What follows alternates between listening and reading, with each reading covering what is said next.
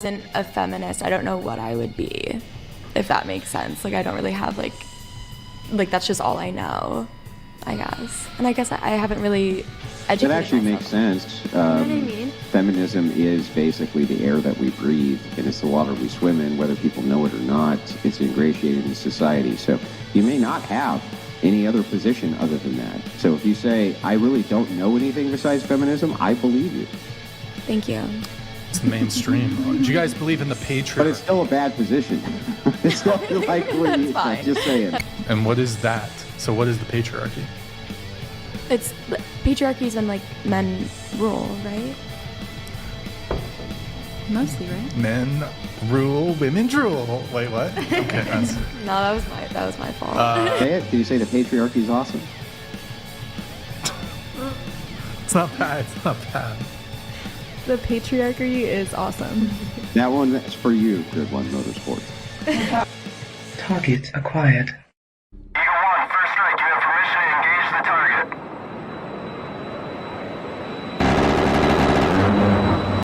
Warning: the following video contains explicit language which may be offensive to some viewers or inappropriate for children. The content within this video is intended for mature audiences only. That's right, folks. It is intended for mature audiences only. And joining us tonight, we have Melissa, who is I never can pronounce her name in the chat, but she is joining us remote. I believe Josie will be on in a few moments. I'm running a little tight on time tonight, guys. I apologize, and we'll pick up here in just 1 second.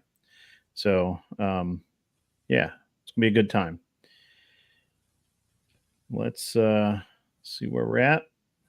Melissa, why don't you tell everyone a little bit about yourself? You don't have to go into deep detail or anything, but there's only one person listening now, so probably have to repeat it later. And yeah, no problem. So my name, I guess, would be pronounced Arthrodia in the chat. It was a riff on arthrodesis back when I wanted to be an orthopedic surgeon. I actually ended up becoming an anesthesiologist. So I'm an MD, and I do cardiothoracic anesthesia and critical care. So I'm kind of split between anesthesia for the open heart surgeries and then providing care in the ICU to those same patients after surgery. Although I've worked in numerous different ICUs. I happened to stumble upon the whatever podcast probably about 4 or 5 months ago when Candace Owens was on there, because I had listened to her on some of the Daily Wire and Patrick Bet-David and some of that circle of influence, and was kind of fascinated and happened to notice this Grid One Motorsports would come in with boom, a witty comment at the cost of $200, every half an hour or so. Yeah. And was able to track down his podcast when he started it, and just very honored here to be on the program with him. Okay. That all makes sense. So my views are probably very conservative in many aspects, but I don't know if Andrew Wilson would think I'm a feminist, just based on the fact that I have had a career and work every day. And, in that sense, maybe I'm not so traditional in his eyes. Yeah, well, Andrew's a different guy. And he is what he is, and he doesn't really apologize for it. And I admire him for that. And he's a very clear-cut boundaries. And we're actually going to talk about something that happened earlier, or that I found out happened a few months ago. I did not realize some things that had kind of gone on, and it's really interesting to me, probably not to anyone else, but it's really interesting to me, and something that he should be applauded for. The way he handled it is just amazing. I probably could not handle those kinds of things the way he did. And yes, we're going to get into all of that good stuff. We are kind of butting heads against Andrew. Andrew is live right now. I'm not sure how much longer he'll be alive for, but he is live. So a lot of the normal people that would be over here talking and having fun are over there talking and having fun. And I'm actually kind of jealous that I'm not over there talking and having fun, but it'll be okay. There's a lot to there's a lot there to kind of unpack. So you're an anesthesiologist, is that right? That's correct. Yes. Aren't they the guys that get paid like a lot of money because if they mess up, people die? Is that That would be how- accurate. Yes. Right. The surgeons Yeah. do the cutting, and I keep someone alive while they do that. Right. Yeah. Yeah. That's I actually know an anesthesiologist in Colorado. He's retired, I'm sure by now. Mhm. At one point in time, I think he owned half of Vail because nobody thought Vail was going to be worth anything back in the 70s, and he did. And he owned a bunch of it. And he's an exceedingly wealthy young man or old man now, but super nice guy. But yeah, he was. I think that's what he did, and he told me one time, he's like, yeah, it's like I get paid a lot, but it only takes one to undo it all. So it's very funny to me. Probably not funny to you. Probably Yeah, not. no, we not get some quite of the so highest indignant. risk patients that come from around. I'm in Florida, so they come from around Florida and the Southeast that have often been denied surgery by one or two other surgeons. And our surgeons are willing to attempt the operation. So that makes our job all that much harder.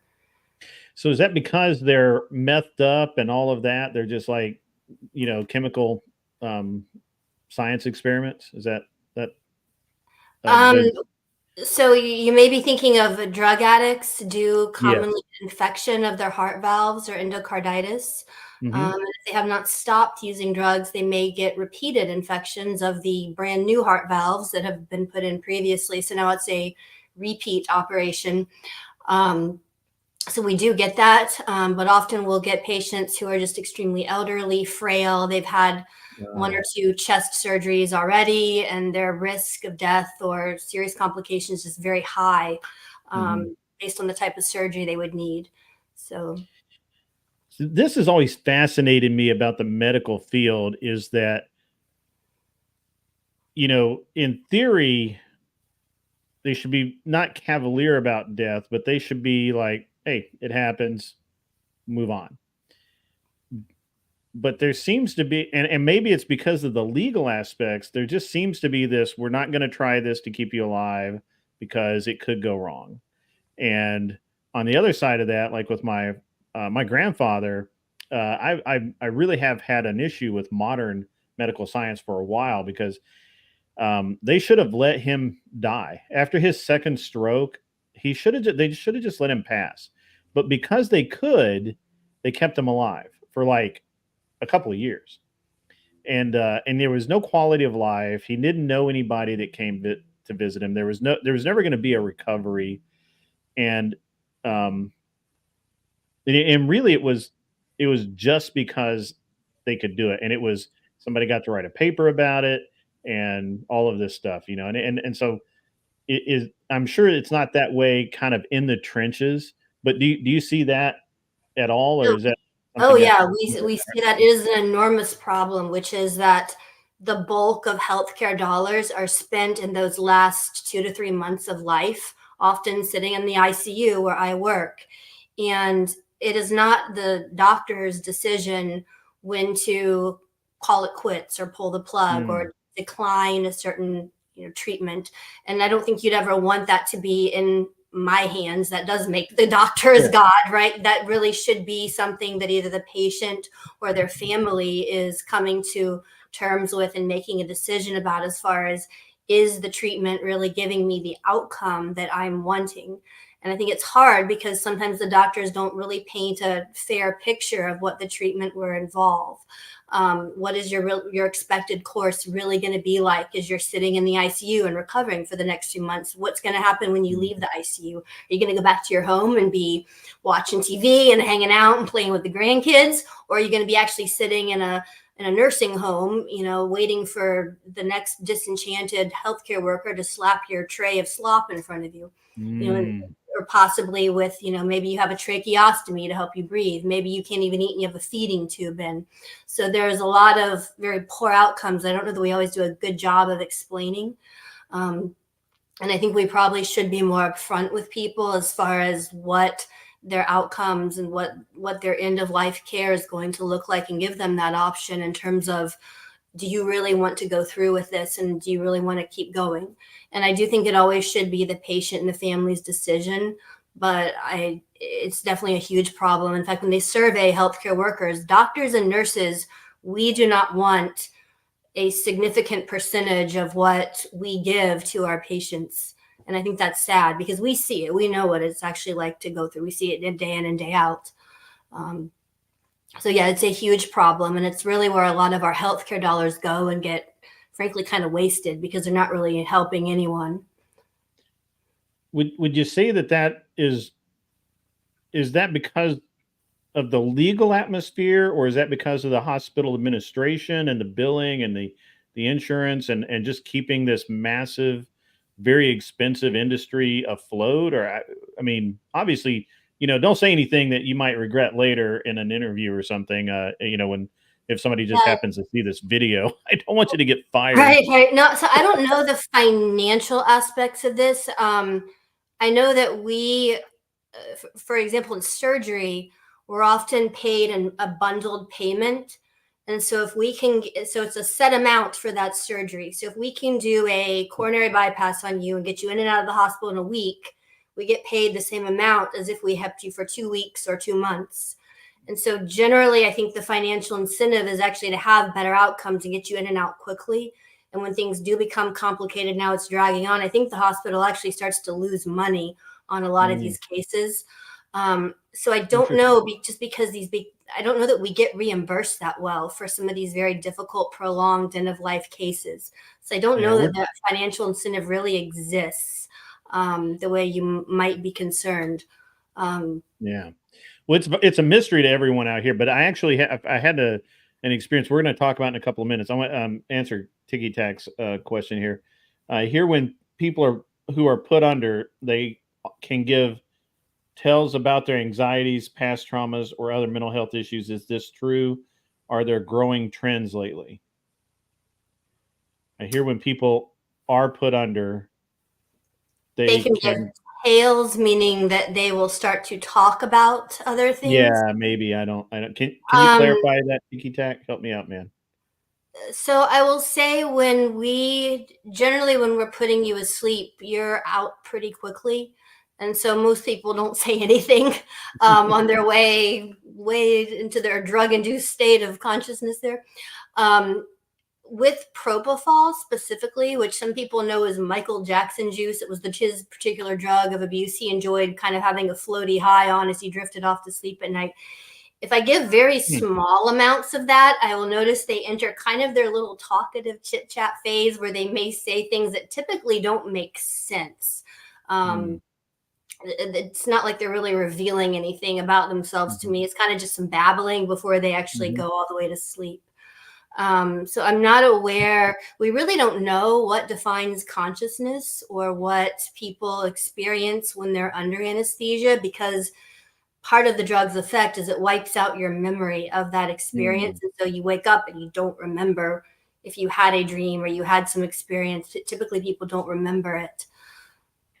But we don't really have like a truth serum or something where I could give it to you and you could start revealing to me your innermost thoughts and hidden secrets.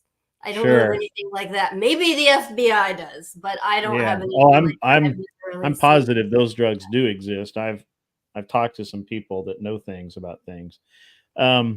It's very interesting. All of this whole line, to me anyway, it's probably boring to everyone else, but it's very interesting to me. I actually, the other night, my son, every year he has to do a physical for Boy Scouts. He has to have a medical form filled out. And fortunately, our troop, we have probably 3 or 4 doctors that are involved with the troop And so they do it for free, and they come down, and it's just a one night. They bring all the equipment, and they do all of the stuff. And so they were done, and they were sitting around chatting amongst each other, doctor talk, and I'm listening, and they're talking about how one of them had gone into concierge, had closed his office and gone into concierge medicine. The other, who was an oral surgeon, had managed to sell his practice and was super happy about it. And then the third one, I didn't really understand where his actual position is, but they were talking about how doctors are no longer able to sell their practices because the idea of having an associate come in after their internship and residency and then become and just basically work with them for 10 years or whatever, and then the doctor retiring sells the practice to the associate who becomes the head of that practice. Apparently that's not working out, and one of the reasons that they gave, what they're seeing amongst all their friends who are trying to sell or who have not been able to sell and had to close the offices, is the amount of debt that these doctors are coming out of school with and how old they are when they get out of school. So I did not know this. I had no idea. Like, this was the craziest thing I'd ever heard, is that the oral surgeon was saying that in his case, most of the people that he's seeing come into the field have a they have a DDS, right? Doctorate of Dental Science, I guess. Mhm. And then they have so they go to high school, or they go to college. They do 4 years in college. They do actual medical school, and then 2 years of dental school, and 2 years of oral surgery school. So they've got like 12 years of of of schooling and training to come out and do this. And the average amount of debt they have is $500,000 in student loan debt, because they make no money during this whole 12 years. They're making $0. They're Mhm. living off of student loans and endowments or whatever they can, however they can afford to live. And I was shocked that at how much debt and they don't come out at like 25 or 26. 32. 32 is apparently the average age of these guys coming out of of of medical school to go into these fields. And if you're and that's, obviously that's an oral surgeon, but I'm assuming the contrast could be, or the comparison could also be made to like a specialty surgeon or anything that required that extra 2 years. And that was really fascinating to me, because they don't even see a dime until they're in their 50s, really, as well as they're paid. They don't actually make any money for 10 or 15 years, and they can't retire until 60, 65. And here I am, I'm like, I went to college, spent 4 years in college, worst money I ever spent, worst investment I ever made. I get out of college, I don't do anything with the degree. I go into racing as a muck, just learning everything. I had to learn how to weld. I had to learn how to do this. I had to learn how to do that. I had a lot of mechanical ability. The way my brain works is I can take things apart, put it back. I can take anything apart, put it back together. It doesn't matter what it is, except, and I'm not saying I could do it with people, but I wouldn't be too shy about trying. And I just was able to do it. By the time I was 25, well, first of all, I graduated college with no debt. I paid my way through college. I just worked my ass off. $0 when I walked out the door. When I was 28, I was in pretty good. I was making decent money. I mean, I wasn't really in a position to buy a house or anything, but I was making decent money. By the time I was 35, I was married. We had a house, cars. I mean, it was at a business. And I'm looking at, and the doctors all told me, like, well, you made the right financial decision. Like, well, we do what we do because we enjoy doing it. We love doing it. When we're kind of driven to do that. But financially, it's like, it's basically financial suicide to be a doctor, or in some cases a lawyer now, which has historically been the field if you want to be a wealthy person. Yeah, you're correct. Historically, you know, grandma wanted my daughter to be a doctor, or my son to be a doctor, a lawyer. That would be so wonderful. It is probably one of the worst financial decisions one could make. So you're correct, is that I went to 4 years of college. I actually worked my way through that, so I didn't come out with debt. But most people are going to rack up a good 200K of debt during that. It's figure about 50,000 a year with your, you know, tuition fees plus your cost of living, could be more. The one saving grace for a physician is that, you know, at least with your degree, you do have a job at the end of the rainbow, as opposed to nothing for your, you know, basket weaving or your gender studies or whatever other bullshit degrees you're offering these days. So then you go to 4 years of medical school, and you typically take out student loans for that. I was lucky in that I got half of that paid through a scholarship, but I graduated with $180,000 of student loans. That's half of it from the medical school that I went to. Now, fast forward that over some years of training. So I did a surgery residency, followed by an anesthesiology residency, followed by 2 years of fellowship training. And the power of compound interest is that that doubled into $340,000 of debt by the time that I had actually completed all training, was ready to actually start making my figure, big girl doctor salary, right? So the like I said, the saving grace is that as a doctor, you do at least have the salary to now climb out of the mountain of debt you are in. During all of my training, I'm as a resident physician in training, and then as a fellow in training, I made around $50,000 a year. And that number is actually set by the Accreditation Council. So it varies a little bit based on what region you're in. If you're in New York, you're going to lose a little more than if you're in like Wyoming or somewhere where the cost of living is less. But it's pretty much set. So when I finally get out and get my big girl job, I continued to live as a resident for about 3 years. I would say it took me to pay off that amount of debt.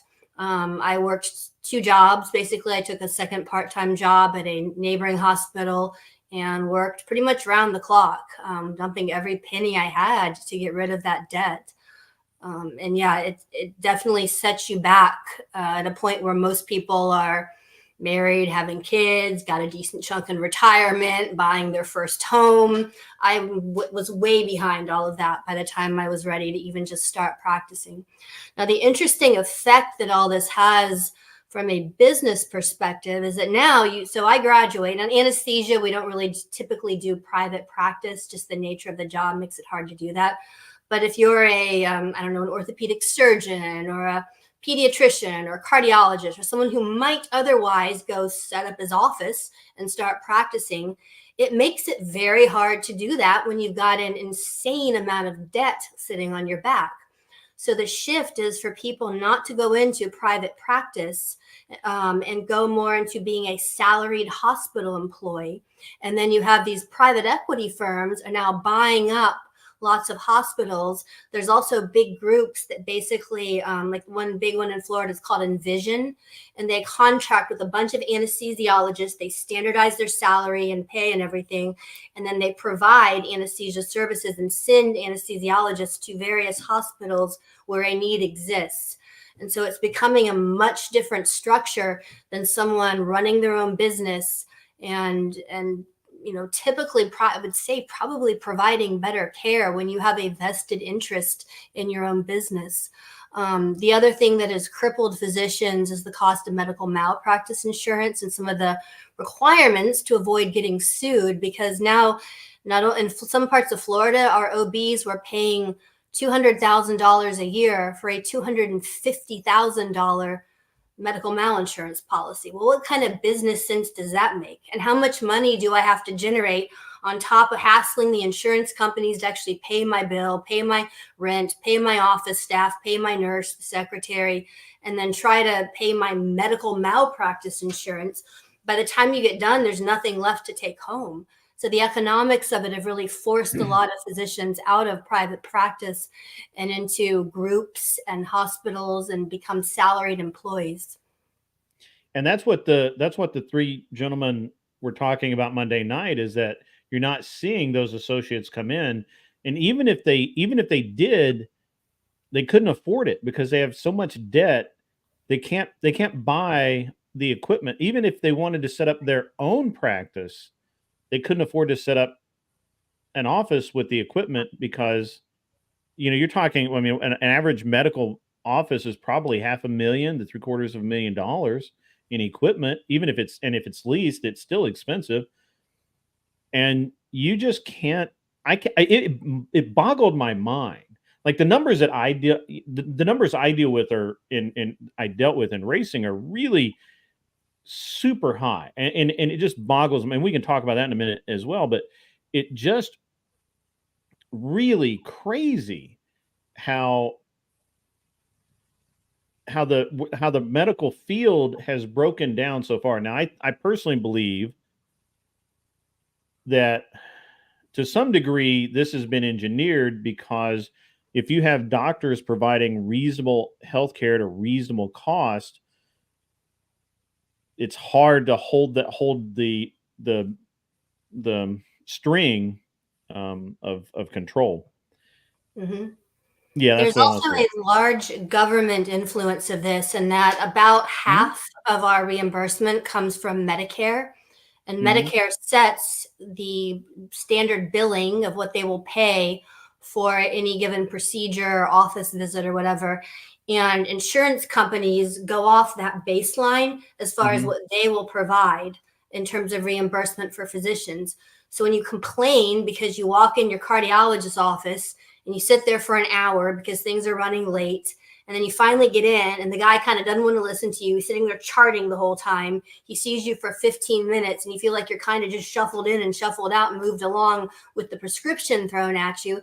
It's because if he doesn't see a certain number of patients per hour, when you get reimbursed maybe 30 or 40 bucks from Medicaid, I don't know what a cardiologist gets. I know a family practice doctor gets around $15 for seeing a patient from like Medicaid or Medicare. So you have to shuffle people through and see a certain number of people in that given time slot, or you can't cut it financially in a private practice. And that's why the one doctor had gone into concierge service, because he said he was working 80 hours a week in private practice, and he just could not see the patients, do the books, make it all work. And he's like, he's just joined a concierge practice and everything's good for him.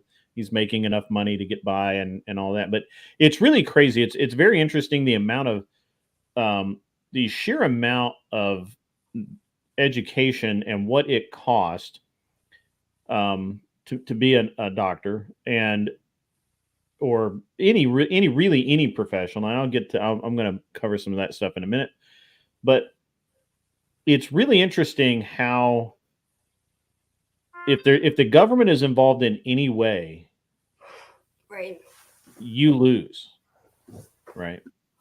You lose, and it's just, I can't say it any simpler than that. If the government is involved in the billing or in the paying, you lose. Everybody loses, right? The patient loses. They feel like they win because they don't have to write a check, but at the end of the day, they're not getting they're not getting an hour. Like, I've never seen a doctor for an hour ever. When the orthopedist fixed my leg, he was never in the room for more than maybe 10 minutes. I would venture to guess, if we average it together, it's about an 8-minute visit. He would, he'd feel the leg, move the leg, and he actually had gone to a headset and a wireless recorder, and he made notes wirelessly while he was doing the examination, so he didn't have to take time to write it out. And it was crazy. But I paid him for an hour, right? But I got 8 minutes, and again, on my side, as a patient, I didn't, unfortunately, the government didn't pay to fix my leg. I had to pay for that. But if I was somebody that was there, I would feel fine about that, right?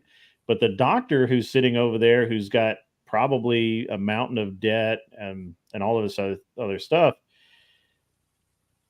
he's got to be, I mean, he's got to be on it like every moment of every day. And that's why the parking lots are always over full. The waits are long. It's pretty crazy in the medical field. I hadn't realized it, to be honest, until the other night. And I was like, this is great because I'm about to have somebody on who can speak to the exact thing. And and it's the same, I think, in a lot of industries. And I think lawyers are screwed no matter what, because there are just too many of them, and there are too many bad ones who will work for basically free. And so lawyers are screwed. I intended to be a lawyer, and then I figured out how they made money, and I didn't want any part of that. And my wife's in banking or corporate development or whatever, and that's where all the money is. When she's right now, she's going through some stuff right now, and she's talking to a bunch of headhunters, and every single one of them are shocked to hear what she makes per year. And in her industry, the average age of somebody coming into what they consider a entry level position is like 28 to 29. And they come in what sounds like a lot of money, but usually isn't, because you got to live in somewhere like New York or San Francisco and make like 80 or 90 grand. And that sounds like a lot of money, but it's not, because you got to live somewhere, and you basically just live in your office anyway. And it's very interesting, but really crazy, all of this stuff. On the other side of that, here I am, and I'm not. I shouldn't call myself uneducated. I am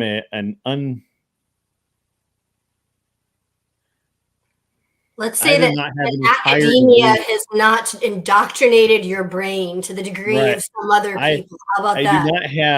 I do not have advanced degrees. Here I am with a mere bachelor's degree, in psychology of all things, and I did okay. I didn't do bad, but and the economics of racing are crazy. Nobody would do what I did, and that's why I was able to do it. But it's very interesting. I had not really realized that, and the reason that, and the other reason all this kind of hit is that you told me previously that you had, and because I remember a lot of stuff that goes on in chat. I don't often remind people of this, but I have somewhere along like 95% recall, seen, read, or heard. So it's very difficult to lie to me. And so if I've read it, I may not pick it out because I got a lot of stuff bouncing around in there. It was a lot better when I was younger, and it was pretty more empty. But you said that you have paid off your house, paid off your car, and I'm assuming you've paid off a massive amount of student debt, and you don't look like you're 50, so you're doing fairly well. Or do you credit all of that to Dave Ramsey and following his advice, or how did you manage to come out? Because obviously you did say earlier that you didn't come out with a lot of debt, but you did come out with a little over $250,000 in debt. So how did you manage to check all of the boxes in what seems like a pretty short time? So yes, I did graduate with $340,000 of debt. That was pretty much that was all student loan debt that had multiplied over the years. I didn't have any other debt. I was always at least responsible, not to rack up a bunch of credit card debt or something. I maybe a little different from Dave Ramsey in that I do have a credit card, but I put a few things on there and just pay it off every month. It's pretty minimal use. So coming out, I start my big girl job. I took every extra shift I could, every overtime, late stay, anything I could do to work more and earn more money. And then ended up taking a second job at the VA hospital, where it was considered half-time, part-time, in addition to my full-time job. And I continued to live in my little one-bedroom apartment, very frugal, made a budget, did not spend excessively on things like getting my nails done, designer purses, going out to eat, whatever. I would see a lot of, new car. And I'd see a lot of my friends doing this as they come out and they're able to buy the boat they always wanted and go right into a house and finally live the fancy doctor lifestyle they think they are entitled to. But for me, it was important to remember that, no, I'm not entitled to any of this stuff unless I have earned it. So I dumped every penny I had into student loans. And let me tell you, when you log into the student loan website and only the space of a couple days has gone by before you log in one day and the next, you see the balance has already gone up by another like 50 or $60. You're like, dang, the power of compound interest is ridiculous. My loans were around anywhere between 6 to 7% interest. So I paid off all of those. I should say first I saved up an emergency fund before I started dumping money into debt. So I saved up about 3 months worth of expenses. Then I paid off all my debt. And then I started saving up money to buy a new car. Mine was about 20 years old at that point. One mistake I probably would not have made is buying a brand new car. I bought a Honda Accord, which is a pretty solid workhorse of a car if you just want transportation. In retrospect, I probably should have bought something that was like 2 or 3 years old just to not have some of that value depreciate initially. So now my next goal was going to be to buy a house. So I start saving up to get a down payment. And this is getting into like the 2020, 2021 time period when housing prices are going through the roof. And I found a house I liked, go and see the loan officer. And the plan was a $600,000 house. So at that point I had saved up $200,000 for the down payment. Wow. And I was like, can I get a loan for $400,000? And they're like, yeah, sure, no problem. They quote me a 2.5% interest rate. So some people say this might have been a mistake not to do this. But I looked at that and I said, so I'm going to go $400,000 back into debt. Yeah, I couldn't do it. I couldn't pull the trigger on that. And so I stayed in my apartment for about maybe a year and a half more until I could save up the remainder of what I needed to buy a house in that price range, and then ended up paying cash for a house. So I will never again take out debt or owe anyone anything. I will always pay cash for everything. And that's just a very firm principle that I have. And so now at this point, I'm kind of, you graduate, I had nothing in retirement. So now I'm trying to just stash stuff into retirement and save up money in index funds and hopefully be able to branch off into something more entrepreneurial, such as our buddy Grid One here has done in the future in terms of like rental properties or some sort of business venture would be the plan. But I will always do it all in cash. I will not ever take out a loan. I think it is playing with fire. So. Yeah, I mean, I'm kind of in agreement with that. I mean, and this is something that I go round and round with a lot, actually, because we actually just had my wife and I just had a discussion about this, about just to kind of talk, just to talk intelligently about it, right? So we were looking at. I think I told everybody the way I look at retirement, the way that you need to process your idea of retirement is how much does it cost you to live today, right? And I'm gonna make you two smaller. I'm sorry. So Hi. That was a very patriarchal maneuver there. I support that. It's very patriarchal. Anyway, I mean, I got to be true to me. So I think I 100% believe that everyone, regardless of who they are, where they live, what they do, when you start talking about retirement, you need to think about how much does it cost me to live today? And I don't mean live frugally.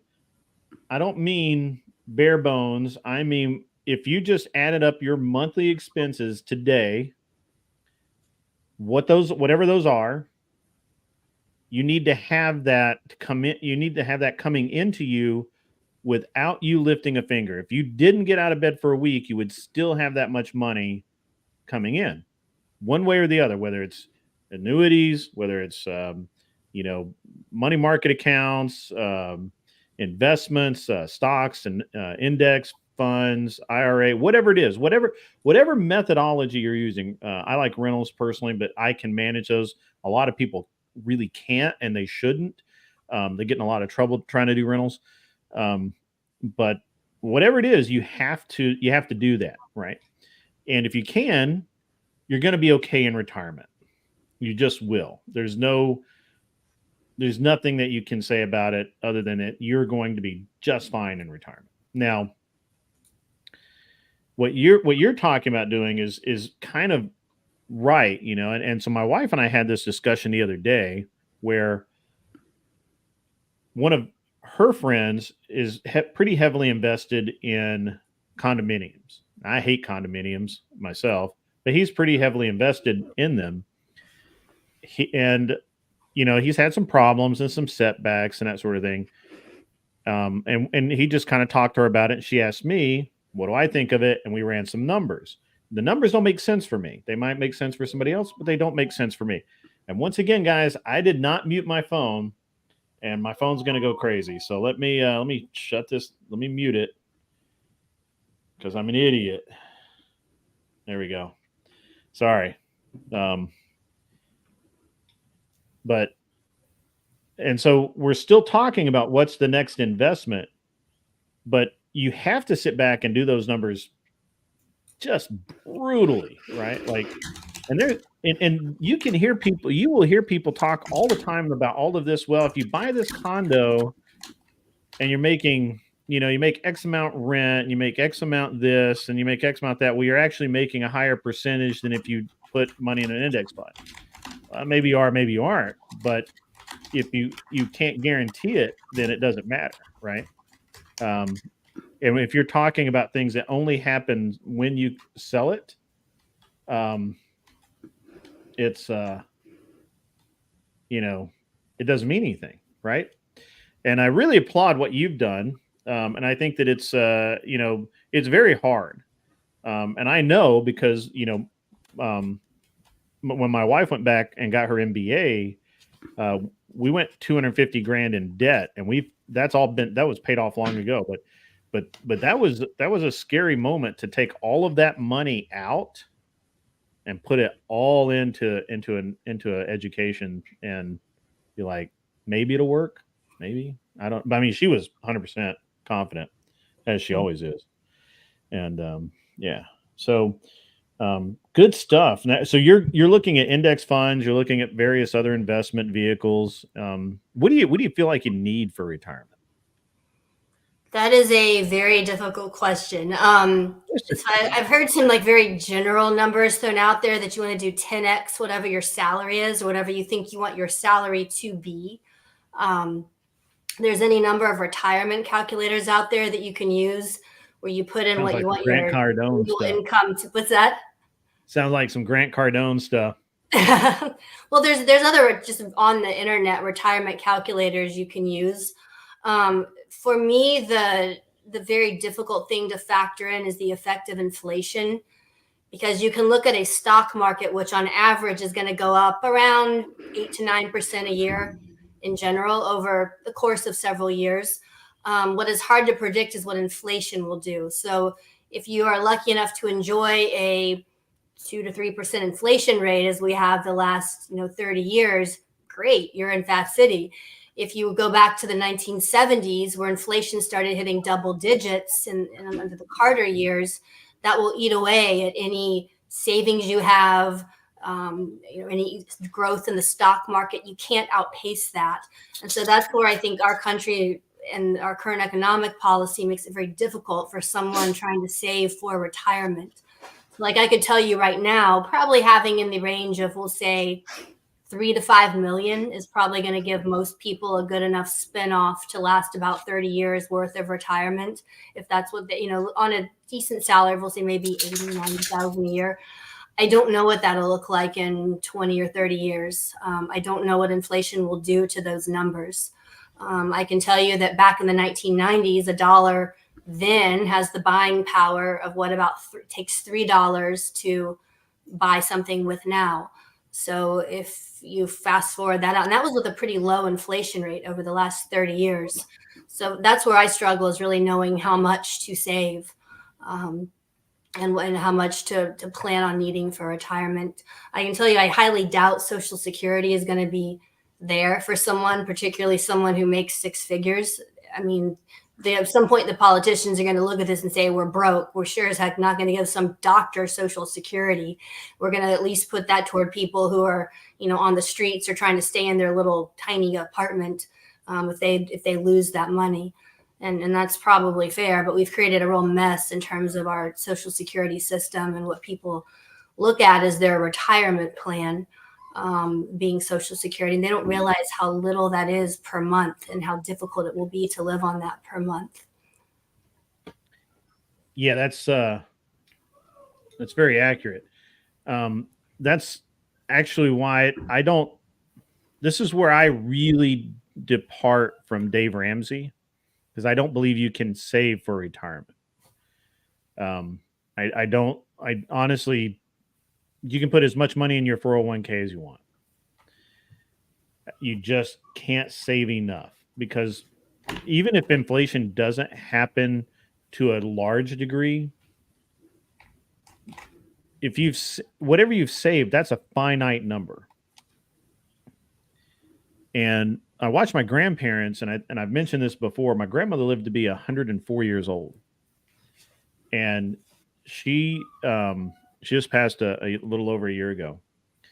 And she ran out of her retirement. She retired when she was 60, or she retired when she was 55. She started working again and retired again at 65. Well, they ran out of money at 85, right? And basically all she had left coming in was Social Security. And unfortunately, there was enough money in the family to take care of her needs. But if you don't have that, or you want to live the same lifestyle that you currently live and are able to at that age, you need to plan ahead. Now, and we'll come back to some of the stuff I wanted to talk to you about, but because I know that I'm kind of dominating the conversation tonight, but I've had a lot kind of go on in the last few days. It's really interesting. First, the doctor conversation was very interesting, and then today I went out and I saw a friend of mine. Now he's I don't know his exact age, but he's in his 80s, and he still flies. I went out to help him work on his airplane today. Actually, I went to help out to understand why his airplane won't work, and he wanted me to fix it, which I will be glad to do. And his wife passed a little over a year ago. She had a very debilitating disease, and that was pretty tragic. But he finances his retirement. Well, first of all, he sold his business, and that he built a business, and then when he sold it, that was his retirement fund, right? And I think he gets a percentage still of the profits of the business. It's probably only like 5% or something, nothing big.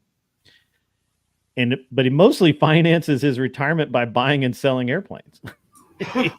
he understands them, and he's done it forever. And he's like, I buy this, I keep it a year, and I sell it, and I make 10 grand. And that's what I live on for the next 6 months until I do it again. And I don't think, we were kind of talking about it today, and I don't think that he's actually touched any of his actual retirement funds or money in a couple of years. And that's what he does. I mean, now I'm not saying that everybody could go buy sell airplanes, but if you have some knowledge and ability to continuously kind of supplement that retirement, you have to do that as well. You have to consider doing that as well. Again, not everybody can do it. And some people are just going to be miserable in retirement. We just have to be honest with that, right? Like, there's always going to be the what do they call them in England? The pensioners. Pensioners, yes, thank you. The exact word that I was looking for. The old pensioners, right? That are broke, you know, on the 29th day of the month, and they have to wait the next 2 days till they have any money again, right? And so it's interesting. It's an interesting thing, and I don't know what the answer is for you, because I can't know, because you are your own person, and I have no idea what your risk tolerance is. I don't know what your interests are. If you're not interested in real estate, do not get in real estate. It is a great place to lose a lot of money really fast, like really fast. I'm a vulture sitting on the fence watching people who bought real estate when it was going to the moon, and I'm just, we're closing in on 30, I think it's almost 32% of mortgages in the US right now are negative equity. Yeah. Negative equity. That means they owe more than the house they can currently sell a house for, which means that they can't move. And if they get behind, they're in a lot of financial trouble. So I'm literally the vulture on the fence waiting and watching, because that's what I do. And it sounds bad, but that's my deal. No, I'm doing something similar in terms of right now I'm just stacking money into index funds that I can pull if there is ever a good buying opportunity in real estate. I have pretty lousy risk tolerance, which is probably the ideal trait in someone trying to keep you alive, because you don't want someone, who's going to be taking a lot of risks with your life. And that's really what doctors do all day, is we minimize risk. That is our entire job. And it's very different when you go out into the business world or the investment world or even the banking world, where you're taking calculated risks. And this is why women are often very poor at investment. If you walk into a locker room, you're going to hear men talking about their stocks, investments, whatever. You will not hear that in the woman's locker room. They don't do it. They don't know how to invest, and they're afraid to. And for quite a while, I was afraid to. And I think learning to overcome that and try to think like a man, if you will, but take a little more risk on, that's the only way you're going to succeed, is if you don't develop some level of risk tolerance, you're not going to be able to succeed in what you want to do. Well, definitely risk tolerance is it's a real thing. And I am not risk averse. I'm literally the guy that that like drove across country in a car that he put together the night before, right? Like, just don't.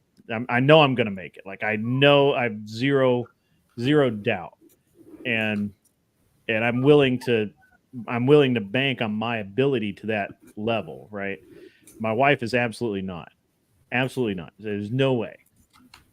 And when you're doing the things that she does, that's probably pretty good. It's probably good to have somebody that needs more than just, I know I can do it. Mm-hmm.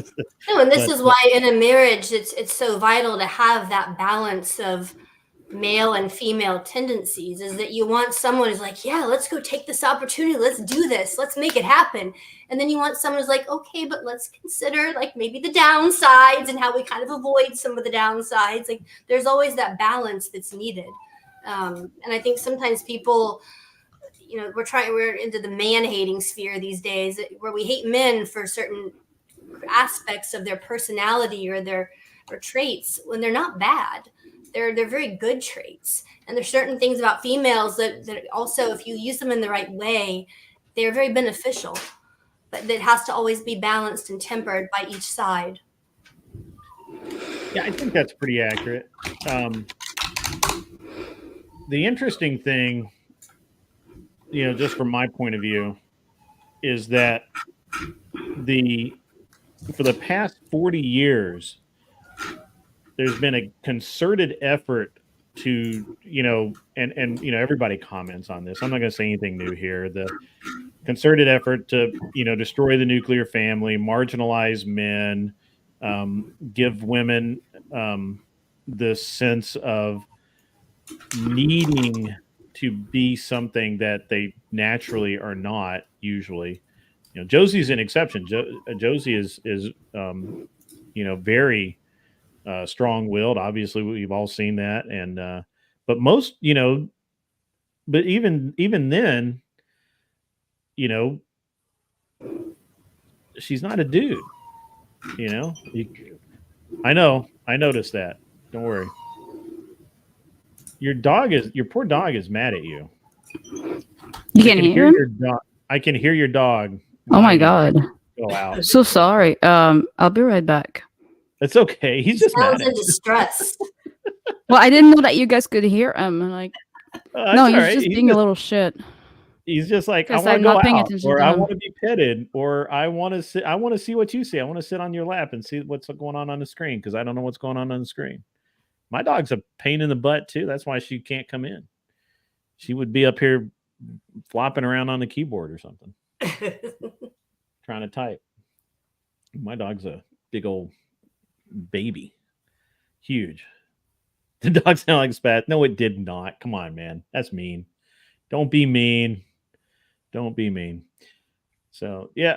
So were you able to date at all in college? I mean, you were obviously in medical school. That was like traumatic in and of itself. Were you able to actually date, have relationships and stuff, or was that just like I have no time? That becomes very difficult for the obvious reason. When you're working, we're technically limited to 80 hours a week, although we certainly went over that all the time in training. And even now, I easily work around 100 hours a week. If you figure doing like a string of 12-hour shifts over 7 days, that's what, 96 hours easily. So I do have we'll call him a partner, I guess. We don't live together. I'm technically single, and I've never had children. So, what would I like to get married and have kids? Absolutely. But it's taken this long just to get through training and, get a career going, get more financially stable. And, for a female, you do have to make that decision. And what am I going to sacrifice in exchange for what am I doing with my life, with my career? So you can look at me until I'm probably on the tail end of childbearing years here, where it's going to incur some level of risk to attempt to get pregnant and have a child. So I've looked into possibly adoption. Would be something I'd really like to pursue.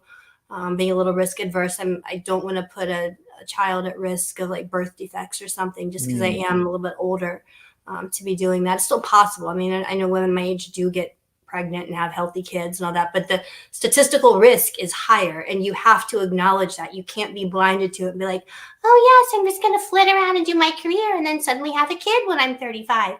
Like, it doesn't quite work that easily. Your fertility will start to go down after age 35. And when you start hitting 40 and beyond, your risk of birth defects starts to go up significantly. It's just how it is. You can't undo that fact. So Yeah. When I was 50, which made my wife 39, we had our 3-year-old son, and her pediatrician was like, you were literally the oldest patient I had, and you scare me to death. And of course, my wife's like, no, it's fine. Everything's great. Everything's cool. So after age 35, they call it advanced maternal age. It's considered a I didn't know that. I didn't know that was a thing. I did not know. Very offensive for lots of hot to trot 35-year-olds who think they're all that, but that's the reality. That is, from a medical perspective, the reality. You're going to have a higher risk pregnancy when you are over age 35 or thereabouts. Yeah. We were told that many, many times, but he's an awesome little guy. So really cool. But yeah, okay. Yeah. I mean, I think that this is a really interesting dynamic because it happens across all of the professions, as near as I can tell. In my wife's profession in the financial market, or the financial sphere, banking, corporate development, whatever. it's not unusual for women to be 28, 29, 30 before before they're able to slow down enough. Because again, like you were talking about, they get out of college, then they have to go to business school to get an MBA. Now, some people can do that in 2 years, but most people it's a 3-year program. So now instead of being 26, they're 27 or 28. And they get their first job. They usually, they're that most of the time in banking and finance, you're at your first real position where you're going to make real money. 80-hour weeks are a blessing. You're literally like when my wife went to work at the first bank job she had, she would leave the house at 8:30 in the morning, and she wouldn't get back till 1 o'clock in the morning, and that was like normal. That was just the way it was, and you're just in the office all day. You eat in the office. You don't go anywhere. You're just there. And so they don't meet anybody. They don't date. There's nothing. And obviously my wife was married, but she was looking around at all of these single women that have no lives, none at all. And, and that's kind of where my title came from tonight, because are they winners? Did they win? Do you feel like you won? We have a, comfortable life. All of these, you've checked all these boxes except maybe the most important two, right? I'm not picking on you, by the way. I'm saying no, it's okay. I mean, that's all of these women do this, and yeah, and men too, right? I mean, but now men, it's different for us men, and I mean, I'm the one that tells men not to get involved while they're building a business, right? The risk level is just so high, and I see it all the time where there's a guy that's really building something and he gets taken out by, basically, in my opinion, a harpy that is just sucking the life right out of him because she has nothing better to do with her time. And that's my own opinion. I'm not saying it's the truth. I'm just saying it's what I see. But I actually, I talked to my buddy today, and I told him, I'm like, this is very funny because, and I know I'm like wandering way afield here, but so my buddy's been using one of my rental houses, but now I've got to get it, I got to rent it, right? It's there to make money. It's not a flop house. Got to make money. So, and he's been keeping some stuff there as it's his escape route, right? Like if something goes bad with this horrendous girl that he's been on again, off again, on again, off again for almost 2 years now, he can go there and just chill out, get away from her for a day or two, and then maybe things go back to normal. And I talked to him because we're getting ready to rent. I'm showing it Friday. I got tons of people are going to be there. He had some stuff there. He needed to move, and he did that. And he called me up and he thanked me. He's like, "Hey man, everyone really appreciate it. Let you know I appreciate it." And we started talking about it, and he made a comment that I seem to that things seem to work out for me, and that it was. I wouldn't say he was impressed with the way that the rentals and everything work for me, but it's just like his tone was that I had it all together or whatever. And I'm like, that's what I want for you, dude. I mean, I literally want you I told him, I'm like, I literally want you to have fuck you money in 5 years. Like, that's my goal. I'm trying to help you out so much right now. I need you to have fuck you money in 5 years because you're such a good dude. You just got to get over yourself, get out of your own way, and stop fucking with these dumb women. Especially when it's your age, it has a ton of baggage, fake tits, who knows what else is fake, and just don't do that anymore. Don't be stupid. Go find a nice, younger lady that brings you peace, and you can come home and actually have a conversation, watch some TV, calm down, get over your day. And he's like, yeah, I've just been so stressed lately. And I'm like, see, that's what I'm talking about. You don't need that shit in your life. And I tell, I'm like, I don't normally go to bat for people this hard. I mean, I'm nice to a lot of people and I help a lot of people out, but I told him, I'm like, my goal is for this dude to have fuck you money in 5 years. And that would be great. So, yeah. And I think that, there are people that can do that and help other people's lives along, even if they don't themselves have, fuck you money, they can be a positive influence, and yeah, that's kind of a little rant. I'm sorry. Apologize, guys. You guys are. No, it's good. I think you definitely need the mentorship of someone who's a little bit older and done something already with their life to guide people who are a little bit younger and kind of going through it, and you see them making those mistakes. I think that's very important.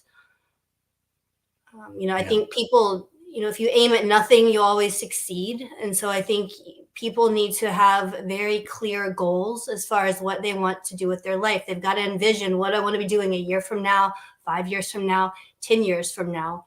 And if that includes having a wife, then you need to be very seriously dating someone who you think is wife material. If you're not really interested in having a wife in 5 years, okay, fine. You can kind of screw around with someone, but don't dump a lot of time and a lot of your resources into that person. There's no reason to be buying your girlfriend a bunch of designer bags and going on expensive vacations if this person's not meant to be your wife. You're throwing your money away. I don't see the point. Like, save that for when you actually have a woman that's worthy of being your wife, and use that in your marriage, and find someone that shares your same goals and values and wants to do the journey of life with you and help you achieve those goals and support you in that. And if that person's conflicting with your goals, I would not recommend being in a relationship with them. Yeah, I think that's accurate. I think that's pretty accurate. From my perspective, I did exactly that.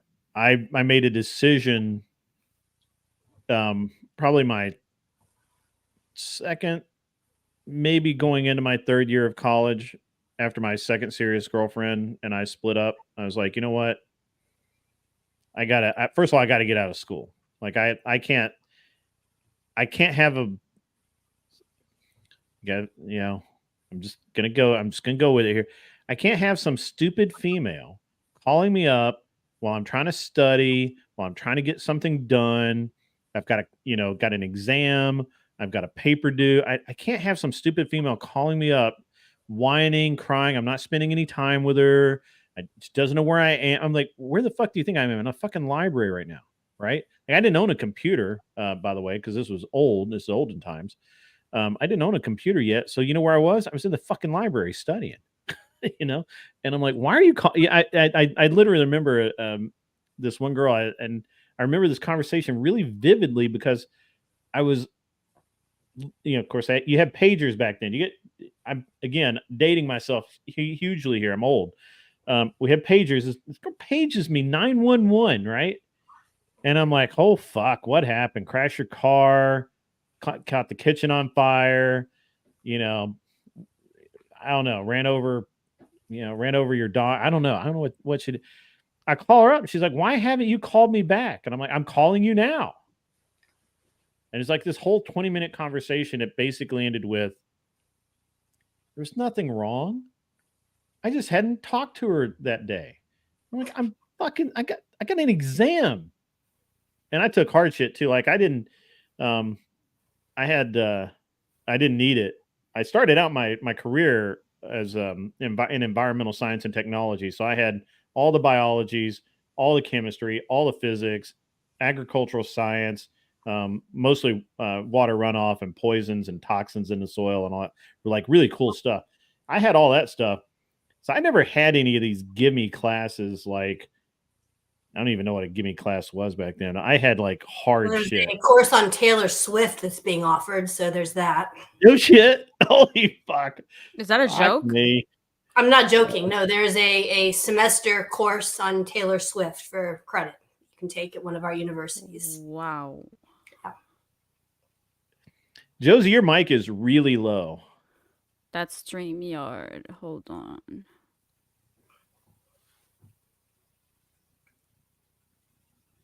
That better But now? your setup looks a lot better. We can see you. Yeah. That's weird. Fucking Taylor Swift. So, I mean, I had like Taylor actual Swift. courses. Like and I had already taken all of the Englishes and all of the classes that people just kind of fill their schedule with.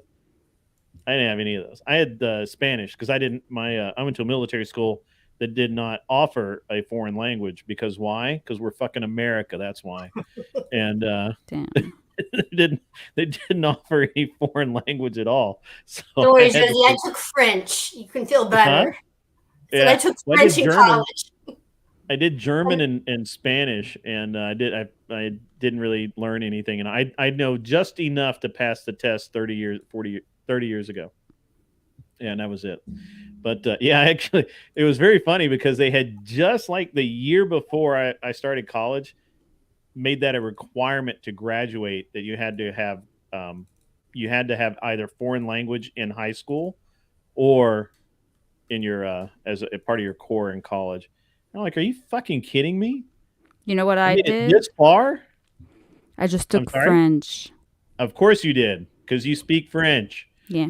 But this is the problem, right? Is that academia has come up with all these ridiculous requirements that you have to get this degree, and most people are not getting any value out of any of these courses. No. And they graduate with a degree. I use very little of anything I studied in college. My goal was to get in there, get my A's, and get out so I could get on to med school because that was my goal. And I think that's what a lot of people do is the bachelor's degree or AA degree or whatever is their ticket to get on to the next step into their, professional degree course or job that they're interested in having. And for certain things like the STEM, that it's a requirement. You've got to take calculus and algebra and physics and all that stuff. It just is. But for many people, it's completely unnecessary and it doesn't help you with any real world experience or any emotional intelligence or a lot of the ins and outs of actually running a business or making it in life. Yeah, it's really sad. The state of our education system is very, very sad. And I mean, it's working exactly as they want it to, but it's very sad. And I just have to tell you, I was super glad when I got out of college. I was like, this is amazing. This is so great that I'm finally done with all this. And I will never go back. I've never taken another college course. My wife is like a professional student. She was very seriously considering doing a CFO course curriculum at some like Columbia or somewhere. I don't know where the fuck it was, but yeah, it was the worst money I've ever spent. I could have gotten the exact same experience for much cheaper.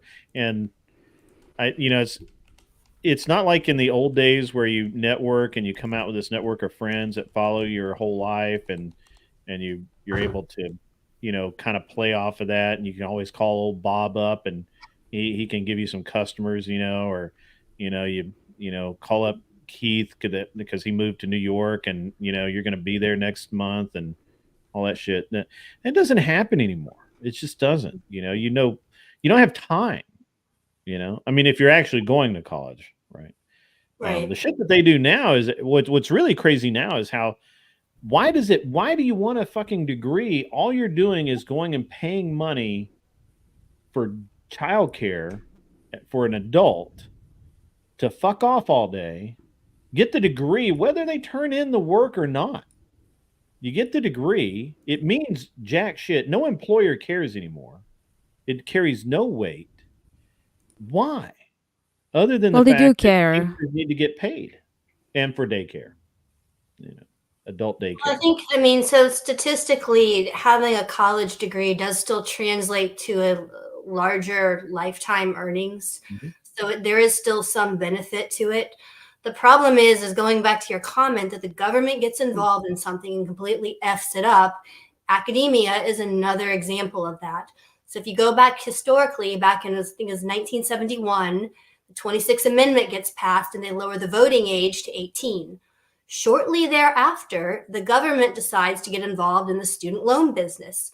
So now we're going to just provide college for everyone. Isn't this great? Anyone can now have the ability to go to college, where it used to be kind of rare. Like you had to come from a rich family, and it was a very small percentage of people that went to college. Like my parents were the first ones from their families to go to college. Because it was rare for my grandparents and that generation to go. Most people got through high school, if that, and they were good to go into the light, start doing life and doing business and go out into the world and earn a living. No, they didn't even go to high school sometimes. Yeah, many people didn't have a high school degree. So the government gets involved and they say, here, whatever price of tuition you guys want to set over here for your college, we will be happy to provide the loan to cover that cost. So what did we see? We saw the cost of college tuition absolutely skyrocket, far above the rate of inflation, the rate of the rise of cost of any other consumer goods. It went through the roof. And the government kindly says, oh, well, we'll give you more loans and more loans and more loans. How much do you need? Great.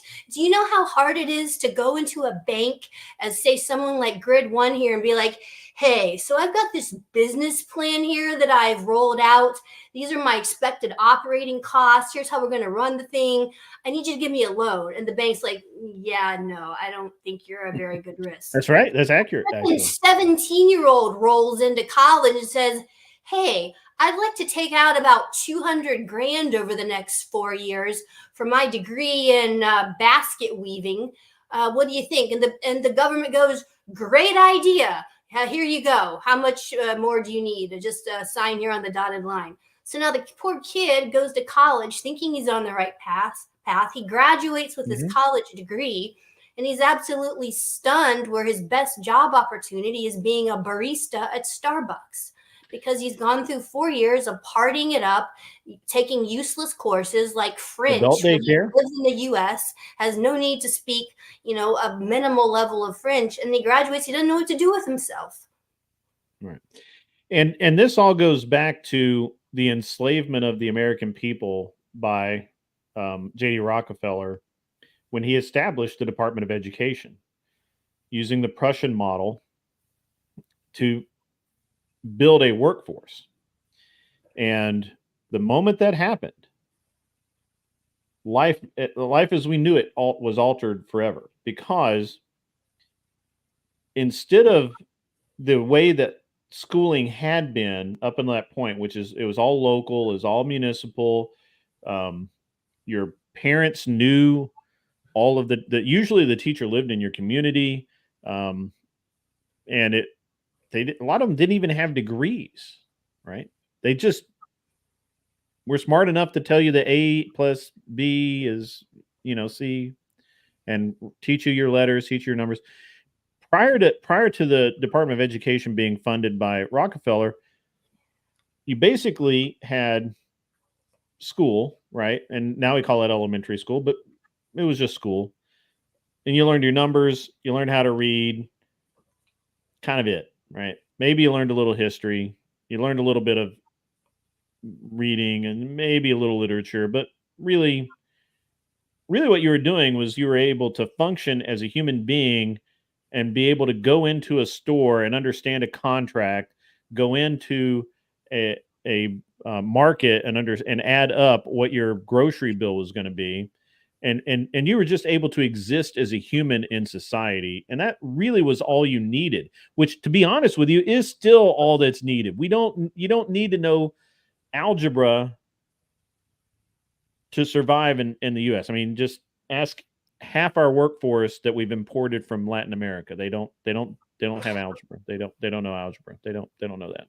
They also don't have a minimum wage, but they also don't have a minimum wage because they don't know what minimum wage is, because they make more than minimum wage because they actually work. However,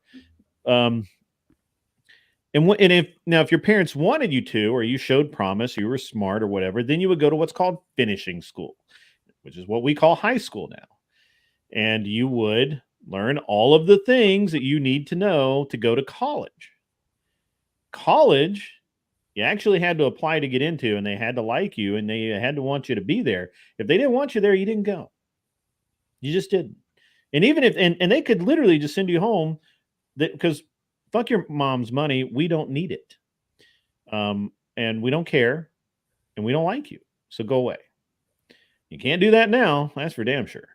And you know, it's and rich people for the most part went to college. There were very few scholarship programs, although those did happen. If you had an exceptionally bright student who would test well and interviewed well in front of all of these people, and they would just pay for the kid to go to school. Because why? Because it wasn't $1 million. You know, it's no big deal. You paid for his room and board and maybe some snacks, you know, tea once in a while. And we've corrupted that entire, and that system produced presidents. It produced literally the robber barons who then decided that, yeah, we don't like that because that encourages free thinking. So we're going to stop that, and we're going to put this Prussian model of education in, and we're going to start training factory workers from day one. And you can see it even in kindergarten, where you follow the line, you go to class on time, you change from this class to that class on time, you walk down the hall in orderly line, you go to lunch at the same time, you go home at the same time. It's just like working in a factory. It's just an education factory. We don't have schools. We have education factories. And the problem is that they're poorly run, mismanaged, and somebody needs to do a hostile takeover and just start running it like a real business.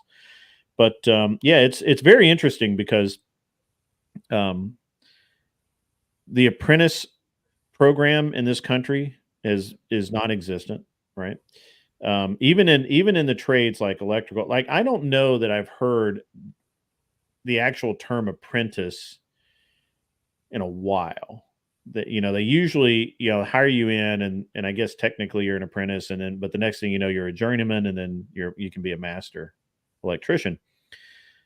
But that used to apply to all the trades. And if you wanted to know how to work on cars, you went and basically begged the guy to let you hang around his shop and throw you a few quarters once in a while. Yeah, but they can't sell you a freaking student loan if you do Right. that. So they got rid of that, you know? They don't value it. You No. need to have that freaking certificate to show that you can commit to something. It doesn't matter what it is. You have to show that you can commit.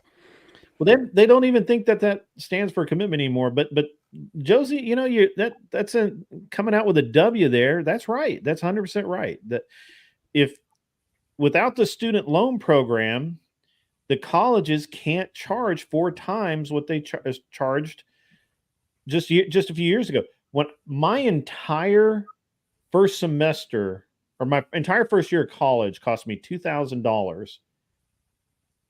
And that was including my books. I think it was $750 per semester in classes. That's the cost of the University of Montreal right And now. my books were $500. My books were $500 because I bought used books. If I bought new books, they would have been like $800, but I bought used books. And you know, I paid for it myself. I just paid for it.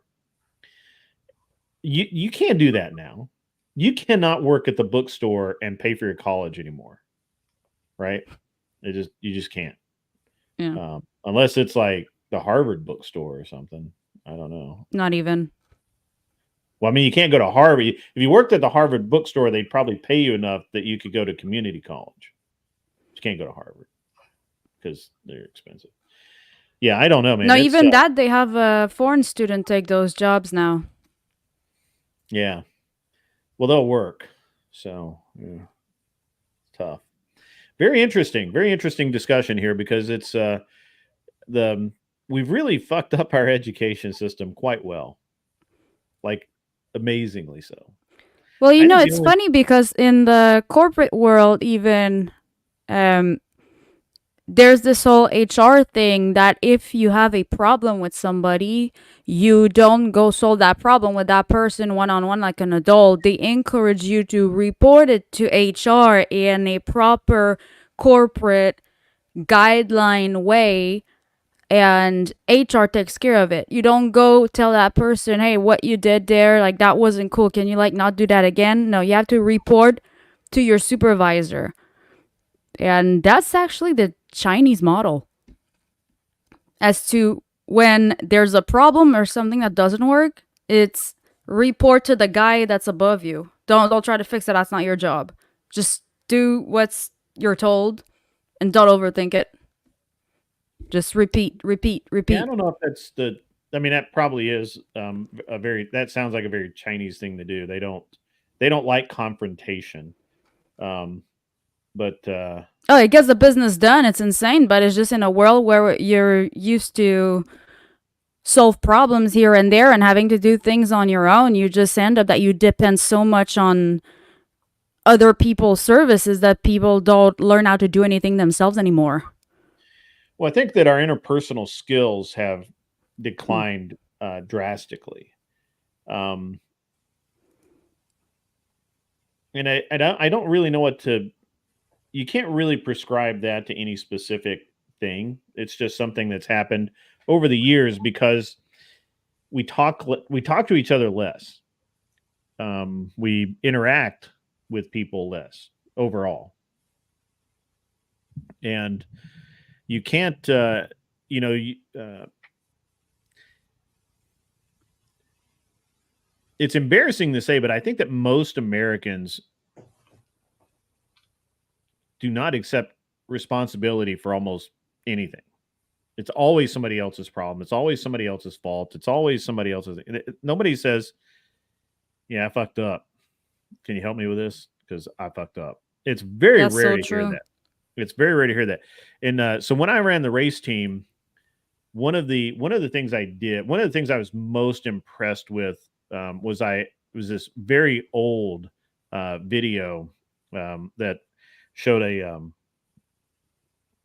Japanese race team based in Japan. So that was all subtitled and everything. Couldn't understand a word they were saying. And half the time they were speaking away from the camera, so you couldn't hear what they were saying. Really, I mean, you could just all it sounded just like vowels. And but the gist of it is that this car had crashed. Something had been left loose or hadn't been done properly, and it had crashed. And they had brought it back, and they were looking at it, and they were getting ready to fix it. In America, in Europe, we would be asking, whose fault is it? Who fucked up? Who didn't tighten this? Who didn't put the pin in? Who left the sway bar loose? Who didn't put who didn't check the tire pressures? Our culture is blame oriented. What this video was showing was that that culture, at least that aspect of their culture, was everybody was to blame and nobody was to blame. It was everyone's responsibility to make sure that it was done right, and everybody failed.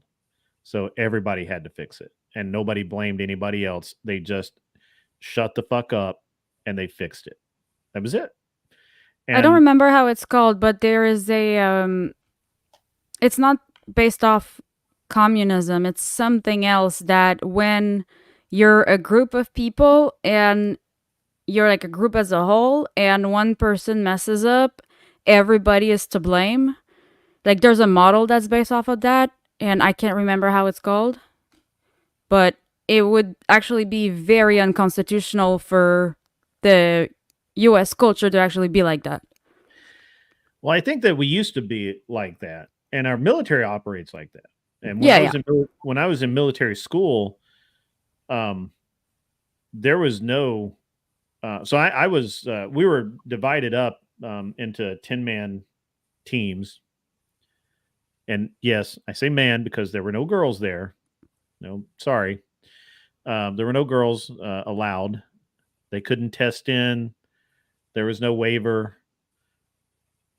They couldn't identify as men and be there. And we ran a real school.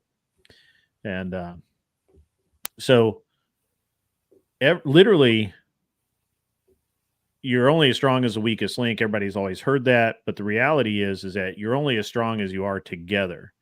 And so we did when we, with the exception of class time, because, you know, we were all in different grades for the most part. And with that exception of when we were physically in class and didn't have class together, we were always together.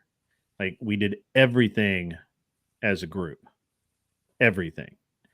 When we showered in the shower house, we cleaned the shower house, we'd have it checked off all as a group. And if one person fucked up and their job was to wipe the mirrors and the mirrors didn't get wiped, that person didn't go fix it. We all went back in and fixed it, right?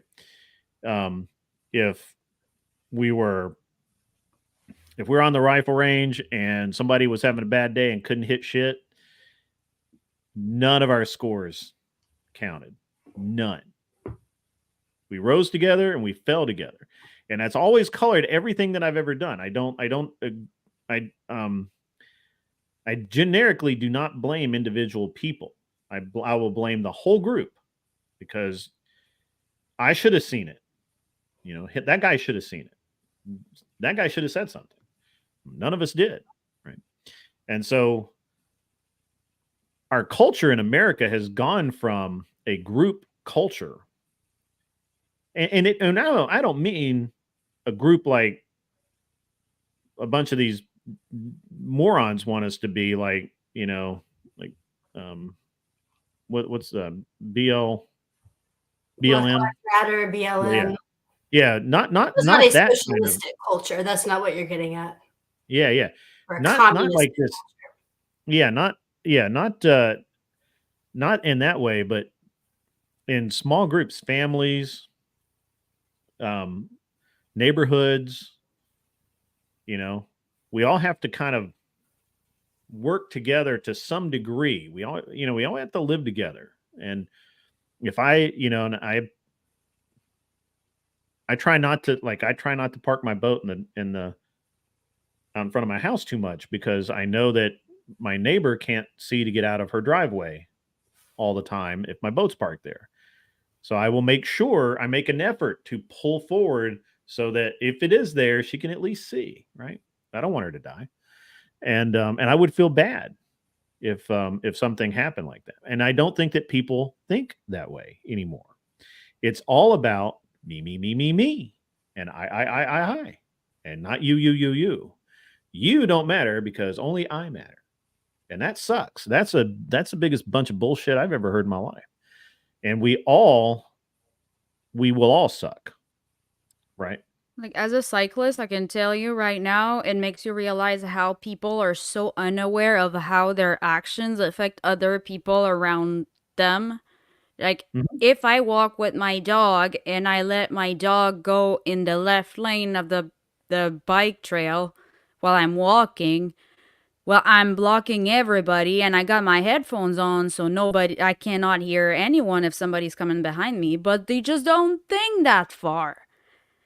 It makes you realize how stupid people are. It's infuriating. There's a really interesting book. Oh, sorry, go ahead. No, go ahead. There's a really interesting book written on this topic called Extreme Ownership. And it is written by two Navy SEALs, Jocko Willink, who runs his own very successful podcast now, and then Leif Babin, I think, is the other guy. And the concept of it, so as a Navy SEAL, these guys had to have a tight team. If their team didn't function as a cohesive unit, they were literally fucked, right? They're going to die out there. So they had this principle that's not just, you can't be the victim and say, oh, well, I can't take any blame here. It just happened, not my problem. But that every member of that team has to understand the team's mission, and they have to understand they are an integral part of that mission. And by taking ownership, that actually gives you power. Yeah, it could be absolutely your fault that you effed up, but that gives you the power to change that and to make a difference and do better in the future. Whereas if you're just a victim and things just happen to you, you have no power in that process. And so they emphasize how every team member has to really take that extreme ownership of, if they see something wrong, they have to fix it. That's on them. They have to communicate clearly to let the rest of the team know that something's going wrong. And it's leadership upward, where everyone understands how important and crucial their role is a part of that team. Yeah, and I think a lot of us used to think and feel that way. It's just we're we're top down now, not bottom up. And just from my own personal experience, even most of it's going to be related to the race team, because the race team is like, it's such a crucible of pain if you get things wrong. I never allowed. As a matter of fact, the quickest way to be invited to leave the team was to point at somebody else and say it's his fault. If you fucked up, and we all knew that you fucked up, like all of us know, right? We don't need someone to point it out that you left something loose, right? The point is that why didn't the guy behind you check it? And I used to actually say, I'd have this meeting with all the new crew guys, and of course they're expecting me to talk about how we're going to go win and all this stuff, and I'm like, we're going to fuck up and we're going to lose a lot. I mean, I promise you. Every other team out there is just as good as we are, and probably better funded, and we're probably going to lose. We're probably going to have, we're going to have a bad time. Even if we have a good time, we're still probably going to have a bad time. And the first thing you got to do is kill your ego. Just kill it, because it doesn't matter. I don't care if you think you're the best, you're not the best. There's somebody else out there that's better, that's getting paid more than you, that looks better than you, that fucks more women than you, that does everything better than you. So kill that ego now, get it over with, and then we can all start and do some cool shit. And that's just the way of it, right? I mean, and I had that like little standard issue speech ready for everybody. First thing you gotta do is kill the ego. And if you can't kill your ego, we'll kill it for you. You will become the pariah. You will become the guy who somebody will literally say, hey, check that. Check it again. Let's check it again. Because again, we're all there to do something that most people can't do or won't do. And it's important, spend a lot of time and money to get there. So it is what it is. And I tie a lot of things into that because it's a very clear, definitive situation. And I mean, I've had, and I developed that over the years because I had a team owner one time that he had been the one to direct this guy to add more fuel to the car right as we're going out for qualifying. Now, that was the dumbest fucking thing I'd ever seen in my life. Now, I didn't own that team, not my call. I was technically team manager, but team owner trumps me. That's the way it is. And he told the fucking truck driver, he's not even a real crew guy, he's a fucking truck driver, to check the fuel in his car. You know what he didn't know how to do? He didn't know how to close the damn fuel tank. So he thought he had it closed. He didn't know he didn't have it closed. He didn't know what the fuck he was doing. Why would you tell that guy to do it? That's dumb as fuck. And you know what happened? One lap into qualifying, we get bumped. The fuel cap came loose and shorted out the fuel pump relay and shut the car off. We started dead ass last. The team owner tried to blame the truck driver. And I told him, I'm like, no, that's bullshit. You should not have told him to touch that car. When I sent that car down, and this was a constant amount of friction between me and this team owner, if I send that car down to qualify, it's ready to qualify. Just don't fucking touch it. And he did that almost every single damn race. Every single time I would, he just had to insert some bullshit that ended up, for the most part, it would end up costing us something important. And and cause some sort of problem. And I learned, and he was just one of many people I learned from. I learned from a lot of people, but he was one of the ones that really forged that. Don't blame somebody if you didn't check it yourself, right? Like all it would have taken was for me to, first of all, if I'd known that they put fuel in the car, I would have checked it because that was my job. My job was to double check everything. I would literally walk around the car before it went on track and check every single fastener, every single hood pin, every single latch, made sure the doors were shut, all, because people forget shit. And it was, that was my job. And if I didn't do my job and a door flew open, on me, But it was also on the guy who sat there and watched me walk by and not shut the door. He didn't say, "Hey, dumbass, check the door." It was everybody had the ability to say, "Hey, dumbass, check. You're the one checking tire pressures. You missed. You skipped that tire. Go check that tire." Or, "Hey, give me the tire pressure. I'll go check it." And so you had to know your job, but you also had to be aware of everybody else's. And I think literally every career, every trade, everything in society should be that way. If you're interacting with people, and now obviously different levels, right? I don't correct my wife all the time because I don't like sleeping with one eye open, but right? That's This is where your level of emotional intelligence comes very much into play. Right. Yeah, there's a certain amount of risk that I'm willing to take, but I gotta sleep next to her so we don't antagonize her too much. And so I don't correct her all the time, but if we see something that the other is doing, we say, "Hey, what's going on? Maybe this isn't the right thing to be doing right now." In any situation. And it's the same thing, should be the same thing in every office. It should be the same thing in every relationship that you have throughout the day.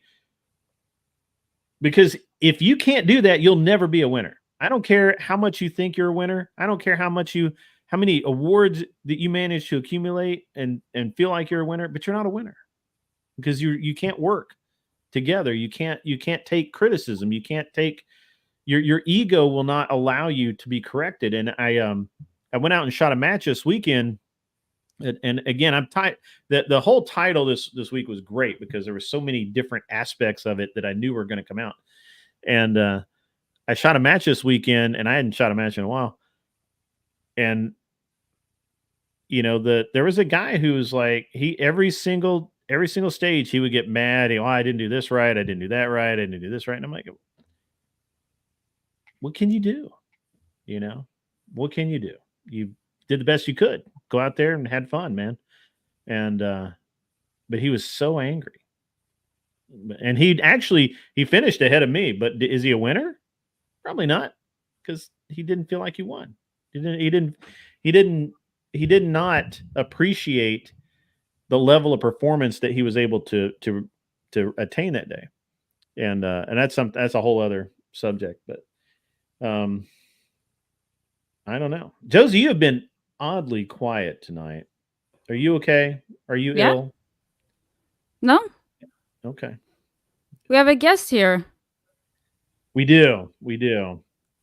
So you can pipe in anytime, though. We need your input too.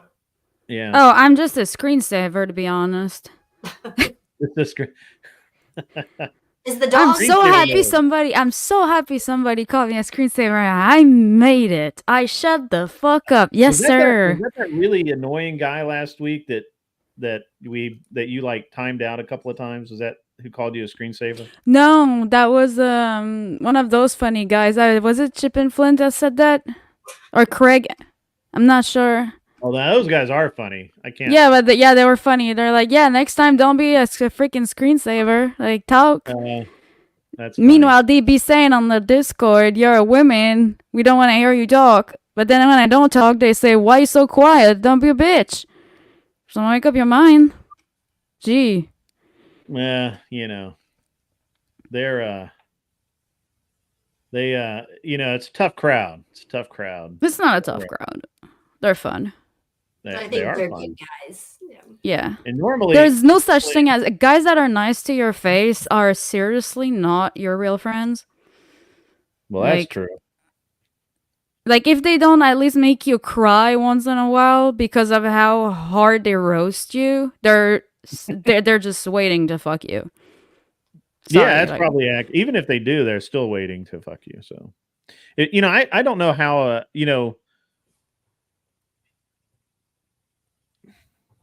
I can't really understand how stupid so many men are to think that women can't see through all of that nonsense. Um, but I still see women go along with it a lot. So I don't know. We got a question for Melissa. Here we go. Ticky tack. Can you read it, or I don't Yeah, know if so you guys? question for Melissa. Considering your career and finances, do you see it becoming a problem finding a potential husband as men typically want to be the breadwinner? So in my personal situation, the gentleman I've been dating for 20 plus years is also a doctor. So you guys have been together for 20 years? yeah, so we're not Oh, married, just to be clear, but we're pretty that's much cool. equal in terms My of parents aren't married either, so they're still yeah. together. So yeah. We're pretty much equal in terms of education, finances, et cetera, et cetera. Um, I do see that as a general issue in that if you are a woman and now you are a very high earning person or have a very big career, it definitely can be an issue for a husband. And particularly if he's looking for someone to be more of a stay at home wife, and if his life goals include having someone at home with his children, the problem, no, there's no problem. Oh, wow, I assumed a lot. Sorry about that. No problem, Tiki Tack. I think you are touching on what's a general very good point, though, that it does become hard because women typically are going to want someone at least their same level or higher. I don't know a lot of female doctors who really want to go date the guy working at, you'll say, Walmart as a Walmart greeter, making minimum wage, or working McDonald's or something. They typically want someone who is at least their level or higher. And so that becomes more difficult the higher you go. And then if you're working a doctor career and you're working those normal hours, it's really not conducive to having children and staying home with them. There are many women who do end up having children, and their children are largely raised by either they hire a live-in nanny or the grandparents or a daycare, or someone else is raising the kids. And so, hopefully the kid's getting taken care of, but that's really not what most people would consider the most ideal home environment for raising a child, particularly at a young age. I think once they're, on into school and high school, certainly it frees up more time where you don't need to be there with them every single second. But a newborn or a 2-year-old, they need constant supervision and attention paid to them. And a lot of that is very integral to the way their brain is developing when they're little kids. If they're just sitting there looking up at the ceiling in a little baby carrier and a daycare center, they're not getting that brain stimulation that makes them, that really maximizes the potential for intelligence to develop. Is this compared to, say, a mother sitting there playing with the baby and bouncing on the lap and pointing to the red flower and the green grass and talking to the kid? They're not going to develop the same way as with a mother sitting there with them one-on-one. So I think it's a very reasonable subject to bring up in terms of women who are in careers. Yeah, it's interesting that. Well, we'll get into that in a second. I'm very curious. So, are you not married because you just don't want to be, or it's financially not it's too big a gamble? You're like Brian, where it's just an L because you involve the government in your relationship. This has got to be an interesting story. So for most of my residency training, I met my partner in medical school, and for all of my residency and fellowship training, we were long distance. So that's not really, he was doing his career, I'm doing mine, and it was very difficult to fly and see each other and get together. I mean, it was probably a minor miracle that we were as committed to making it work as we were. Once I had graduated and started working at what is now my job, he ended up moving to the same city where I was, and I really wanted to go a little bit slow and kind of make sure, like, I think getting to know someone on a personal level where you're actually living in the same town is a lot different than knowing someone in a long distance relationship where it's by phone and text and that type of thing for a large bit of the time. So, and then my second goal was to try to become more financially stable, because he was interested in getting married, but I really didn't want to bring in all the debt I had. And so it was important to me to be able to pay that off. And then once I had done that, he has been less interested in getting married and having children, maybe because I'm older now. So it's something that's a little bit up in the air as far as getting married and creating a family. Sure. So that's just my personal experience, since you asked about it. I'm not against marriage. If I would love to be married, and I think it's important not only to have a marriage within the church and to have that special joining of a man and woman before God. To me, that's very important.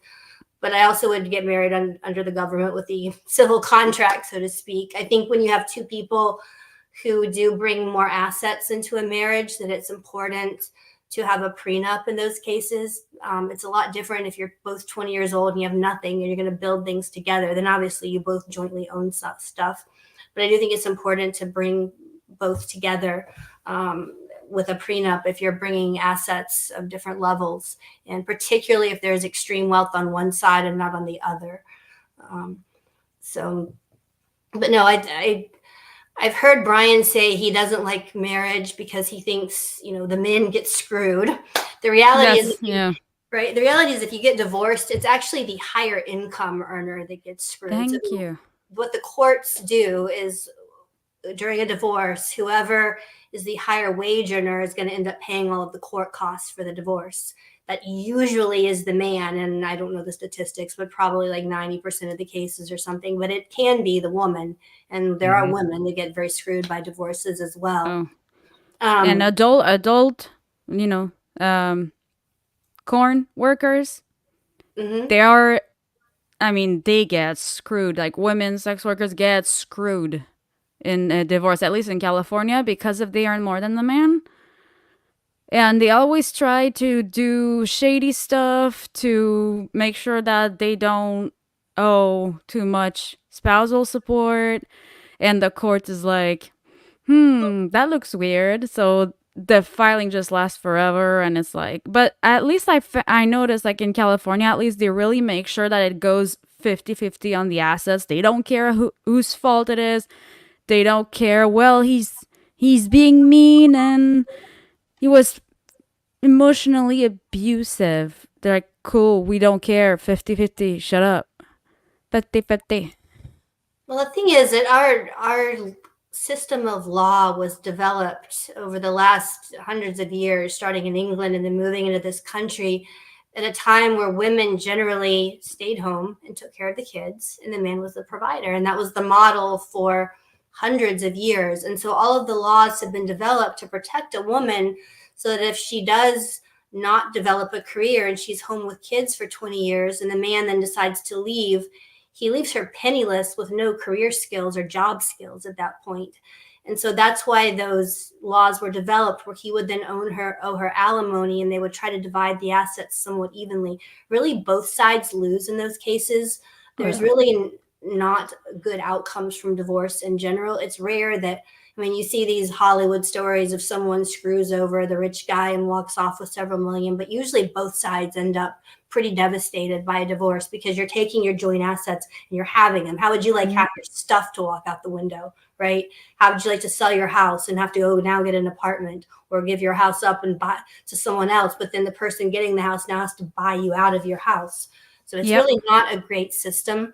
The reason I do still believe in marriage from a legal perspective is there's a reason that gay couples fought for years to try to get the same protections of contract marriage under the government is because there's about 1,000 something rights and privileges that come with being married. So aside from just some tax benefits, there's things like if you show up in my ICU, we automatically assume that your spouse is going to be your decision maker. If you're not legally married, people are often very offended that I have to call up some distant relative living in Alaska to be the decision maker, and I can't defer to them as the live-in girlfriend or something, even though they've been together for years.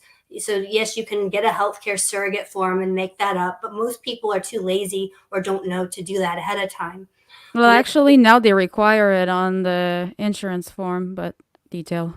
When it comes to, say, owning a house together, let's say my partner and I decide to buy a house together. We're both on the title, but we're not legally married. Let's suppose I die. He now owns a house, or half of a house, and the other half of the house belongs to my mom.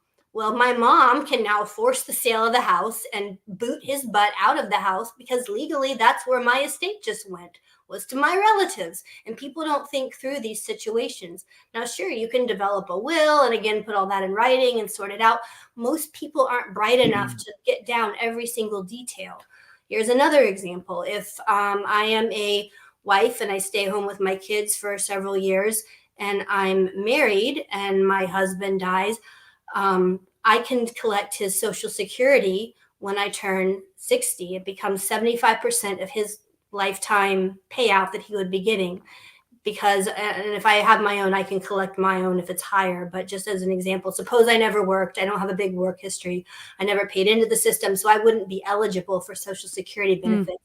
If I was married and my husband did, I'd be eligible to get that on his passing and survivorship benefits.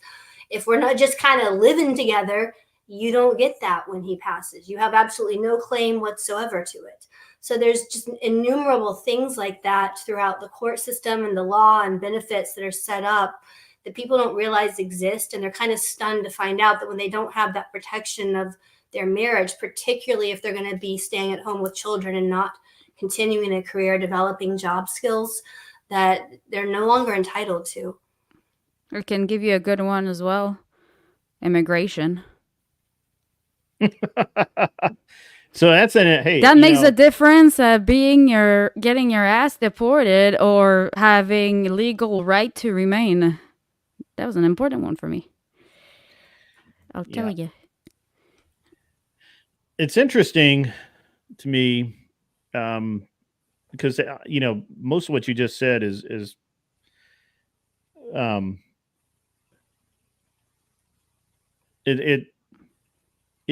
those are things that people don't think about. One of the things I find very interesting, I'm probably the only person that finds this interesting, is how few people plan beyond their death. Like I have a trust, and all my firearms, which there's a lot of them, all but two of the vehicles, and basically anything else I have that's worth anything, they're all in trust for my son. I need to rewrite that because we have two sons now, but so that there's no probate, there's no inheritance tax, there's nothing. The government is not involved in that at all, because it's simply, if I pass for whatever reason, that's just the way it is. The trust is there, it's set up, no problem. And I think that most people don't. I'm helping my mom right now, who has just now realized that without all of these things, you have no control. You have no control once you've passed, obviously, because you're no longer here. But your family has no control because the state enters the picture and they just have a playbook and they follow it. So if you're going to want any kind of continuity and you don't want to cause your loved ones, friends, neighbors, whoever you're going to give all your stuff to, if you want it to be clear, it needs to go into a trust. It needs to, and not a will. And wills are, I think it's very interesting how people think a will is this like great thing to have. And I mean, I guess it's better than nothing, but really you should establish a trust and put everything that you own in that trust and become an executor and name executors and just go through the whole thing step by step.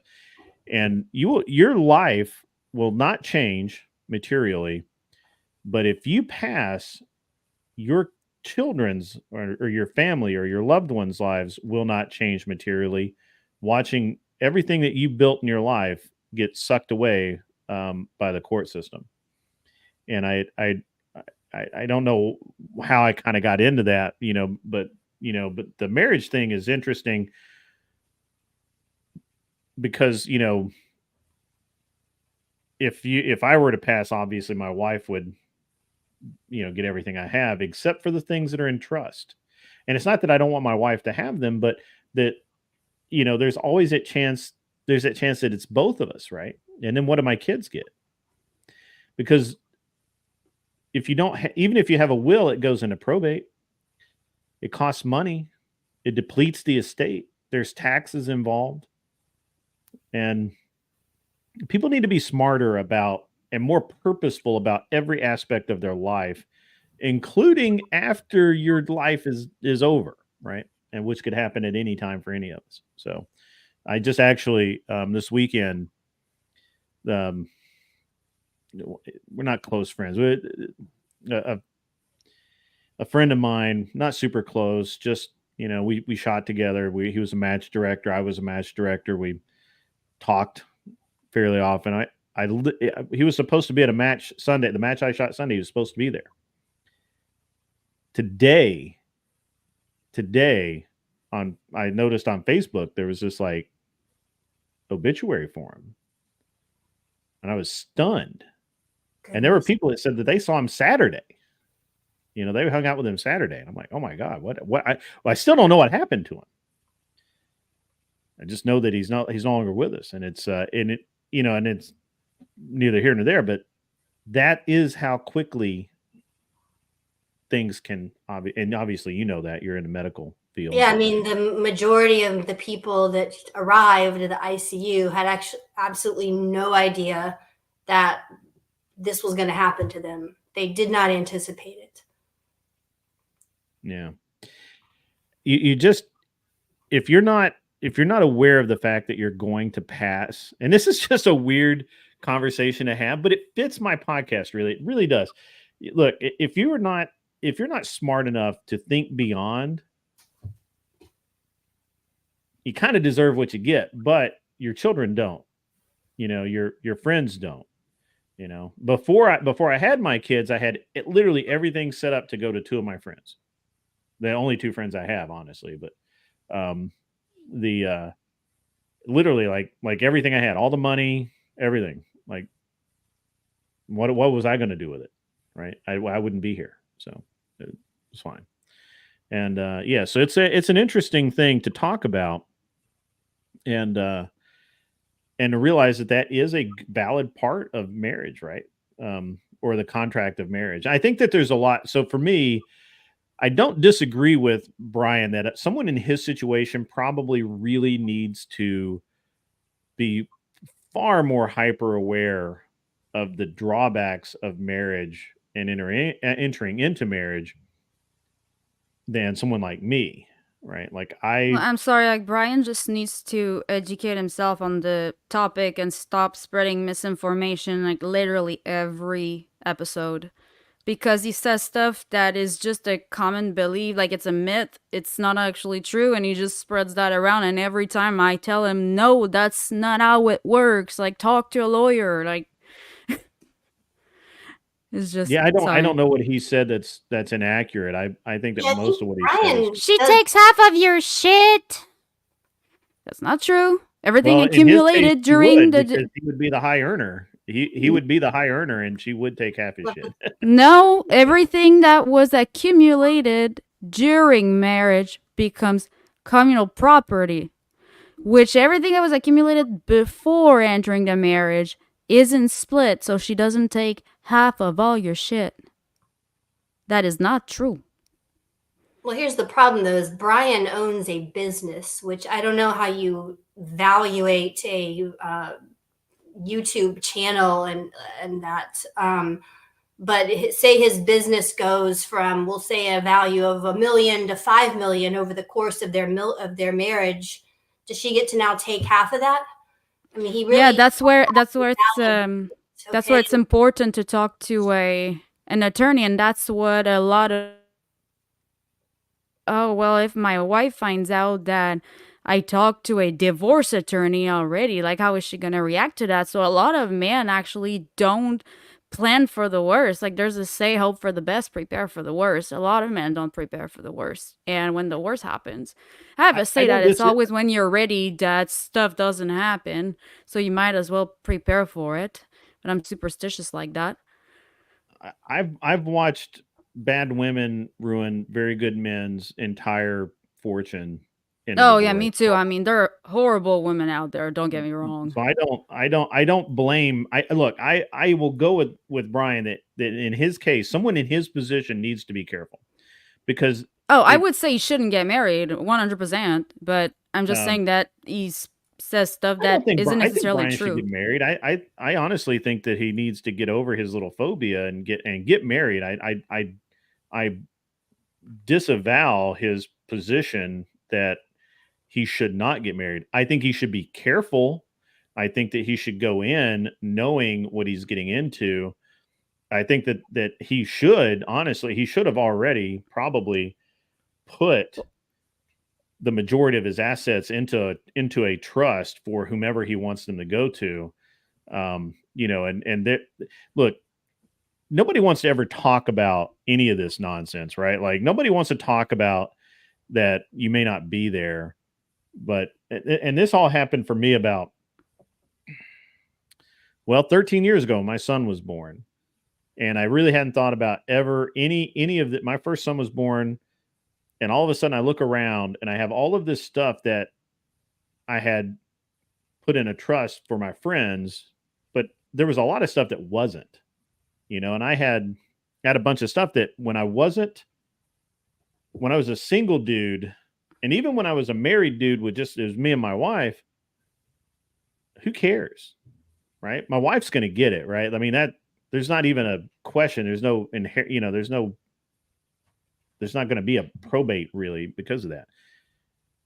Once my son came into the picture, and also I started buying a lot of NFA items and, things that, and there are laws that are involved and the transference and all of that.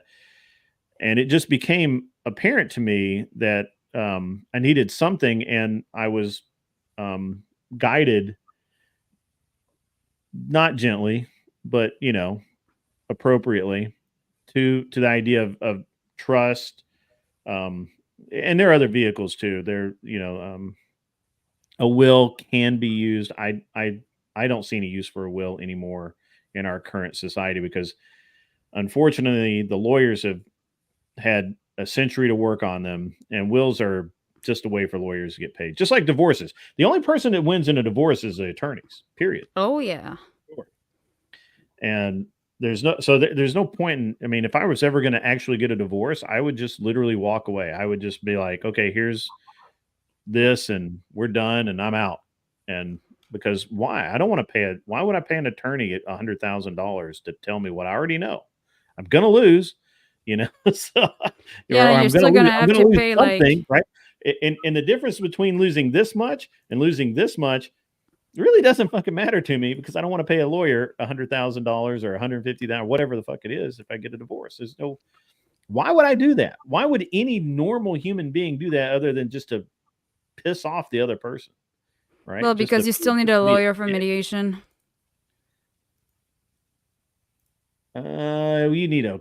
You need a court officer. I don't know that you need a lawyer. Did you get a divorce? I did. No. So I know. Well, I would never get. I didn't get a divorce in California ever, and I never got married. Well, in California. I didn't get it. He got it. I was just forced into it because you were informed, right? Well, yeah, they have to serve it, and it goes into effect regardless. So it's not like I Yeah. can contest it, you know. Yeah. So So I just I think that Brian, you know, it's just weird that explain I'm to me talking. what's the point of getting married if you're not a religious person to begin with? Like this is Well, I what like bugs Andrew's me. take on that. I really do like Andrew's take on that. I don't know why anybody would get married. Like Other Brian than isn't religious. other than the laws, which you could just write up I mean, you could go to a justice of the peace. You don't need to get married in a religious sense. You could just go to the justice of the peace, get your piece of paper, move on.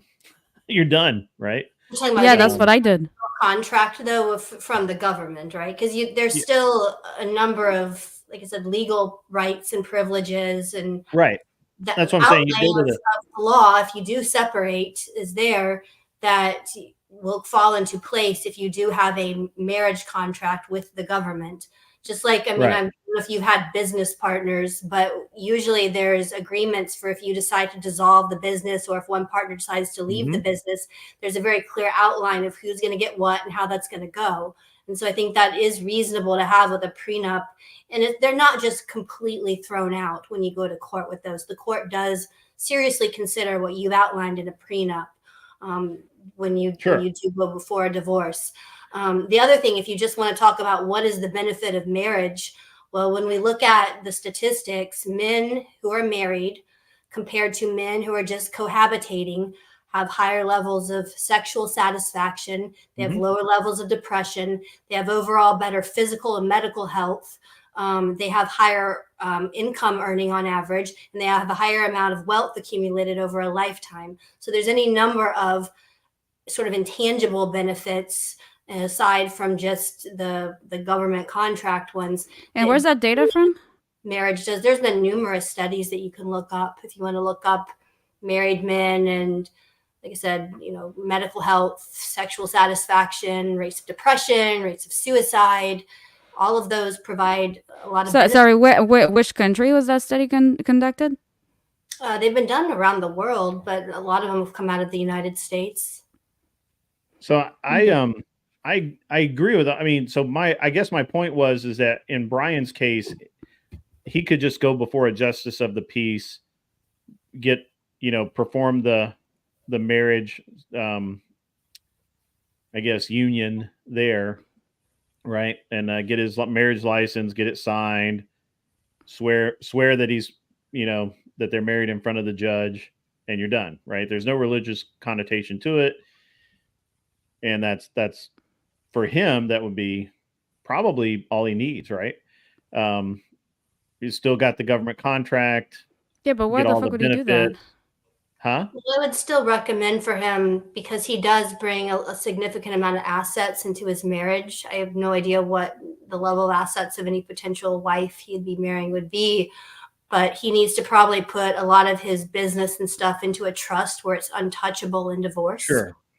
So that if something did happen, he's protected from all that. He would need to meet with a really good attorney and make sure he's got all of that ironed out in advance, because you really don't want to just leave it up to the courts, because the law as it is written is very unfair to men. It was written for a time hundreds of years ago when women didn't work at all and men were considered to be responsible for that woman if they split up. And now you have Yeah, a little absolutely. different situation, and you've got these gold diggers that run around with the exact purpose of extracting as much money and wealth and resources from a man. And 100 years, 200 years ago, we had a much more religious society where getting divorced was anathema. Almost nobody got divorced. Because what would the neighbors So much think? shame, and they're so frowned upon, and we had such a Judeo-Christian ethic in this country that it just wasn't done. Nowadays, getting a divorce is like changing your shoes. It's just something you kind of cycle through a couple marriages throughout your lifetime, and that's just how it goes. And so the laws are still written for a very different time when people took marriage much more seriously than they do nowadays. And so there's a big mismatch there, and that's why men are finding themselves running into trouble when they're ending up in the divorce courts. That's very accurate. And I've said for a while that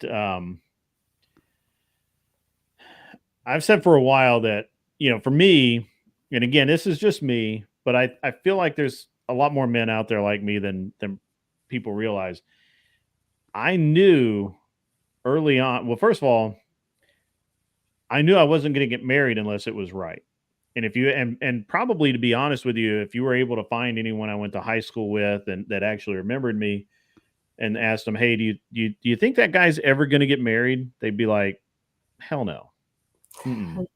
No, that dude's about as serious in relationships as you know, like a bottle cap. Like he'll never do it. He's not going to do it." And because I didn't date anyone. Like I had like one girl, like one girl, actual girlfriend from like junior high school, all that. Just one that lasted like 2 or 3 weeks, and after that, it was free agent, date who I want. This isn't serious. There's no point in it. I always thought it was really stupid that dudes would get all mad and pissed off because girls at that age have no. Well, first of all, I got no self control. Second, ooh, shiny. It's a new dude. Oh, no, wait. Oh, that guy changed his haircut. Now he's really hot. I'm going to go. I mean, high school girls are the worst. I still don't get it.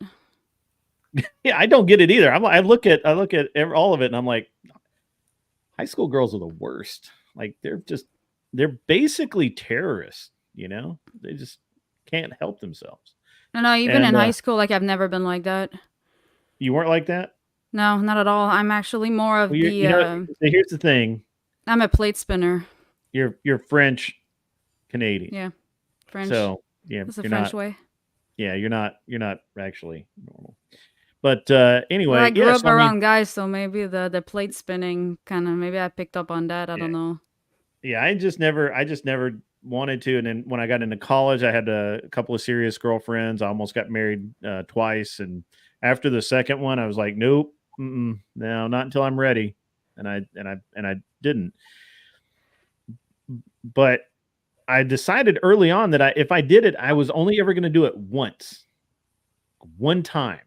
Had to be the right person. If there was any doubt at all, fuck it, I'm not doing it. Hell no. Not only no, but hell no. I don't need anybody. Like, I don't need, my wife's the only person I've ever missed in my entire life. I don't even miss my parents. I moved across country for 2 years and I called my parents like twice. Like, I know who they are. They know who I am. We're cool, but I don't need to call them every Friday like my wife does. But, dudes are just wired differently, I think. And some dudes are wired even more differently. And Chip and Flynn brought up something interesting here. Say high school girls are basically terrorists. Like, that's what I just said. Yeah, repeating what you said. It's when they always bring up on the show the whole age gap relationship thing, and I'm the only one who actually brings up, no, I think it's a red flag because the girl is probably finessing the older dude, not the other way around. If she knows how to behave like that, she's up to no good. Yeah, but I think dudes by that point are aware of the finessing and they just like, just maneuver through it, right? So I mean, there's finessing, then there's a sociopath. College dudes trying to date like 20-year-olds trying to date 18-year-old girls. 18-year-old girls are literally the worst and horrible for the most part. And they say, I'm 40, I would date an 18-year-old. No, you wouldn't. No. What bothers people about these age gap relationships, there's plenty of people who date someone that's older than them and they're both adults and they make it work. But I'm one of them. There's a huge potential there that when someone is much older and they have a lot more life experience, it is a lot easier to kind of use and manipulate someone who's very young and naive. On the other hand, these days, women have become very sophisticated and conniving, and they know that they can use someone who's older with more money and more resources to get their money and resources. So it becomes this very self-centered kind of transactional relationship where you look at the most extreme examples like a Hugh Hefner with his little gaggle of blondes running around, For the blondes, the absolutely only reason they're there is to get money and try to get some sort of career going in the sex work industry. That is, they don't care about this guy. They don't love this guy. They have no real interest in him. And he really doesn't care about these women particularly. He's just using them because he kind of gets off on that and he has enough money to make that happen. Right? It's a very honest relationship. It's probably the most honest relationship that you could have in that situation, right? Like we both know we're using each other and we're okay with it, right? Yeah. And what I don't like, this is what I don't like. This is probably this could get clipped and have somebody have a lot of fun with it. What I really don't like is I really dislike when I see older women dating younger men, significantly younger men, because I know for a fact that they're taking advantage of that dude in some way, right? Like it's But what are you talking about? See, he's talking in generalities, though. Okay, he's not. Give me a break. You know that's not how it I'm goes. throwing you under the bus. No, I'm kidding. No, look, I am talking in generalities, but almost every single time I've ever seen it, it is the older woman is using that dude in some way that is not in any way aimed at having marriage or a real relationship. Oh yeah, bro, like she has me fuck her like 10 times a day. Hashtag me too. I can't take it anymore. Literally, that's and it's my experience has been, and I know this is unpopular. I've watched this over and over again because stop. Like stop. Sorry. I have too many guy friends that were in that situation like a few years ago. I've never heard such a thing of any of them complaining about it. Like of course they were fine. They complained about it. Well, what he's saying though is a relationship where two people are just kind of using each other. These aren't two people who are coming together saying, "Hey, let's create a family together. Let's have the same goals and aspirations." Well, I know some dudes that thought that. And have children. They're not doing that. You have one person who's getting attention and maybe some goodies and from their sugar mama, and then you have the sugar mamas getting the hot, sexy body that provides sex every goes off to her friends, right? Yeah. So that's what bothers people about those types of relationships. Well, I think it's even more than that because I don't think that the dudes ever see a relationship coming out of it, but they feel like that they could like finesse this woman or something. They don't realize how badly they're being used. Like they're absolutely being like horribly used. It's very funny. Well, let's take Madonna, right? She's filthy rich. Sure. She has a continuous stream of these very hot, young, olive-skinned, sexy dancers that she has these so-called relationships with. None of them are actually interested in becoming her husband. And I'm sure they all think that they're going to get some sort of career boost by being her boyfriend. You look at the women that were hanging out with Hugh Hefner, all of them thought were doing it because they thought they were going to get some sort of career boost out of it. And interestingly enough, on the women's side of things, Josie, you were saying maybe the men don't regret it. The women do. All of these women are now writing books about how horrible it was having sex with an 80-year-old man and being in his little penthouse of women and how damaging it was to their psyche and how much it ruined all their good years when they could have been out actually just dating a normal guy and building a family. Now they regret it. But that is the nature of those relationships. Well, I mean, I think that the women that do that, though, the women that are writing those books were doomed from the start because they already had such a high body count that they were never going to pair bond. They were never really going to, they were never going to be there. It's highly unlikely that they would have that significant relationship anyway. Right. Like, and I think that with women, that's probably a larger concern than what you see with men. Right. Is that these women are not going to be able to pair bond because they've been passed around so many times. That's the same problem with all of the 304s that show up on whatever, the OnlyFans girls that are going around now and all of this other stuff. Now, here's the here, I guess this is my point with the older woman, younger man dynamic is I've just rarely ever now, and by older, I don't mean like 8 or 9 or 10 years. I'm talking like a 40-year-old or 50-year-old woman with a 18 or 19-year-old dude, right? And I almost always have felt like that there's something innately wrong with that, right? Because that dude is not going to be, unlikely to get that girl pregnant. They're not going to have a family. They're not going to build a life together. It's just, I mean, at best, it's just sex at best. And maybe there's some financial stuff there, things like that. My wife is 11 years younger than me. And so I specifically dated younger because I tried dating my age for marriage. Right now, I'm not talking about when I was dating just to go out and have fun. I really didn't care what the age was. Right, it doesn't matter. But when I started dating for marriage, I started putting all those pieces together in my head. Like, hey, every woman over 30 that's actually single is nuts. They're just the massive amount of baggage. They all have a tremendous amount. Well, not all. All the ones that I was dating seemed to have a tremendous amount of just vitriol, just not hatred, but just not a good feeling about men, right? And I found that the more women that I dated in my age group, the worse I felt. Like I was like, this is terrible.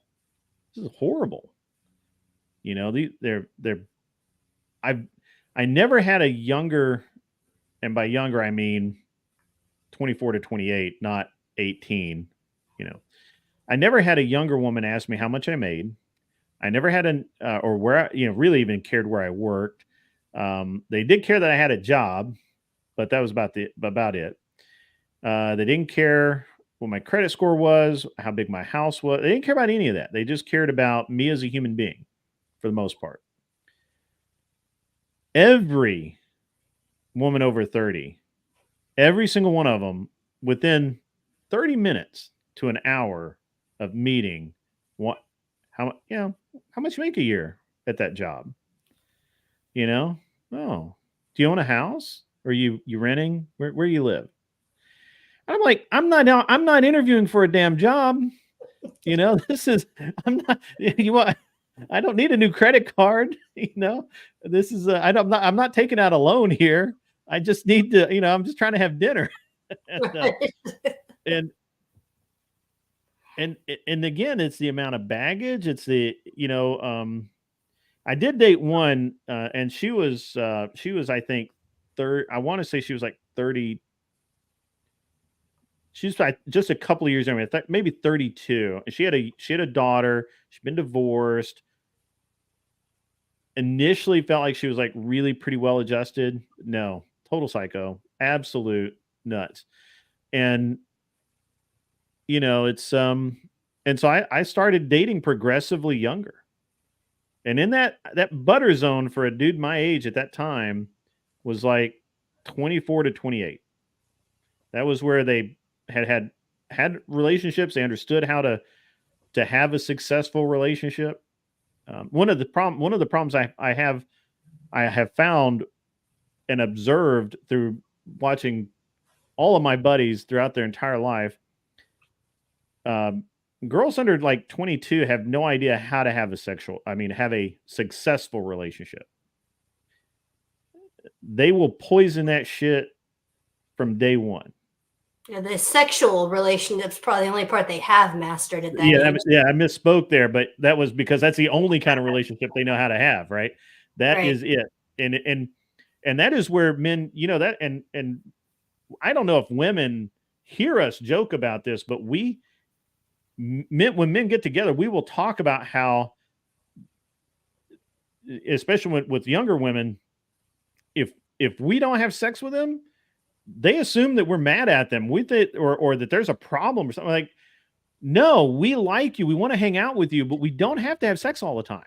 We're dudes. We have, there are limits, and it's really nuts, right? Like, and I think again, in that zone there, it's and I'm obviously this is not like hard and fast information. It's just my observations over a few decades now has been that like 18 to 22, maybe 23 age range. I don't know that they know how to have a successful relationship unless you've been dating them since you were both 16. You went to high school together. You went to prom together. You broke up a half a dozen times. She's keyed your car twice.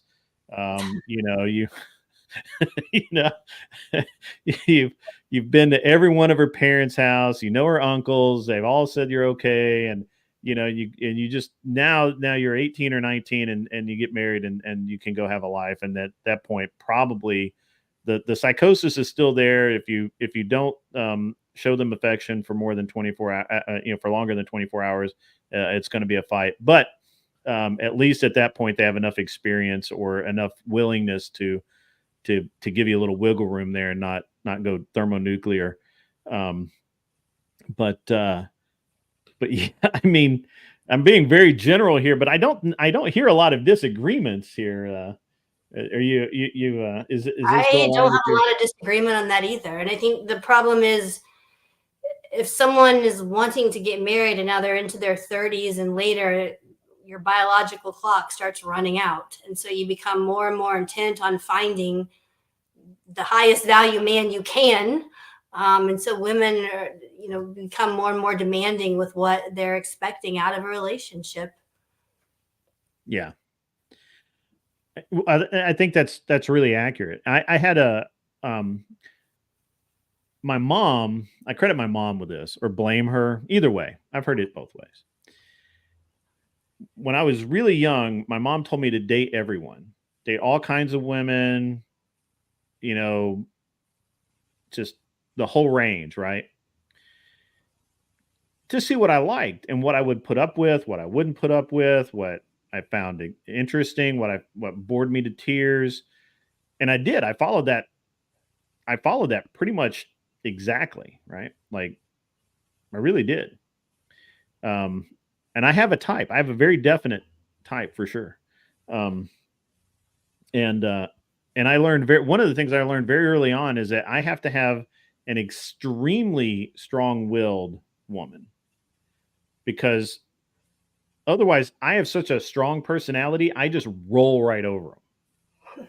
Like just, they never get a word in edgewise. I mean, obviously. Yeah. And it's and so I knew, because I tried to have successful relationships with women near my same age with not meek, but demure personalities, right? Like very quiet, mousy, sweet. And not only did they bore me to death, they didn't like me because I just would just roll. I mean, I just would do what I'm going to do. And without, without being mean. Yeah, Jordan Peterson called it that his wife is his intellectual sparring partner. So it's someone that he can, iron sharpens irons. It's someone that he can really bounce ideas off of, and they can critique each other in a loving way, in a constructive way. But it's not someone who just kind of rolls over and kind of mousy, submissive, whatever. And there's a difference. You can still be submissive ultimately to your husband, but still be giving input and having your opinions taken into account and providing value to your husband with what you do bring to the table. That's absolutely right. And to be honest with you, my wife is the only person that can actually make me angry. Like I I really don't care what anybody else has to say. Like, doesn't bother me at all. My wife knows exactly what to say to just make me go ballistic. Let's Kevin. Oh, Landers is in the house. There we go. Having got Welcome, married at Kevin. 24. Can confidently say that no one should get married younger than that. We have both changed a huge amount in 23 years since, and I changed an even larger amount from 18 to 24. Right. I agree with that. I think that 23, 24 to 28 is like the butter zone for women. They become responsible for the most part. Now, again, these are all generalities, right? I mean, I know some really irresponsible women at like they're 40 and still irresponsible, but generically, I think it's pretty safe to say that most women worth dating are in that 23 to 28 range. You can push it to 30 with some of them, but after that, oh, we lost Josie. Josie's playing with her system there, and I think she may have overtaxed it. But I do think that it's I think it's apparent, maybe right word is maybe it's apparent that there becomes a point where they stop trying as hard and they just change. And you may have noticed that with some of your peers because you're kind of in that age group. Of course, you're in a relationship, so that changes the dynamic a little bit. But you're in that age group. I mean, I'm sure you see some of this in your peer group. Probably don't, yeah, I don't know. Yeah, no, I think it's all a part of, you want to optimize for the success of your marriage. And so I think that when they study it, things like having graduated high school, I think having graduated college, having a low body count, so you're not bringing all this baggage into the relationship, and you can actually pair bond with your partner. Certainly getting into that, early 20s at minimum age range is I think what Kevin was getting at is going to lead to more success than getting married at age 17 or 19, 18, 19 these days, even though that was done in the past. People who are more religious statistically have more successful marriages. So when you start to take all of these factors into account, your odds of divorce go from 50% down to a very small percent. And that's what most people, if you want to have a serious marriage and that's important to you, you really should be optimizing for that with all those factors. Yeah, no, that's accurate. I think I think it's very interesting how much we bury our heads in the sand about the realities, just the realities of the psychology of dating and all of it, right? I really feel like it's interesting. I'm going to take a second and fix my background. You guys chat while I'm doing other cool stuff. Let me how do I I think most people go into the relationships Just like that's no big deal. Go ahead. Most people go into bothers me. relationships, and if they manage to have sex successfully with each other, and you can carry on a conversation at dinner, that seems to qualify the person for marriage. And they generally don't look at all the many factors that go into having a successful marriage. You need to probably be on the same page as far as your religious values.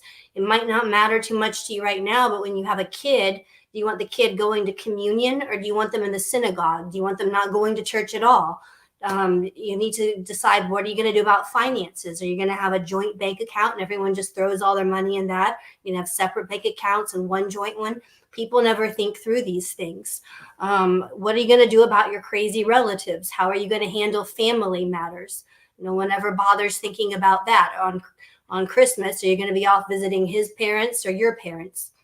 You need to really think through all these things. And so a lot of pre-marriage counseling can help people think through all of those issues they've never thought about in the past. You need to be on the same page about having kids. If you want no kids and the other person wants 10, that's going to be a problem. You need to come to some sort of agreement about that. When you have kids, how are you going to support the kid? Is one person going to stay home and be, the stay-at-home mom, for example, or are you both going to be working? Are you both okay with your kid being in daycare?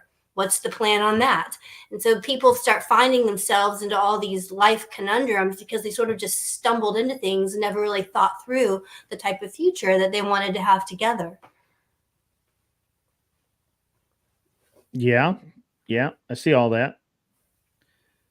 We have Ticky Tack here says, I don't even know the kind of woman I need. All I know is they have to be very unique and willing to slap me over the head when I do something stupid. Isn't that just a way of it, though? I mean, your wife should be able to slap you over the head from time to time when you need it. You're going to lose your patriot card there.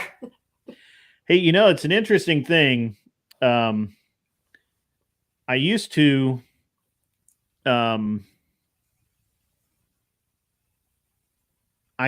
be kind of almost not really egalitarian, but I used to be like, we're kind of even, I kind of want to work, we're a team, right? We're a team. And that doesn't really work. I tried it because, again, I have this very dominating, but also very, like, I just steamroller over everybody. I mean, I do it all. My wife thinks it's really fucking hilarious when I talk to people on the phone about, something that's been messed up, or, like the car insurance, they were charging us too much. So she doesn't call them. She has me call them, because I just have a way of talking and expressing myself to people that people don't argue with me very much. Only a very specific subset of people actually argue with me. And I like those people because I get to argue with somebody, like, really well. But I had this thought process when I was younger that what I needed to do was to treat my wife as an equal. We shared in everything, all of this stuff. And to be honest with you, that did not work. And so, what worked was being who I am. And, and she's also very, very strong-willed. Like, my wife is incredibly, has a very strong personality. The only person that she submits to is to me. Like, the entire rest of the world, she is a leader. She's a high achiever. She's a high earner. She's an exceptional person. So she would never have submitted to anybody normal, right? That this was never going to happen. And so as I've grown in my marriage, I have understood that I can just be me. And, she said the other day, she's like, I want this sectional for the sunroom. I said, it's not going to fit. She said, yeah, Will. I said, no, it's not going to fit. I promise you. Sure enough, doesn't fit. We measured it out. But not only that, I said, the other thing is I don't want a lot of furniture in the sunroom. I want openness. I want to be able to walk around. I want to, I don't want, because she has a habit. Like, I don't know if this is just a female thing, but there's furniture everywhere in my house. I can barely walk through my house. And so, like, we're not doing that in the sunroom. It's just going to be different. And she's like, okay, done. A lot of people probably would have argued about that, especially since, in theory, I built that for her. However, I have to go into it, and this is the way it's going to be. So, I have kind of a unique perspective on that also, just as a physician in the hospital. I am the leader of my team and I make the ultimate decision. Now, I really don't want a bunch of respiratory therapists and charge nurse and nurses and nurse practitioners and physician's assistants and residents.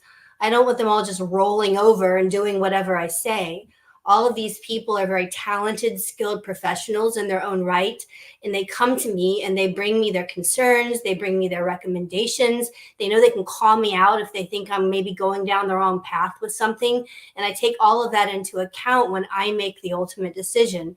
However, you do have to have one leader at the end of the day. Somebody's got to be making the bottom line decision. And that puts an enormous amount of responsibility on me, because in a medical malpractice suit, it's my butt on the line. And so I make decisions in a way that protect all of my nurses and all my therapists and PAs and everyone, as well as myself. And of course, ultimately for the patient is what we're working toward, the end goal of providing the best possible care for that patient. But ultimately, I make the decision. Now, I don't lord it over people. I don't beat them into submission. I don't develop an ego over it. And that's where I think a lot of the feminists get upset, is they somehow think the Bible says the woman's supposed to just submit to all men and just roll over and be the sort of little mousy housewife that runs around nothing but doing the dishes all day and the laundry and making sure the kid has a fresh diaper. That's not what God envisioned, I think, for a wife in a marriage.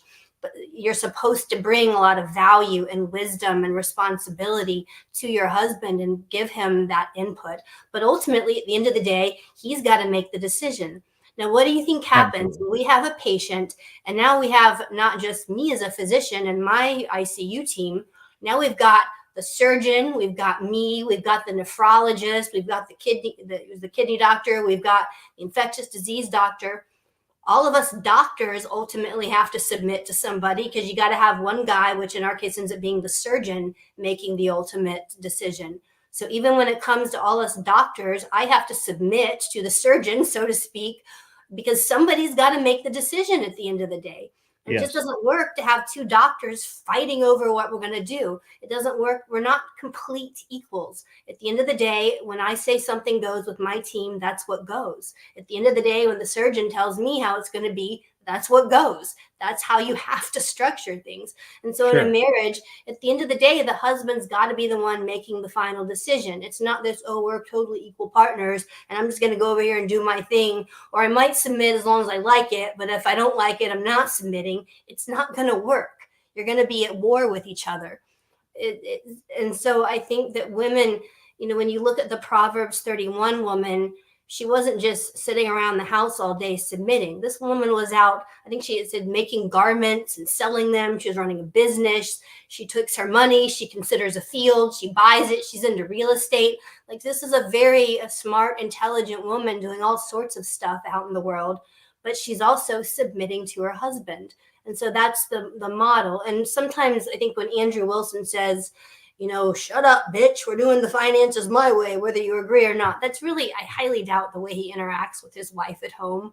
I think he probably hears her opinion and then makes the decision with the best interest of them both in mind. And so men are supposed to lead as God would lead the church, where he's not just throwing his weight around, but he's doing what he knows is in the best interest of his people and in the best interest and what will protect and help prosper for his family. So I think it really comes from both sides in terms of understanding the roles and how that benefits the family in the end. So that's an interesting point about Andrew. The way I read that is that he will listen to her, recognize if she's being emotional or whatever. And if he has to, he just says, hey, this is the way we're going to do it. And I don't owe you an explanation about why. And that's how I read that. He adds kind of that, that humor to it. Adding a flair to get a reaction, because then all the girls go crazy. Oh my God. It's a little flair, but I think it's accurate. And I think that it's an interesting thing, that it's an interesting observation that you've made. I'm going to get to Austin here in a second, and I'll probably put his first one up. Actually, I'm going to put his first one up, and then we'll read this in just a second. But before we get to that, so here's an observation, and I think that I don't know how to fix it, but it's something that has to be fixed. Modern women lead nothing unless they want to.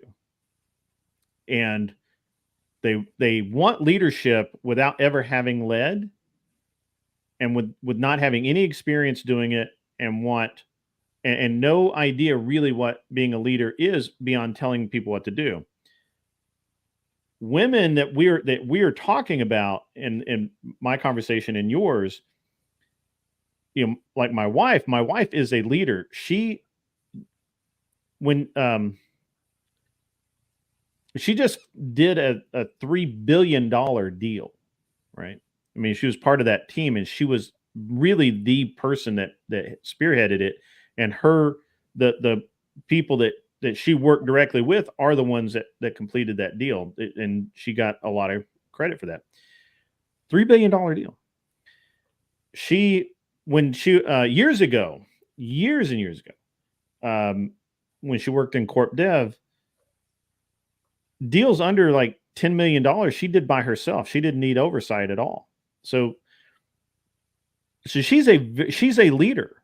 She is a leader. She's a real leader. She leads every day. She has a team that works for her every day.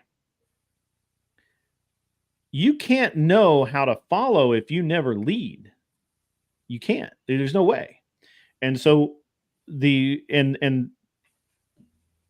so that's why that works. That's why it works for you. That's why it works for other women. And I've said this, and I will continue to say it. And I just don't understand how it's so obvious. Nobody seems to pick up on it.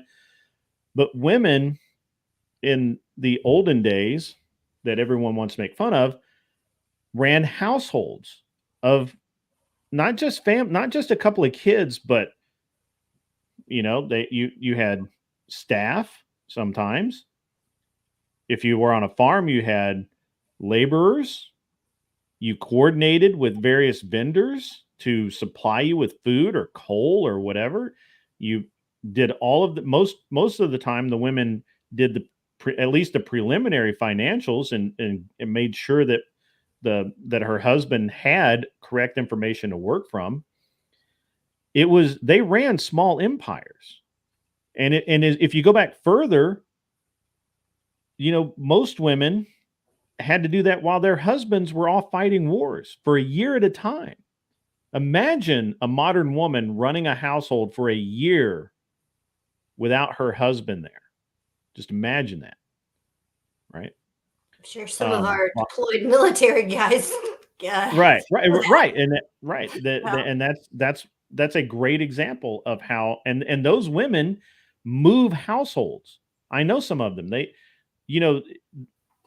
If their husband gets deployed to Germany, it might be 3 months before the family can go. So they have to do all of it while he's over there. And as a man, and I've heard multiple men say that it is horrible for them to think about their wives having to do all of this. But I think it's a natural thing for women to do, that to run that, to be in charge of it, to be in control of that, and then submit to her husband. That's a natural order of things. I don't see any problem with that. And it's not that the man makes all of the decisions in the household. It's not this can't speak tonight. Tutorial. Dictatorial relationship where the man just says, "Do this, woman, and shut up." That's not how that works. It's never been how it works. It could never be how it works. But you will be supremely unsuccessful if all you do is fight and argue and disagree about everything and basically live separate lives under one roof. You will never be happy, ever. Guaranteed. Promise you. All right, so let's get into what Austin says here, and that's nobody reads the verses after where it says the man is supposed to love the wife with all his heart. That is correct. Nobody bothers with that part. However, I know it for myself. I know it's there, and I'm pretty sure Andrew and some of the others that speak of submission understand that that's the relationship, right? What's interesting is when you actually get Andrew talking about his wife, or hear you talk about your wife, the absolute love and respect is completely obvious, right? Right. Yes, there's bad men out there who don't love their wives and order them around, and we're not talking about those type of men. That's not the way they're supposed to behave. Right. Yeah, that's I get asked a lot about that because it's interesting because I find it interesting that I've known some dudes for months before I know that they have a wife and not a girlfriend, right?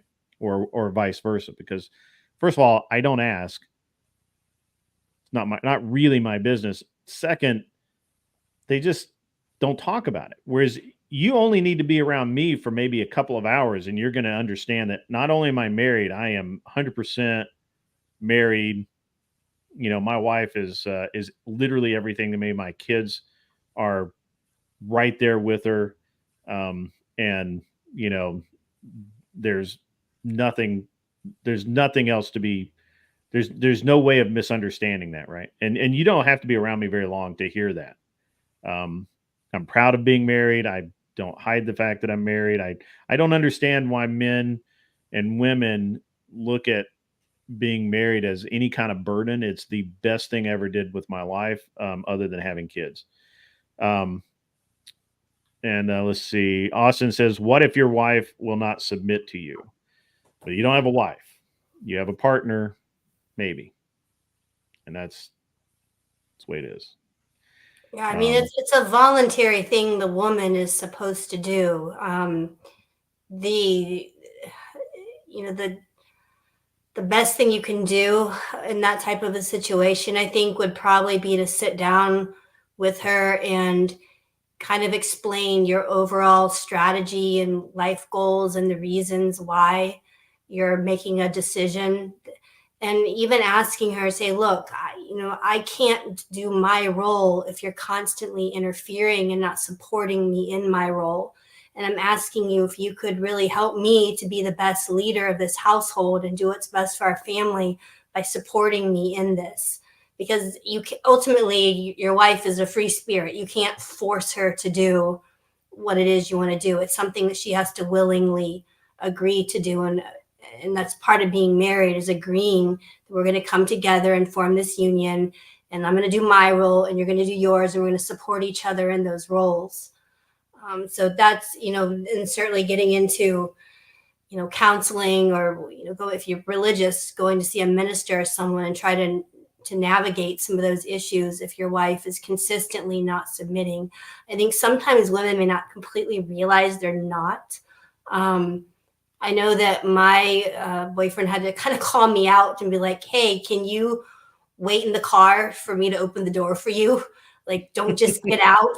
Like, when I offer to do something masculine, like, help you, I don't know, help you fix something around the house, like, I want to take on that role. And so it's something that as a woman, you have to let the man do and let him have that role.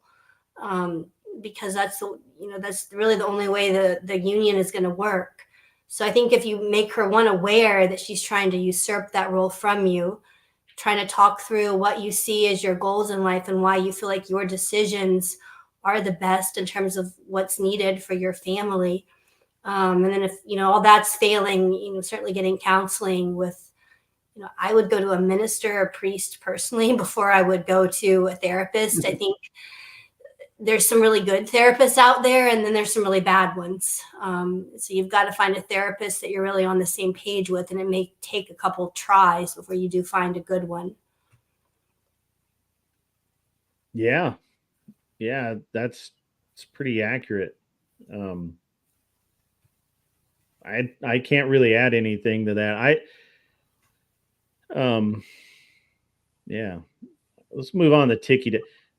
Tiki Tech says, this is why I stick around Andrew's circle, because all the times I've listened to him, not in front of an audience, he really does care about the people around him. So even in front of an audience, he does. Andrew's the only person that I've seen, not that I'm a big YouTube viewer, Andrew's one of the few people I've seen that even after he argues and does verbal combat with someone, will literally stick his hand out and say, hey, good job, man. I really enjoyed that. Right. And mean it. Not other people will say it, but Andrew really means it. And I mean, I don't know if you guys can, I mean, I can tell. And Andrew doesn't have to help me at all. I'm nobody. I'm literally nobody. And he's got a very successful channel, very successful operation, as near as I can tell. And he has taken time out multiple times to help me. He doesn't have to. I don't ask him to. I ask for his advice from time to time, but he gives way more than that. And it's an interesting dynamic with him and his family, and that the more I learn about Andrew, the more not only do I respect him, but I admire him.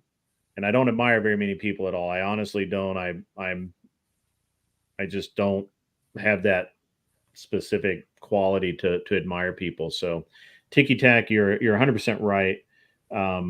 And I can honestly tell you that he loves his wife and children. I don't have to meet him in person. I can tell you that man loves his wife and children more than anything else. If it meant harm to his wife and children, I think he would give up and leave YouTube behind and go do something else if it meant saving his wife and children actual pain. So super good dude. Can't say enough good things about him. And I don't even have to meet him to know that. Austin, here we go. We're going to continue this. What does submitting as a woman actually look like? You kind of touched on that, but give him some more. Let me know if I answered your question, Austin, if you wanted me to add something more. Yeah. Josie, what is submitting to you? Do you submit? Are you in submission to your boyfriend, I guess, or I'm not really sure what that is. Is Josie frozen? Earth to Josie. Can you hear us? I bet she turned her mic off. Oh yeah, her mic is off. No, her mic. She muted her own mic. Josie, your mic's off.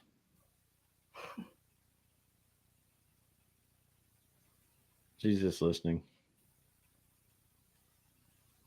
She might be talking. That's all right. We'll come back. Yeah.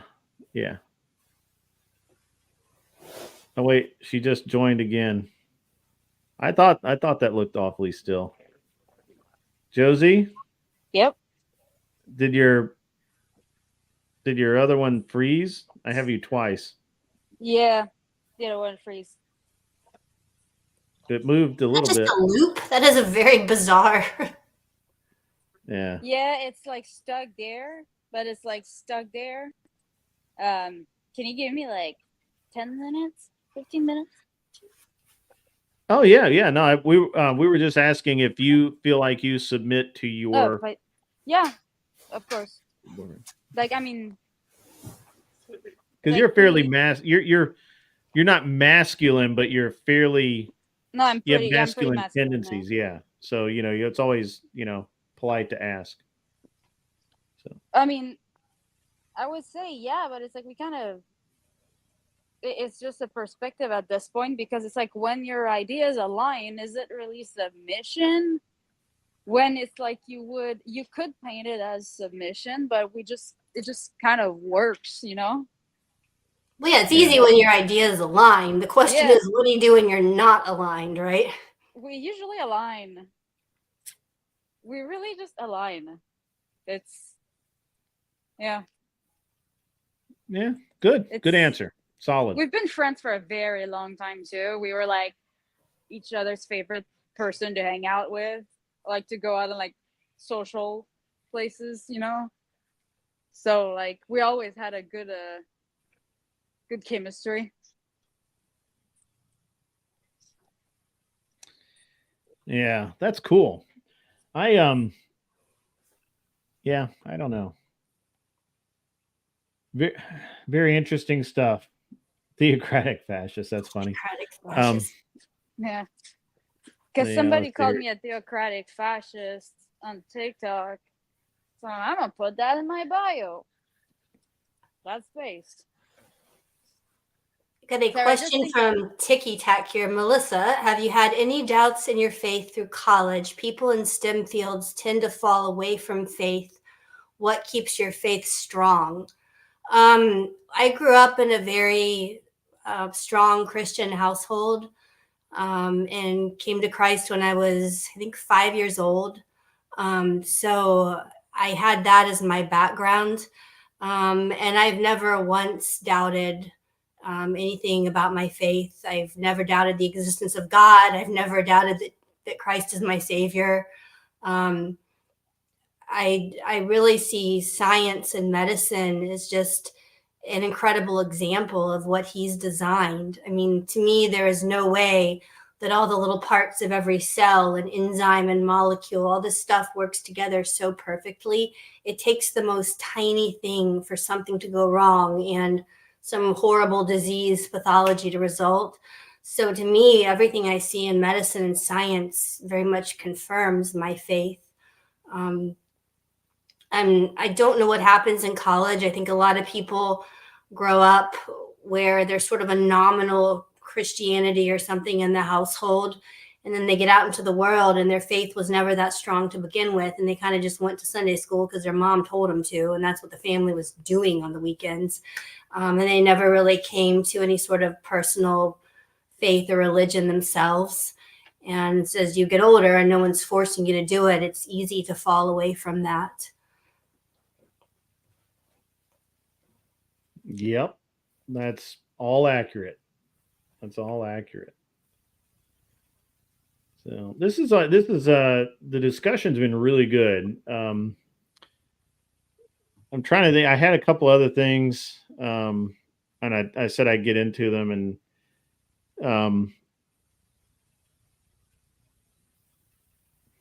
let me just dwell for a second. I think that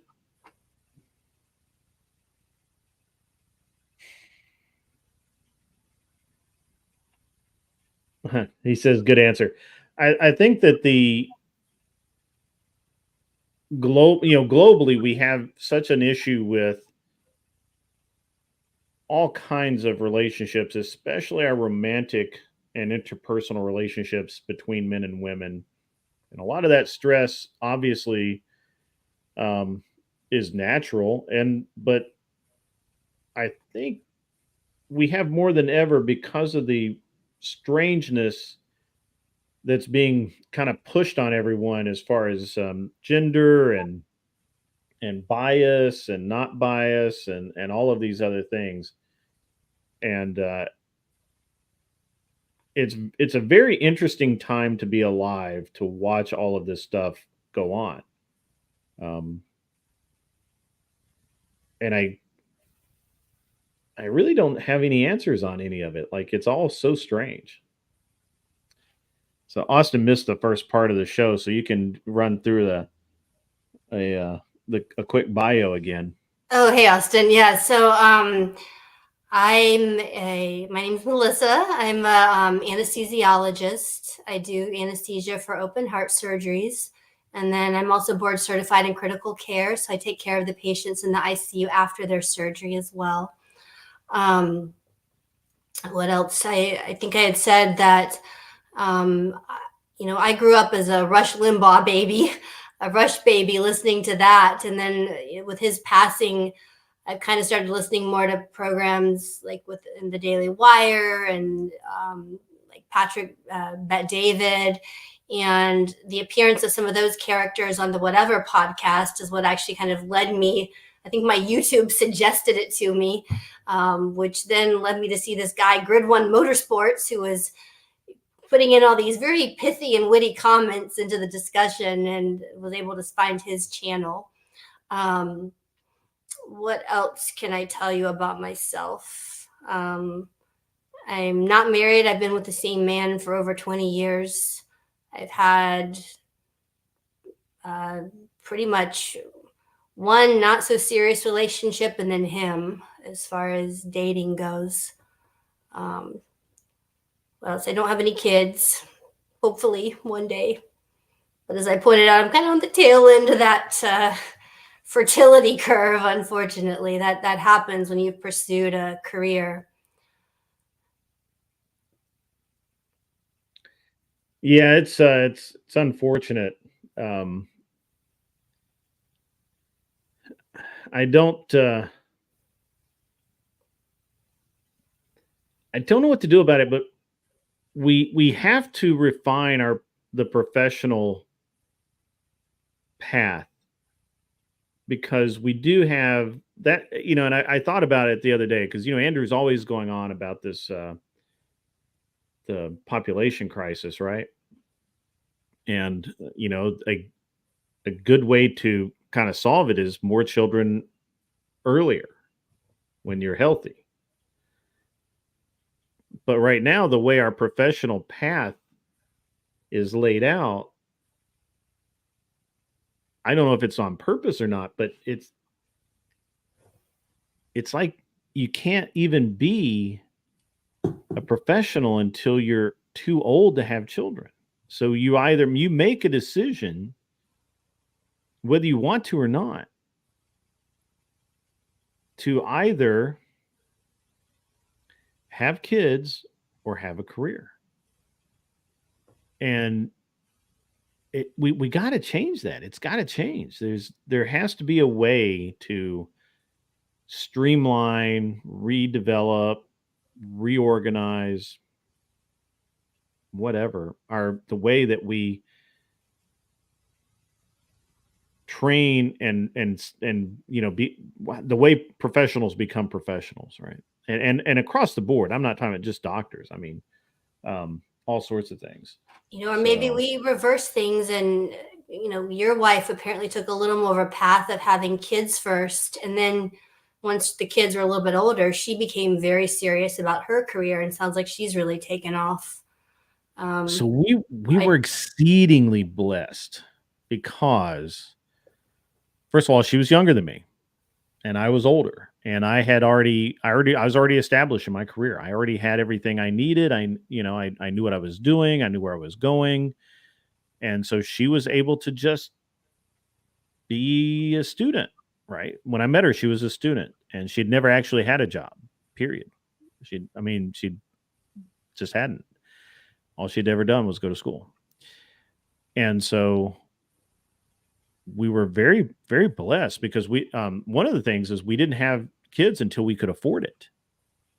Right? Like there was no, it's not that we weren't trying to have children, but we were definitely, it would have been okay had it happened, but we were really working all the angles to not have children until we were really financially stable enough, which is kind of a really adult thing to think about, but it is exactly the way it went down. So we were married 5 years before we had our first child. And about that time, she was working, but she was working 9 to 5, normal-ish business. And I was working like a madman. Like I could be gone for weeks at a time, because I'm all over the country racing. And her parents came and stayed, which I didn't like, but it's part of the culture, and helped her through, having the young, having the baby around. And that was it was great. It was just kind of was like the perfect storm. Her parents had just retired. So the culture in China is that the grandparents look after the children until they're a couple of years old anyway, because the parents, in China, both parents tend to work. And it was interesting. It was an interesting deal. I didn't agree with it, didn't really like it, but it is what it is. So as we moved forward in as she kind of felt like she hit a glass ceiling and wasn't going to be able to go any higher, wasn't going to be able to make any more money, any of that kind of thing without an MBA. And she already had a master's in finance. My wife's like super highly trained to be highly trained. She had a master's in finance already. You know, you would think that'd be, for most people, that's good enough, but no. So I remember we sat down one night and she's like, I want to get an MBA, but it has to be from a top 4 school, which means, you know, Harvard, Columbia, Berkeley, and I forget the last one, Wharton. And that was it. If it wasn't one of those, wasn't going to go. Wasn't worth her time. And the only one I was okay with was Berkeley because I don't like cold weather. I don't like snow.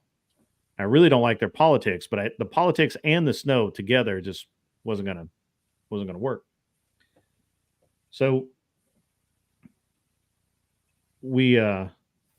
so she would fly from Denver to the Bay Area on Friday, have class Saturday, attend a lecture or whatever Sunday, and maybe Monday morning, and fly back Monday, and then she would work at her job all week. She was so good at her job, she was so valued in her company, they didn't care. They let her do that. She was absolutely, again, my wife was a leader even then in her department. She was the best at what she did, and they knew it, and they weren't gonna fire her and say, hey, you're taking off basically 2 days a week and you got to go, right? But no, she was too valuable to them, and they let her do it. And then after that first year, it was it became an issue because she needed to do internships. You know, she was getting pretty serious about this, and at this point, we knew the first year would be, because and it wasn't even a full year. It's like the first 6 months. After that first round of classes, we knew that was going to be the reevaluation point, because that's where you decide whether, hey, this is something serious. I'm going to do it. Not only can I do it, but I can excel at it. And this is worth all the pain we're going to go through. Right. And I wasn't convinced that it was worth the pain, but she absolutely was. And we talked about it like a lot. And in the end, I was like, you know what? I trust you. You know more about what you're talking about than I know about what you're talking about. So we'll try it. We'll give it another, we'll see what we can do. So we ended up, over the course of about a year, we rented an apartment in the Bay Area, and she would stay there when she had to do an internship, and her parents and my son ended up at the end of that year, or at the end of that next like 4 or 5 months, however long the classes work. My wife and her parents and my son went to China. I couldn't go. I had work to do. I missed out on that trip. I'm very upset about it, actually. Apparently it was a great trip. I didn't get to go. I was busy working. That's what men do. You know, the women get to go have all the fun. The dude, he's off working somewhere. And so they did that. They come back, and at that point, we had to sit down again and talk about it. And I was like, you know what? There's no point in me living in the house by myself in Denver and basically the two of us bouncing between 2 houses, right? Because we rented a house in the Bay Area, had a house in Denver. I got this big house that I'm basically there by myself. They didn't, there was no point in them coming back to Colorado because her school was there. And the only reason I was there is because I couldn't shut my shop down fast enough. or I wasn't going to be into her. So I'm like, all right, we're going to rent the house out. We sold all of our furniture, which was hilarious. I've never done that before. We didn't sell all of it, sold a bunch of it. I loaded everything up and moved to California. Rented our house out. Bought a house in California. She finished school. She did her internship. She was universally loved. Again, high earner, high achiever, all of that. And in 2015, the series I was running in, they changed their rules, and it was making it really hard for me to make money. Mhm. And now as a man, I gotta sit here and look at my wife is about to start making, pretty close to what I was making. Two incomes better than one always. But I had been planning to retire in 5 years anyway.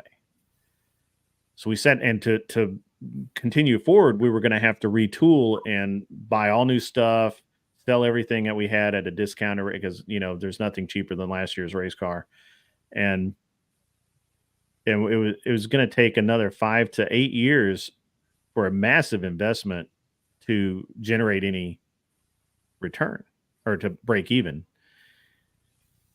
And we had one of those really long, like very long conversations about what are we going to do? Like,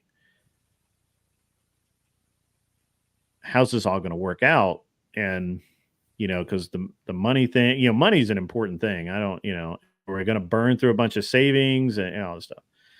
And at the end of it, I was like, my wife's like, hey, you were going to retire in 5 years anyway. What's the difference if you punch out now versus punching out later? Nothing, except that we would spend a lot of money and I'd have to work another maybe 3 to 5 years to recover what I spent. That's wasn't a zero sum game, but it was like, well, why do that at this point? Plus, again, my son was older. He was, so he was 5, and that's where I think that's the age. And I've said this on whatever. I sent in TTS saying this. I've said it here. I'll continue to say it. I think that men are better at child rearing than women are. Women are too nurturing. They let the kids get away with too much. They cannot discipline children properly. And that's why throughout history, women take care of the babies when they're babies, when they're this big. And they can't fend for themselves and all that. But the minute those kids start running around and causing problems, that's when the old men, the men that could no longer go out and hunt, couldn't go out to war, those old men, they became the child rearers. They took care of the little boys and turned them into little men. And that's kind of the dynamic that we settled on. That I would start. My wife preferred that because she had no idea how to raise a boy at all. She's like, I have no idea. For anyone in the chat or anyone listening, how often as a kid did you hear the phrase, just wait till your father comes home? That's right. That's right. Right? Yeah. But my wife is so smart that she admitted, she's like, I have no idea how to turn this little monster into a little man. And I did. And I said, okay, well, here's what we're going to do. I'm going to retire early. I'm going to punch out early. And that will free you up for you to ascend in your career, right? So I've had my time. Now you can have your time as long as it doesn't detract from the family, right? As long as it's helping and not hurting. And it was a very interesting thing to watch, because my son is the most polite young man I think that most people ever meet. They always, without fail, the number one thing that people remark on when they meet my son for the first time is how squared away he is and how polite he is. And that's because, to be honest, if he's not, he knows it. Dad's going to be just right there and it's going to be bad. And now with our youngest son, the 3-year-old's just about to the point where I need to take over. And my wife, literally this weekend, my wife was like, hey, it's about time. He's getting out of hand. He's, starting it, he's a 3-year-old. He hits people, he runs around, he giggles and laughs and which is fine. But it's about that time where it's time for dad to step in and be the heavy, be the guy. And that's what dad's supposed to do. And it's an interesting dynamic. It really is. And I got called out on it. At one point I had a friend of mine who was like, he just could not believe that I let my wife work when realistically she didn't have to, right? Why didn't she just stay home? Well, first of all, obviously had not had a 10-minute conversation with my wife in some time, because that just would never happen. She is absolutely driven. And I wouldn't have wanted her as a wife had she not had ambition and been driven and wanted to excel in life. I just couldn't be I can't even be around people that all they want to do is be mediocre. Like I can't do that. There's no room in my brain for that to process. So first of all, we never would have gotten married to begin with.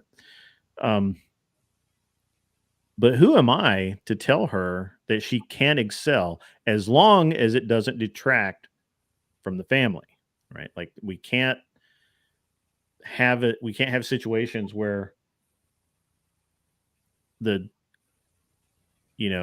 where I feel neglected or the kids feel neglected or any of that, or she feels like that she's not connected. Right. We can't ever let it get that far. And I don't think that honestly, we're not even close, but I have seen it happen to other people. And, it's an interesting deal. And I don't think that, I think that people take this submission thing to mean that you sit at home on the couch and don't do anything, or you sit at home and do housework, or you stay at home and do housework all day. And that's really not what it's all about. And I think if you really want someone like that, you're probably not, you probably really need to examine your life, because you're probably not a very good candidate for a husband. You're just, and men need to be men, right? They need to be men, and we have an entire subset, a very large subset of men out there that have no idea how to be a man at all. None. Zero. Their idea of being a man is yelling at a woman, telling her what to do, or, talking about ass and pussy all the time, and, all that kind of stuff. That's their idea of being a man. Being a man is far more complex. And it really starts with just being a rational human being that looks at life and says, we got to get some shit together. We got to make something happen here. And not that there's not room for those, for the Neanderthals either. I mean, you can be a caveman. It's fine. It's cool. I don't have a problem with that. But I can't.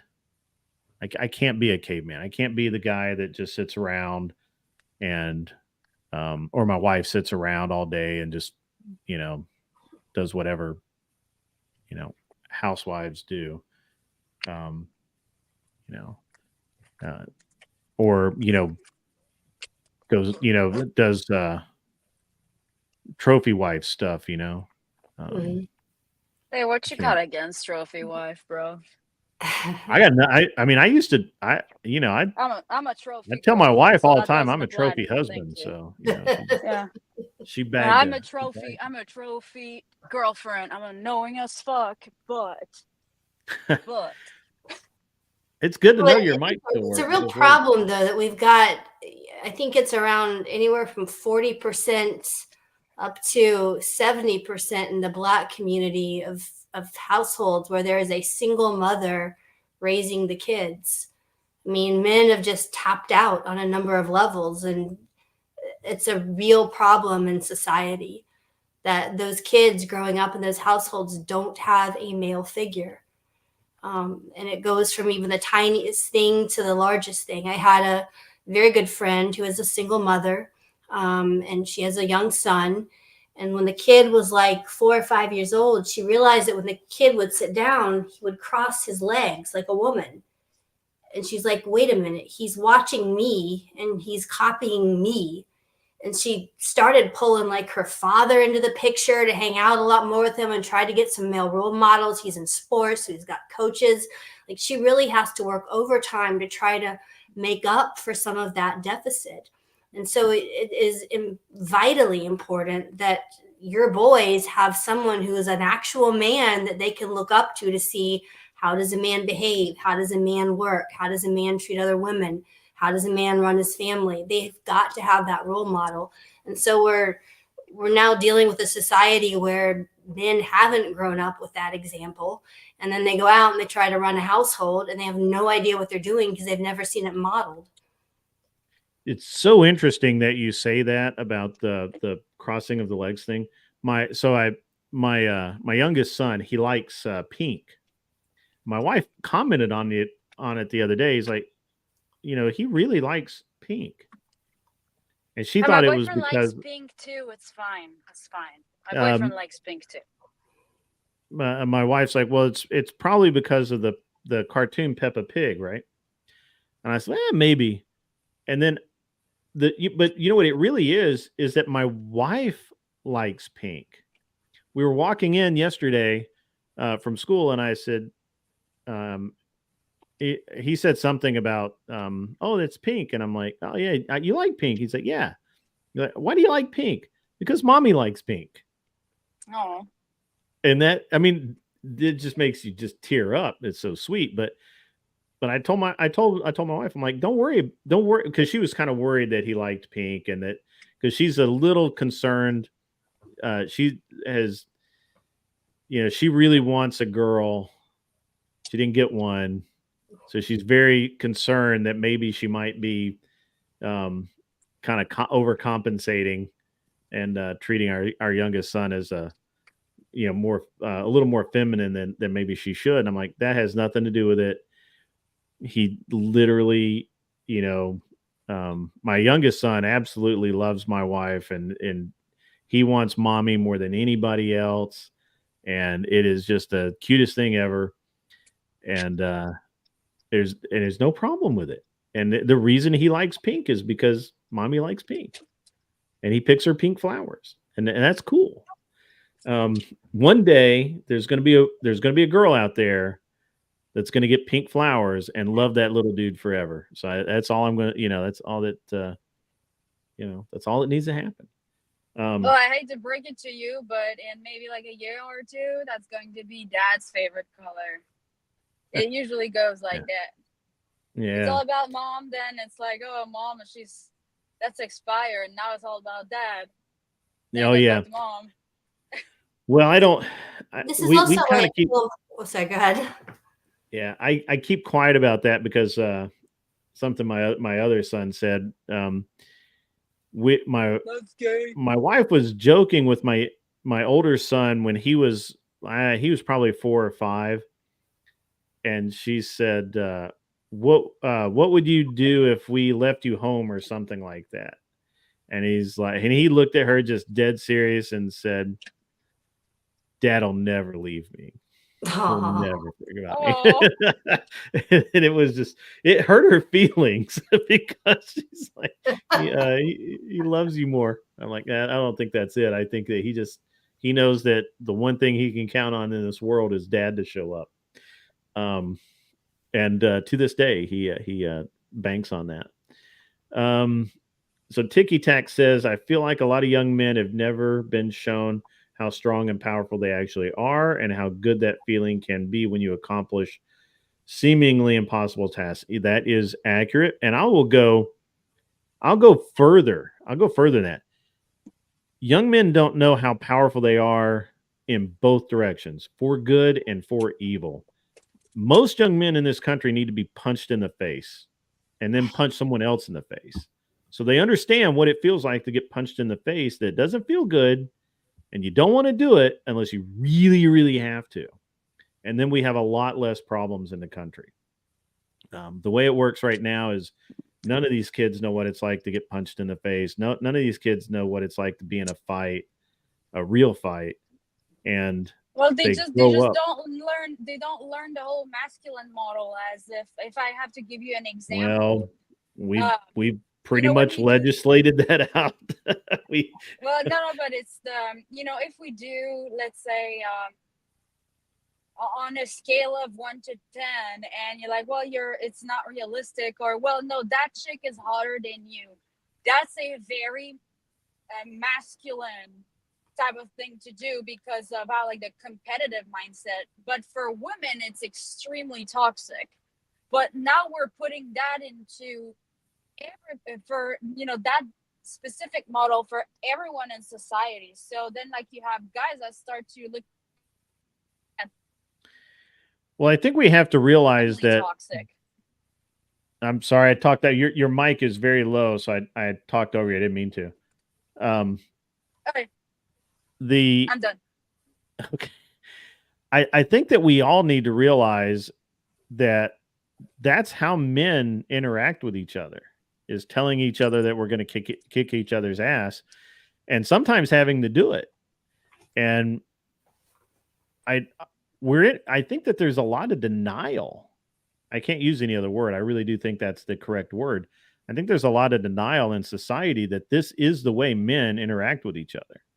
And it's a necessary part of being a man. It has been throughout history. And for some reason, we think that we're so sophisticated and so civilized now that we don't need it. And yet, literally, almost in every part of society, it comes down to a dick measuring contest, right? And one way or the other. And and if you don't learn it early, then you don't know how to do it, and you either overdo it and get yourself really hurt, or you just don't understand what's going on, and then you get even more hurt. So I think that's pretty. I mean, I think that these are worthwhile things. Buck White says, I agree. Many boys are raised too much by women. A lot of fathers distance themselves due to the woman showing hatred to the man after giving birth. Happens quite often. I'm sure that is the case. I've not personally observed that being the case. But I do know that there are. I actually know a guy in California who has spent the last 4 years fighting with his ex to be able to see his daughter. And I can't imagine what it would be like if they had a son together as well. It would just be terrible for even more terrible for everybody. So it's bad enough that the daughter doesn't get to see her dad as much as she should, but that's terrible. Buck White man needs to show strength through God to lead the family. Yep, we've been talking about that. I need to be interviewed by JLP. Who's JLP? You'll have to help me out with that. I don't know who that is. Jesse Lee Peterson. Who? Jesse Lee Peterson. Oh, is that Jordan's Peterson? The black dude, the preacher. Oh, interesting. Amazing. Yeah, okay. Amazing. I don't know that I may have seen something once or twice. I'll send you a link. Yeah. He's chill. Interesting. Interesting. What? I don't know. What's interesting? I lost. I'm not understanding. And who's the beta? I'm not really. Help me out, based Oracle. Beta. But yeah, I don't know. It was kind of reminding me of in the elephant world when the young males get into their teenage elephant male years, they develop all their rush and flood of hormones, and the young males go absolutely crazy. they will fight each other to the death. And what's interesting is if you have a more mature bull elephant in the herd, they keep the males under control, and they kind of show them how it is to be a adult male bull elephant. And so they had an issue, and I don't recall where it was. It was some big preserve where they had grouped some of these elephants together, and the females had given birth, and there are several young males, and there were no adult males around. And the young male elephants would absolutely bonkers. They were killing themselves. They were killing each other. They were killing the rhinos in the big preserve. And the only way they were able to get them under control was to actually bring in some bull elephants into the mix and to get some discipline into the herd. And Sure. humans are not too far off from that. And so it really takes the father to kind of, channel all of the wonderful male drives and energy and stuff into the right direction so that the kids and these, teenagers and young adult males just don't, run off the cliff with some of their desires or their propensities, because their natural drives can be used in a very good fashion or in a very bad. I 100% agree. I make that observation all the time. I think that, men need to learn how to be men, and it takes men to teach them to do that. And it's not going to be men that are just, milk toast. It's just not going to happen. I make fun of those men. So you imagine what a 13-year-old kid would do, right? I'm just going to tell you. But we do have to rebuild masculinity. And I think that, unfortunately, men alone can't do it. I think that we have to have women out there that are willing and able to say the things that are hard to say, and say that men need to be men, and in a way that's not denigrating, right? That it is actually something that needs to happen. And the closer we get to it, the better off I think we are. Right now, well, that would just be cool if all the girls that go publicly would just stop repeating and just spitting out some talking points that everybody has said before and come across as grifters too. It's just, you hear them talk, you're like, they're so boring. It's like, it just doesn't get across. It just doesn't reach to you. It feels like an NPC, Yeah, I can see that. I mean, you heard Priya yesterday. Like, nothing. She seems like a sweet girl. Don't get me wrong, but there's just something that's like a little off about her. Like, a little bit. I don't know. Yeah, I don't know. I like Priya, but there is something a little off. I can't figure out what it is. I don't know. It's owning horses in Santa Barbara at 23 selling insurance. That doesn't add up. She's not even Jewish. That's mean. That's just cold. But it's true. Like in Santa Barbara, like if you were like, like your parents, you were from like money, like passed on like that, like they passed. It's kind of common. It's kind of a common thing for Jewish people to, keep things in the family like that. So if it was like something that was from her parents passed down, but if you're like a milquetoast Christian and your dad isn't really in the picture anymore and it's just your mom, I'm sorry, like it's off. There's no way you can make that amount of money selling insurance. I mean, a house in Santa Barbara is expensive alone. Imagine a freaking ranch and a horse is multiple horses. Yeah, I mean, I don't know what. There's a lot about Priya that's just kind of off. I mean, I don't know. I was. And why does she keep going on the show? She doesn't even have like social media or anything. Yeah.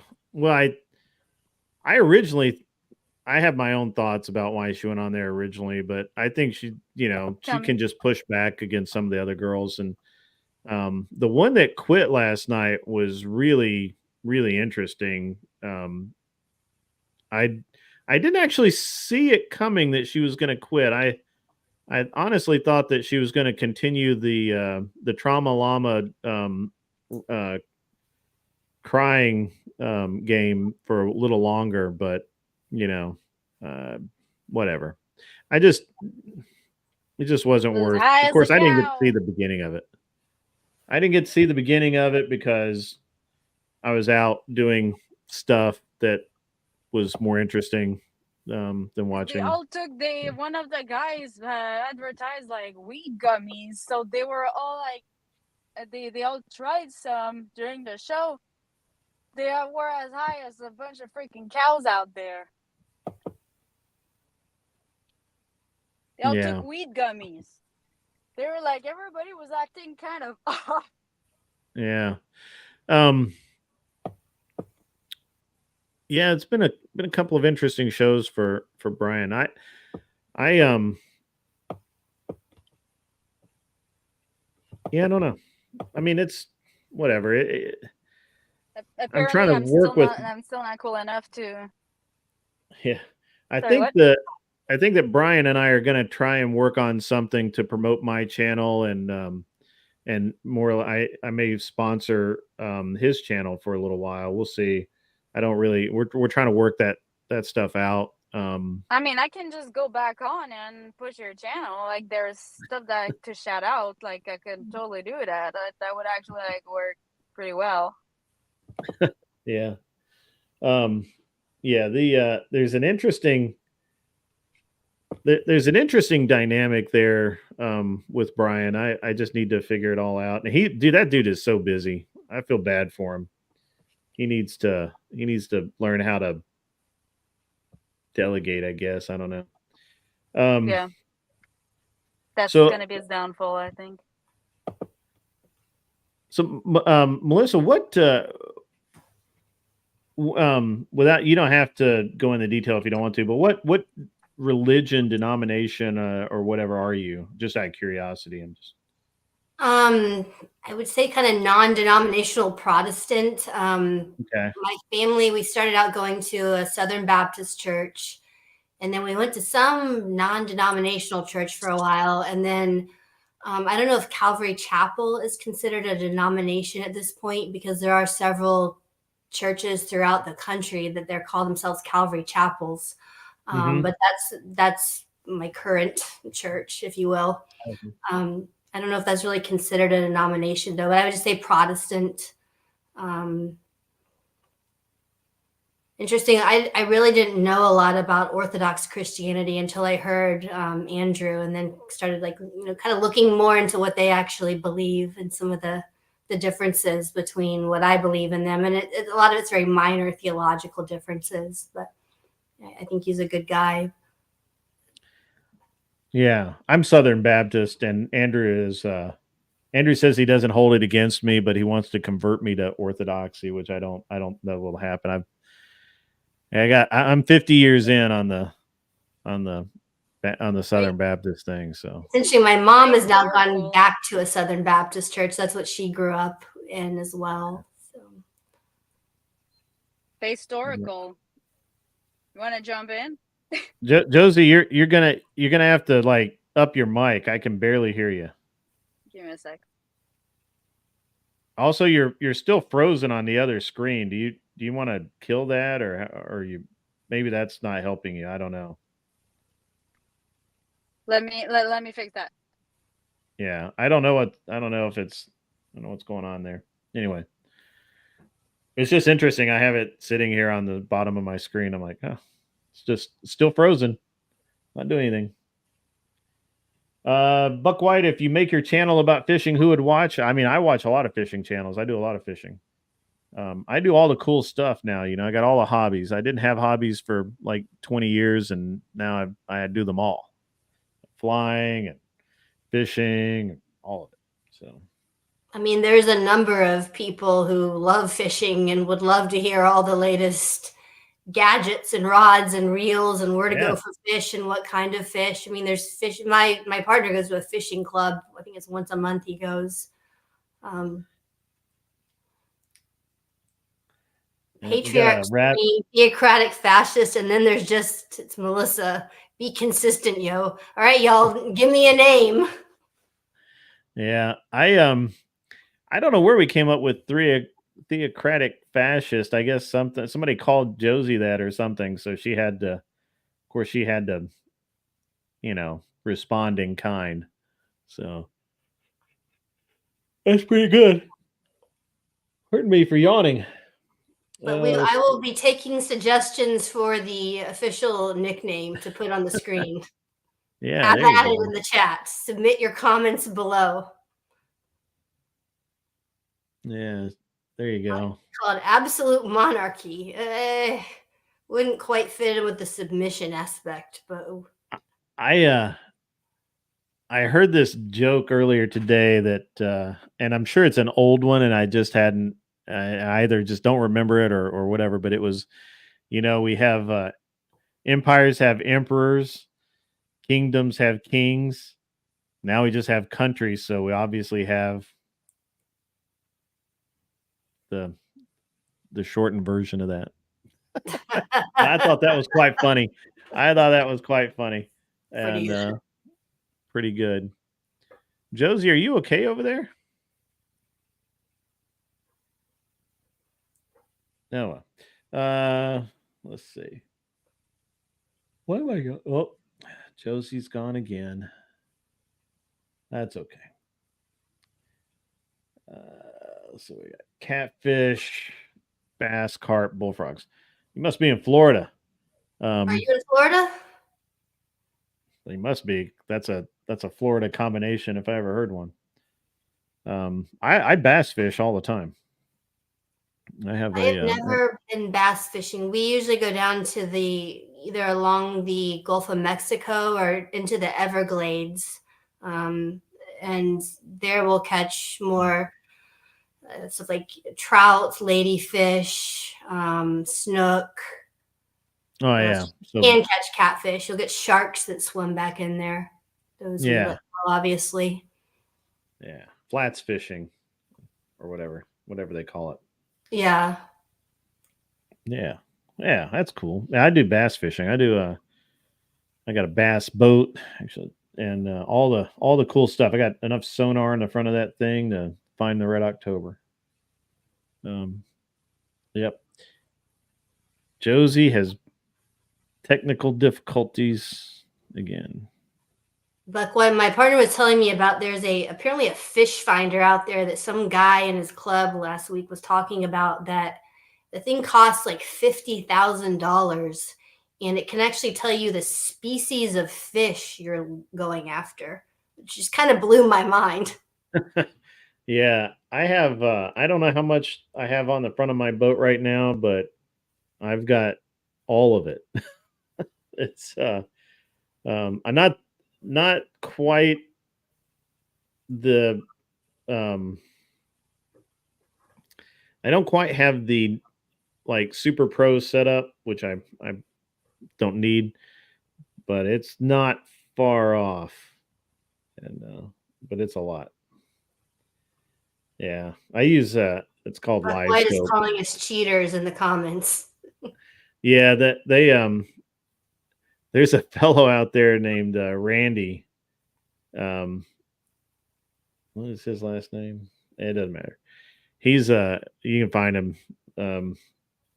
He's been a long time tournament bass fisherman, and he thinks Live Scope and forward facing sonar is like the bane of fishing, and he's not wrong, because it makes it turns fishing into a video game, and they make fun of people because they're always like staring at the graph on the bow instead of they throw the line out and then they just look down like a video game controller.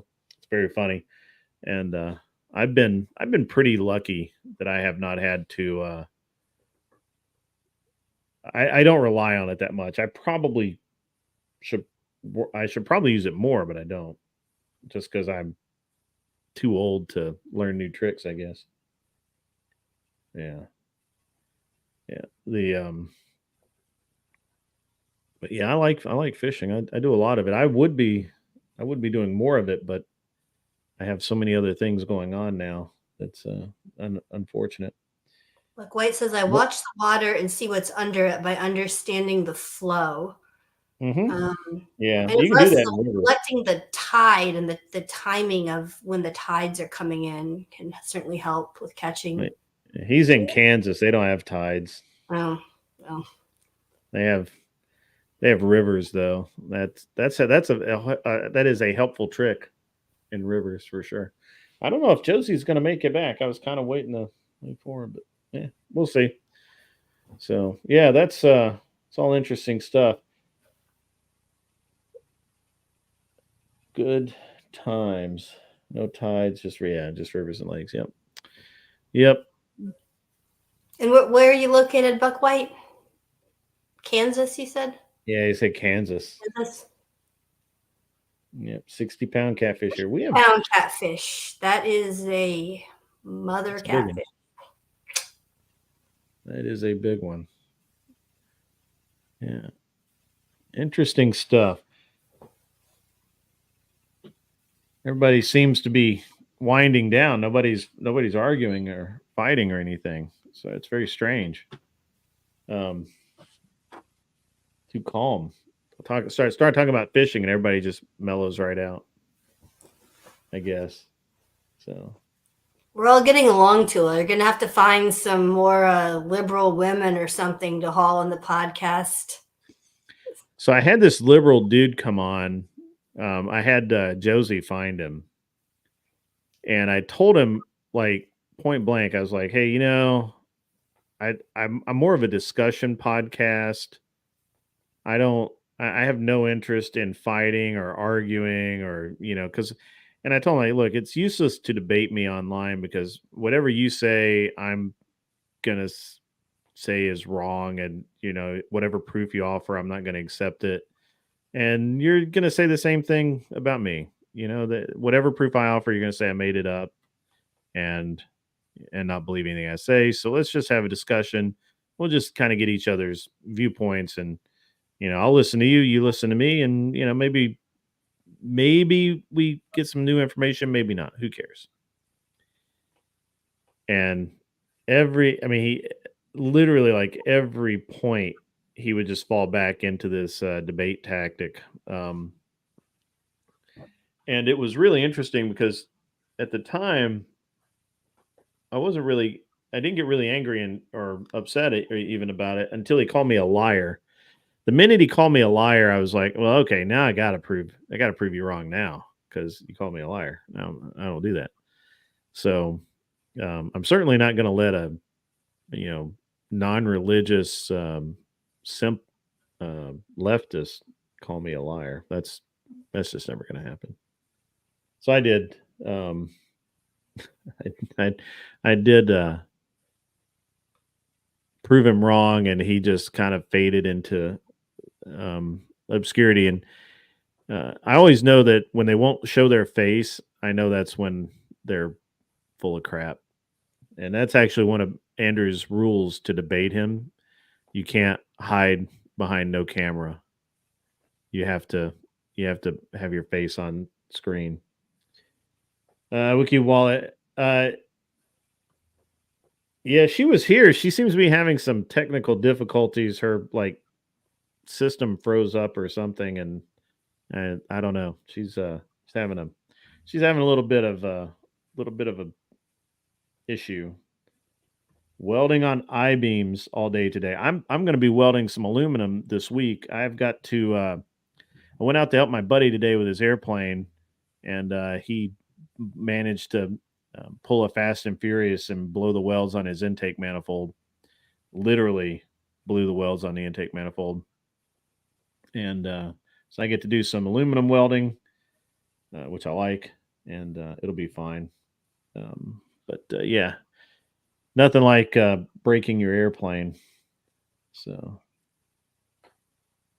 that would be well, yeah. I mean, Mr. Technological, noob over here with no cam, no mic, probably don't even have a smartphone. Of course, you're in New Zealand, I mean, that kind of explains everything. You silly Kiwis. So, yeah. But yeah, it's going to be pretty good. I don't know if I want to start. I was really hoping that that Josie would come back in with her mic and everything. Um, but no, he built storage tanks. I had a kid that worked for me that I hired out of Wyotech, or I think one of the schools that is supposed to teach you how to learn how to weld. And he actually had he had a certificate or something in chassis fabrication, and he couldn't weld for shit. And he ended up that's what he ended up doing was he ended up going to work welding tanks together somewhere for somebody else because he couldn't weld for shit. And I I hung him around as long as I could, but he had to go. He could not be there. If you lack the skills, you can't be there. And it's interesting. It used to be that way in every field, right? Like you couldn't be a cowboy if you couldn't cowboy, right? You couldn't do it. You couldn't operate a train if you couldn't operate a train. They wouldn't let you do it. Yeah, that's the way it was. Now all you need is a piece of paper that says you can do it, and whether you can do it or not, you get to do it. And people die occasionally because of it. Boeing, pay attention. Shit happens that way. You have the least qualified people on the planet, and you give them a job doing something that actually leads to people's death. That's dumb. But we have a problem in this country where we just want to let people do things just because they say they want to do them. And we should not do that. That's dumb, and we should be much less dumb. Spray arc on half-inch plate is not hard, just not as fun. Yeah, no, I mean, hey man, I do mostly TIG. I'm going to be honest with you. I do not stick weld, and nothing against it. It's fine. I do mostly TIG. I've welded everything from titanium and Inconel to magnesium, and everything and a lot in between. I'm a pretty good welder. I'm not great. I'm pretty good. My shit doesn't fall off. That's all I can say. And yes, that's actually the reason I went into my career. So everybody asked me how I got into racing, and literally the whole reason I got into racing is because of a misspent youth.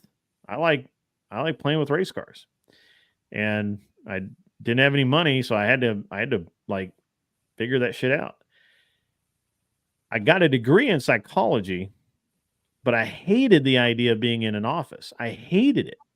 And I'd actually had this entire business plan because I was actually I don't want to brag or anything, but I was a fairly smart young man, and I did pretty well. But I had this whole business plan to start a firm that did investigative forensic analysis for lawyers, mostly in insurance companies, because at the time there were a lot of fires and there were not a lot of labs or anything like that. And so I figured I need like 6 people. I would need, because I had a psychology. I had a bachelor's in psychology. I could have got a master's, I guess. But I had a degree in psychology. I needed someone that I either was going to law school or had just gotten out of law school. I needed a lawyer on staff. I needed, and I already had a pretty strong chemistry background because of my first few years in college. I did environmental science and technology, and as I said, I did all of the hard sciences: chemistry, physics, all of it. And basically, if an insurance company thought that maybe burn the building down, they would. And the fire inspector said no. They would hire my company to go do that.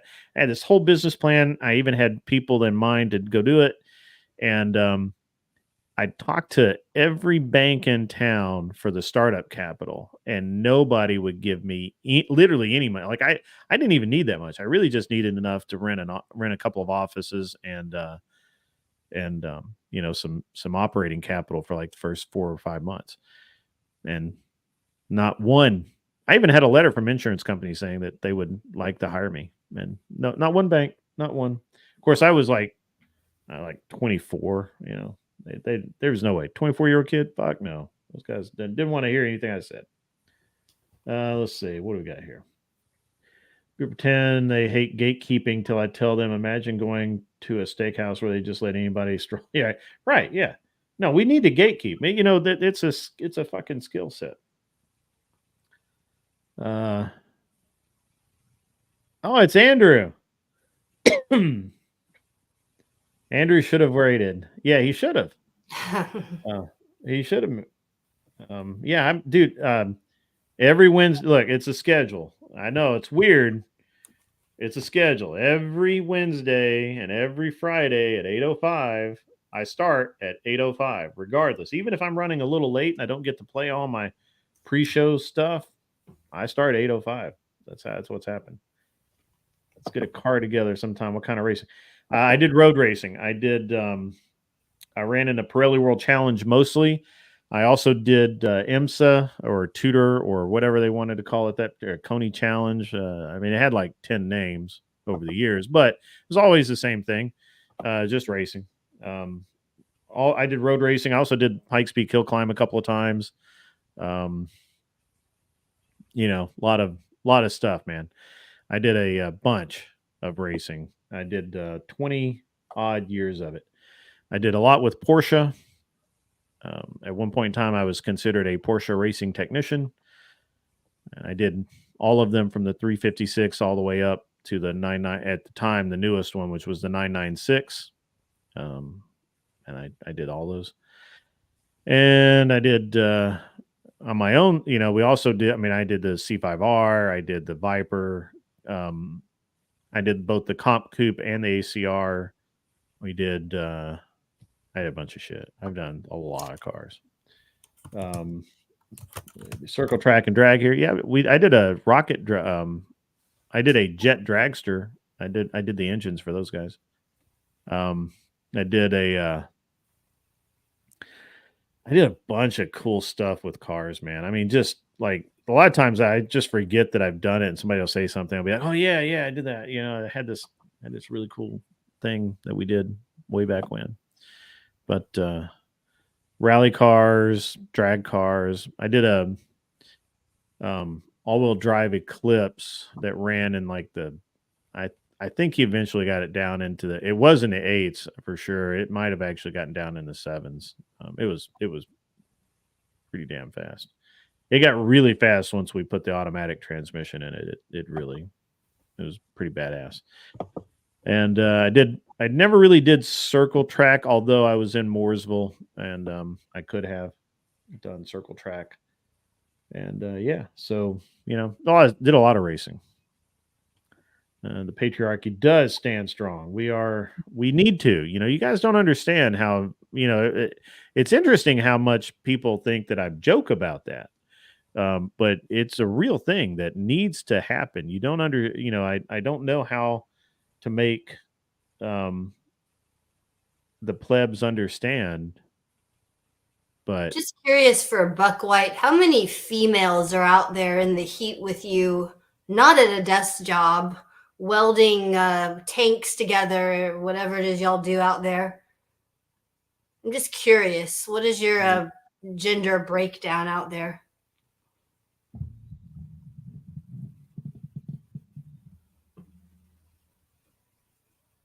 That's right. Patriarchy is here to save you. That's right. It is. Well, those women need saving. You just look at them and tell that they're just jacked up. One, and she happens to be hot. Yeah, that's kind of the way that works out, actually. But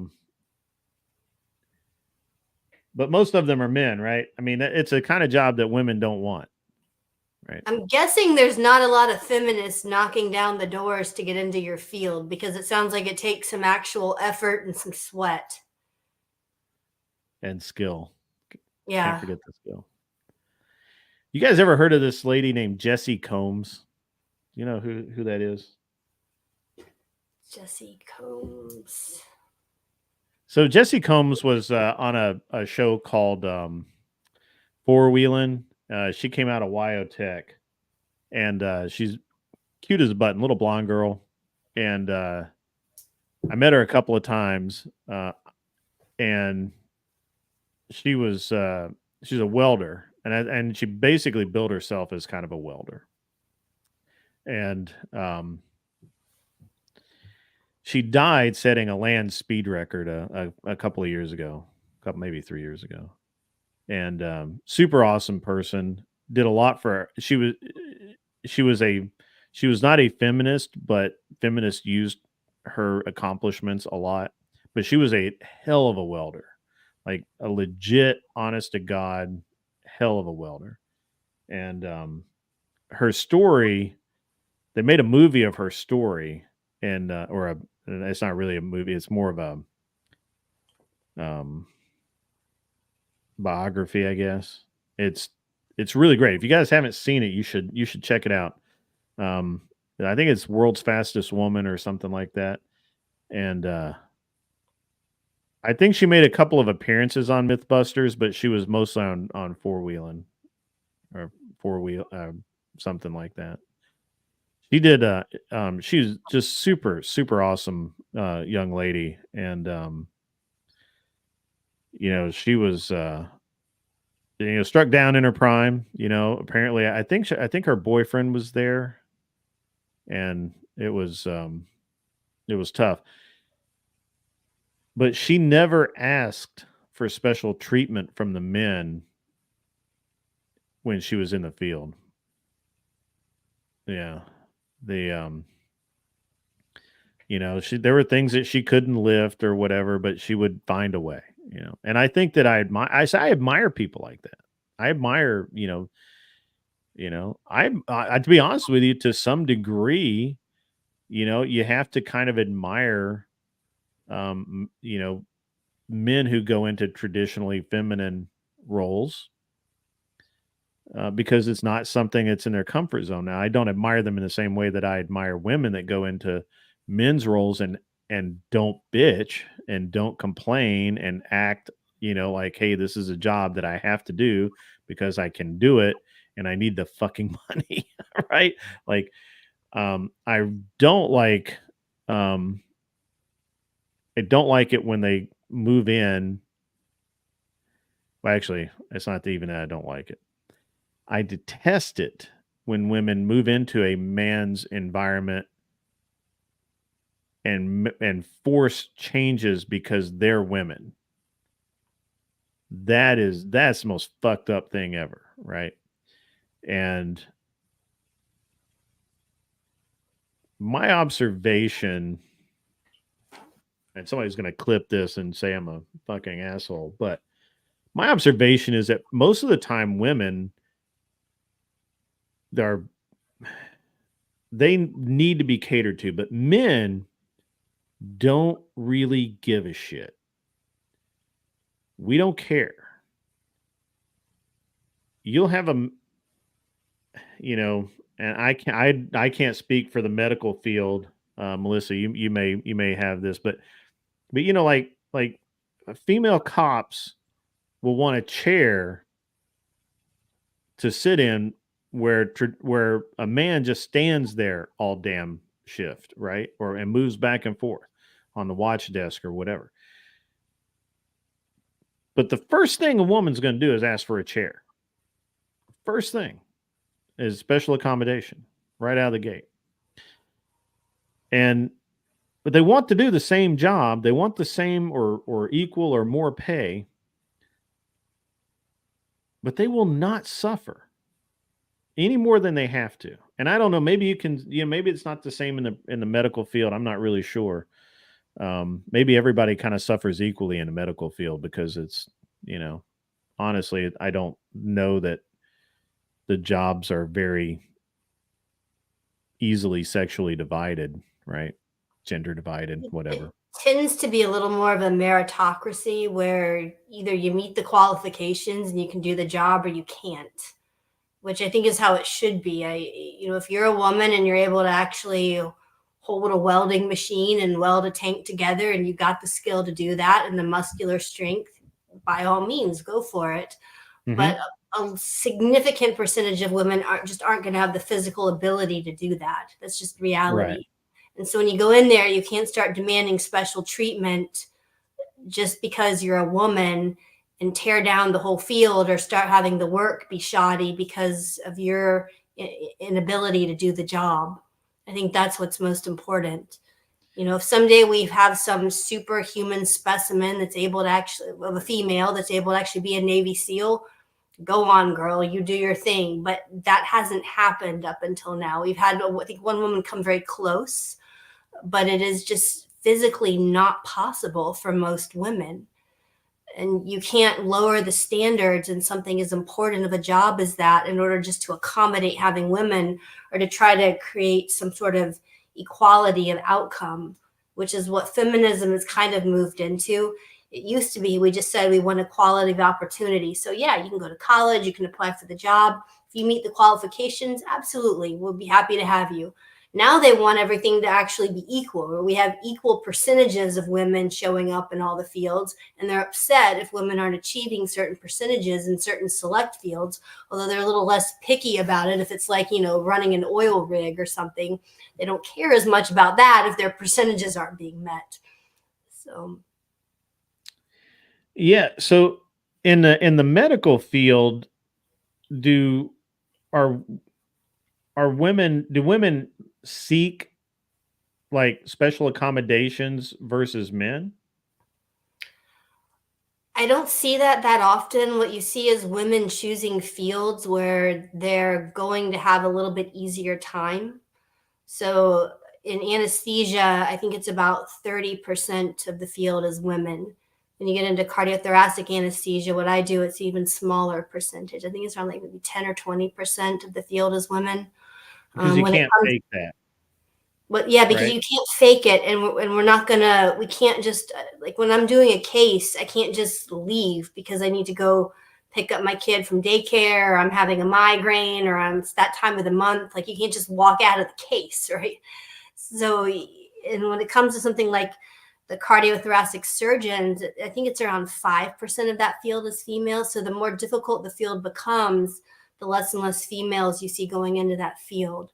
You're going to see a lot more females going into like family medicine or something where they have a lot more control of their work hours and the environment. And if they can at least get through the training, which tends to be a little bit easier, then they have a little bit more control over their work life. And I don't have a problem with that necessarily. If you as a female are saying, yeah, I want to kind of work, you know, a little more standard hours and be able to go see my family and have kids, like, yeah, set your life up that way. But what you see when it kind of just plays out, women tending to go into fields that are less hours intense and less hard. Yeah. First, before I forget about it, Buck White, dude, have a great night. Enjoy your welding. Hopefully, you're having a good week and a better weekend. And you know, do the best job you can, brother, every day. And my experience has been, well, I'm going to be honest. I only ever hired one female technician, period. But she was awesome. And she was just I hired her to work my front desk, which is a normal job in a shop to hire a woman for. And she was college student. She was I think she was Korean mix, but maybe not. Maybe she was just Korean. I forget. Doesn't matter. And she loved cars. She read everything about them. She knew, worked on her own cars and all that kind of stuff. And she learned how to rebuild the rotary engines, and she did, she paid attention. She could do it. She could do a good job. And we were at a race one time. We were at COTA, Circuit of the Americas down in Texas. And we're having this, I'm having a bad weekend. We've got all kinds of stuff going on.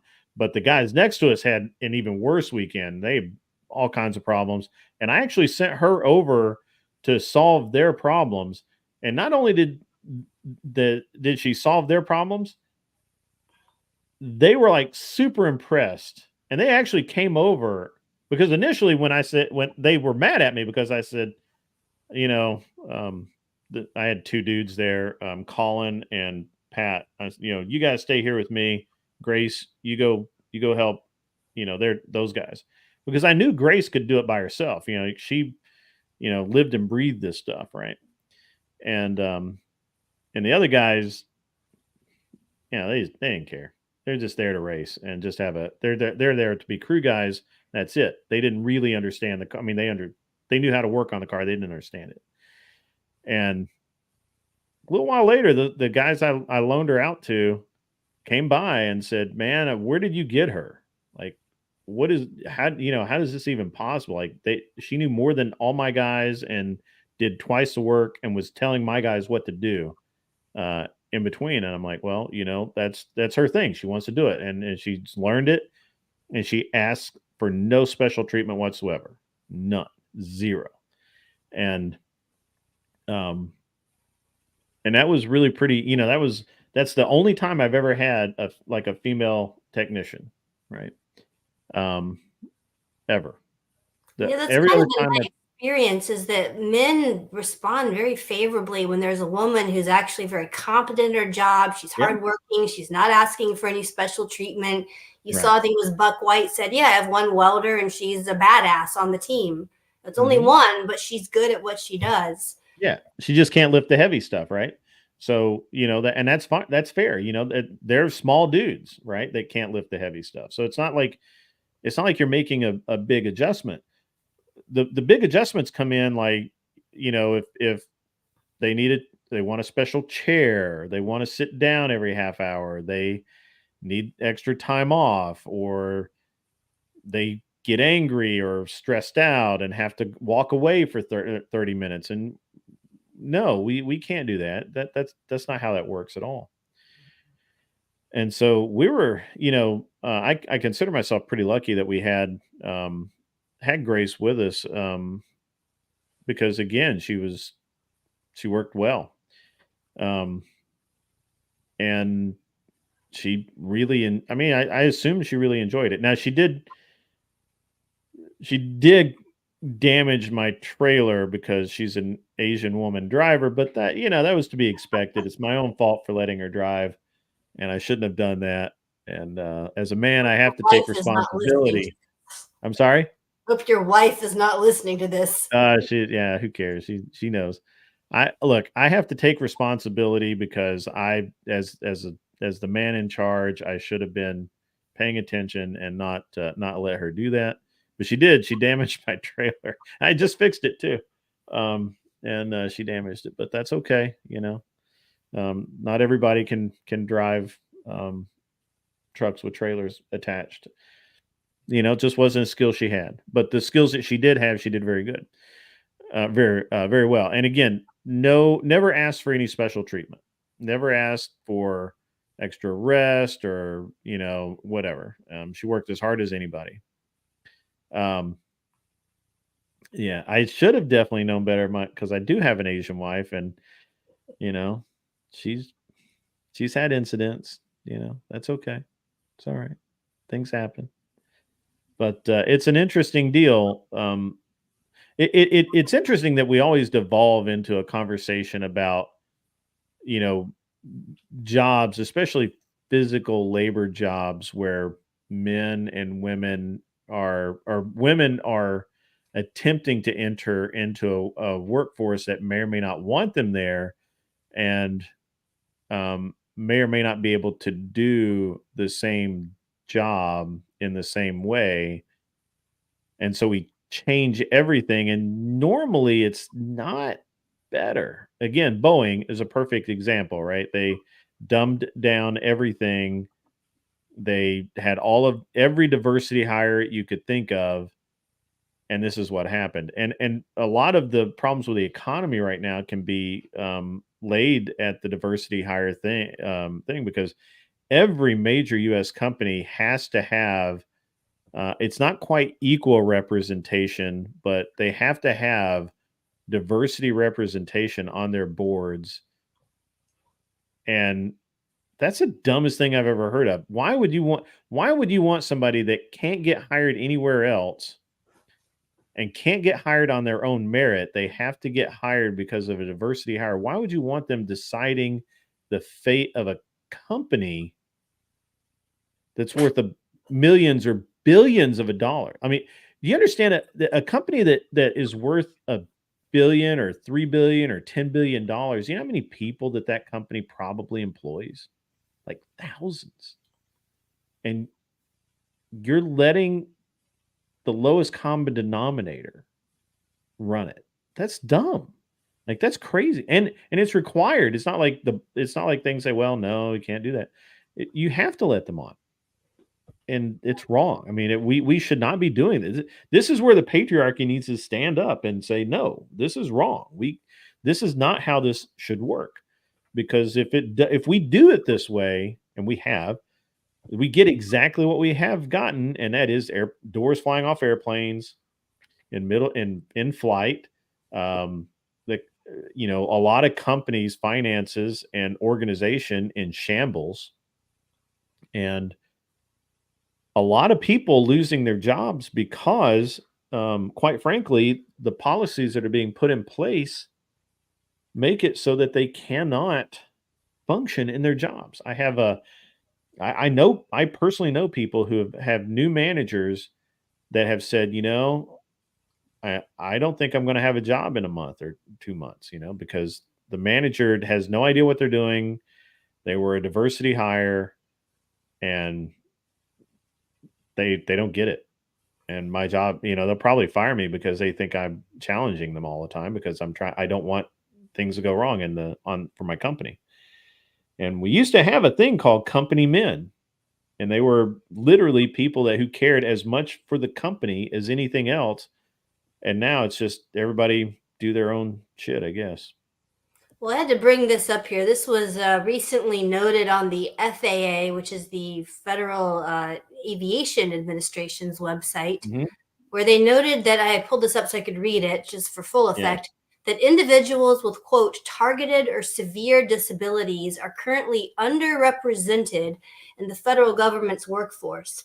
So targeted disabilities are those disabilities that the federal government, as a matter of policy, has identified for special emphasis in recruitment and hiring. These include hearing, vision, missing extremities, partial paralysis, complete paralysis, epilepsy, severe intellectual disability, psychiatric disability, and dwarfism. So when you're apparently applying for the FAA now, it doesn't particularly matter if you know something about airplanes or how they're put together.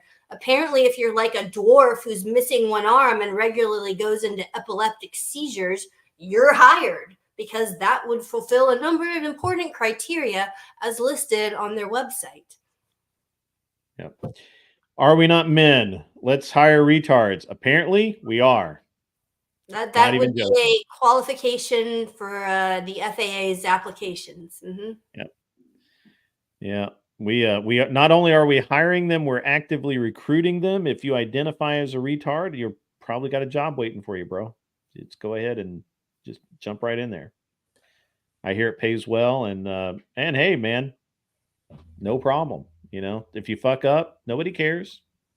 Kill a couple of people, you're cool. Don't worry about it. It's all right. You good?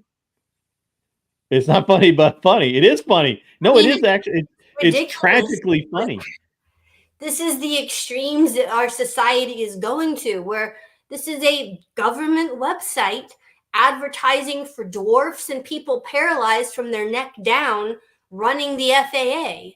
I mean, are you kidding me? It's no wonder we have planes, with wings flying off and engines blowing apart and having to turn around on a regular. I mean, it's like once a week now we have a Boeing plane with some mishap that's having it turn around.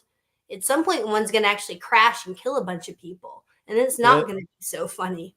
There's so many different ways that this affects people. So what we don't realize is that the existing planes are aging out. So those planes have to be replaced. But Boeing, because they've been infiltrated with all of this, they can't keep up with demand. So there aren't any replacement airplanes for the companies that have ordered them. If it, American ordered 60 airplanes, there are not 60 airplanes being delivered. So not only are they having to keep airplanes on the line longer than they should be, they're aged out, which costs more maintenance, and also increases risk. There's a reason they age out. Not only that, but there are fewer airplanes to fly, period, which means that there are less pilots being hired, which means that when you need an extra crew that doesn't exist because they were never hired, now you get to sit and relax while you should be flying somewhere because you don't have a pilot to fly the airplane, or you don't have an airplane or a pilot because Boeing didn't make you one. And because Boeing didn't have an airplane, they didn't hire pilots. It's a cascade effect, and I've never really understood how stupid you have to be to not understand causality in most things.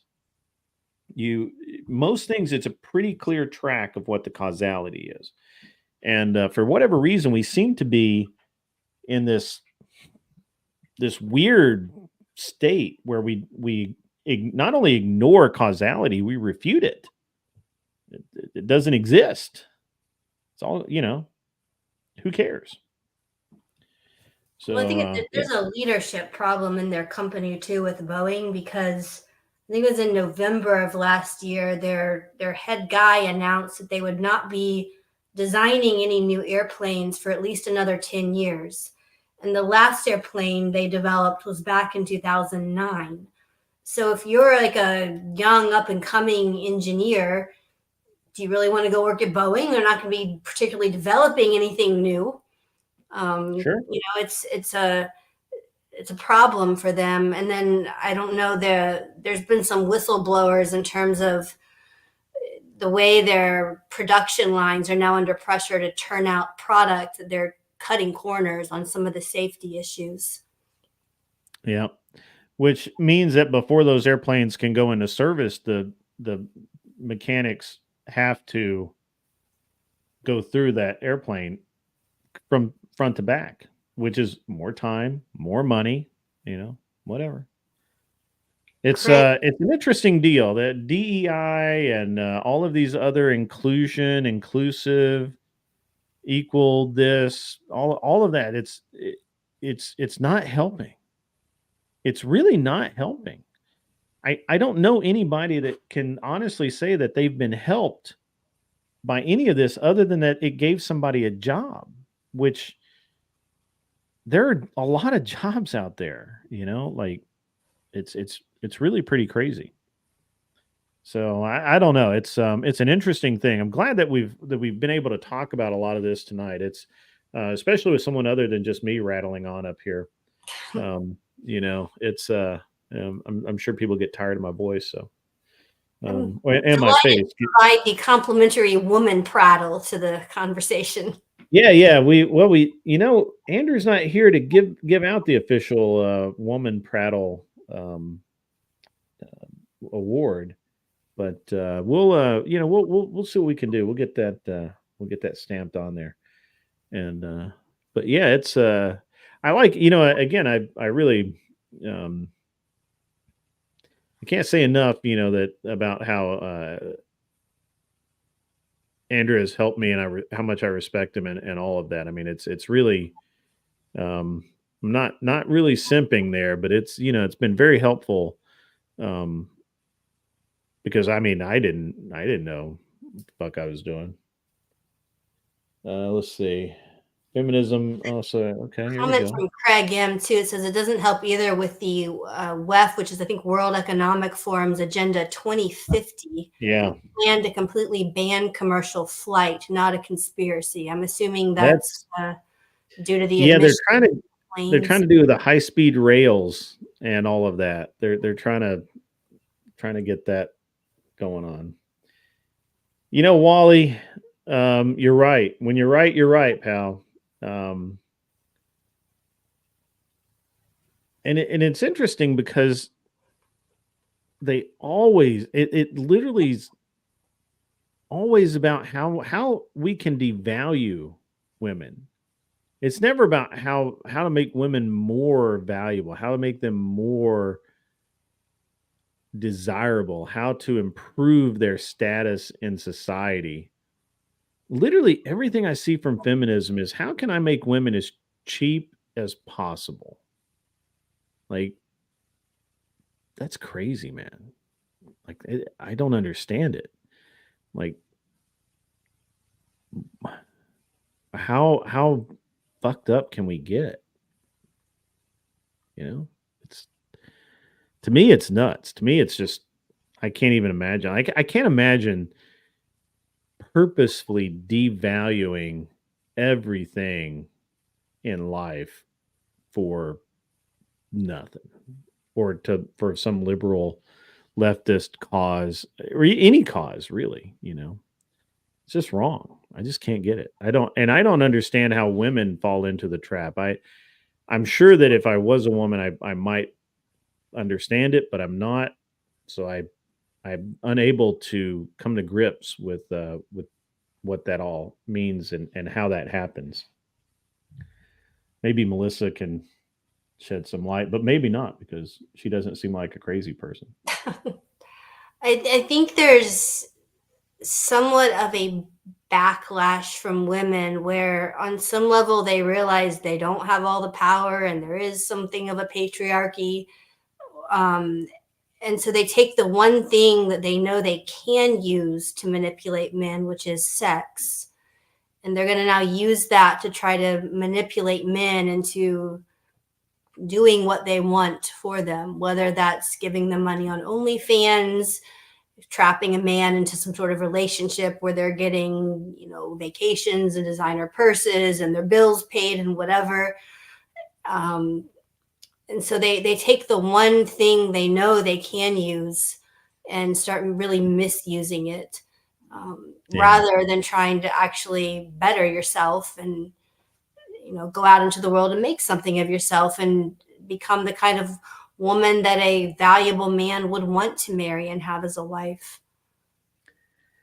Yeah, they could really get mad when I say that the kind of women that or the kind of men that they want will not want them. They get really mad about that. That seems to like strike a soft spot when I make that comment, that specific comment. It's they don't they tend to not really like those. So yeah, is what it is. Is what it is. Well, usually they end up saying, you know what, this actually isn't all that fulfilling. It's actually not what I wanted to be doing with my life. I actually think I'm getting used. And then, by that time, though, it's a little bit too late. Yeah. So Yeah, they absolutely. usually eventually come to that conclusion. Yeah, absolutely. It's a you can't even call it a slippery slope because they know it when they go into it. What I don't understand is there used to be a saying, it's trite now, but um, why would a man want to um, buy the milk when he gets the cow for free, right? Buy the cow when he gets the milk for free. Well, yeah, that's what's happening. If you devalue yourself to where all you are is sex, what value do you have? What is the point in time? So there's yeah there's no way around it, right? Like it's just not I don't know. It's not really a thing for me, right? So I don't know. I just don't. I can't see how any woman would consider herself valuable if her and all other women are just giving away sex for nothing. I just don't get it. Yeah. Anyway, you got a question here. There you go. Melissa, how do you feel about it looking back? Anesthesiologist is a high career achievement. I mean, I live in a world filled with doctors. Doctors are kind of a dime a dozen around the hospital. So, well, I appreciate the compliment. I don't know that it's really anything better than, what plenty of people have done in terms of career achievements. For me, I love what I do. I love when we have a huge, complicated case that comes in. I love taking care of my patients in the ICU, and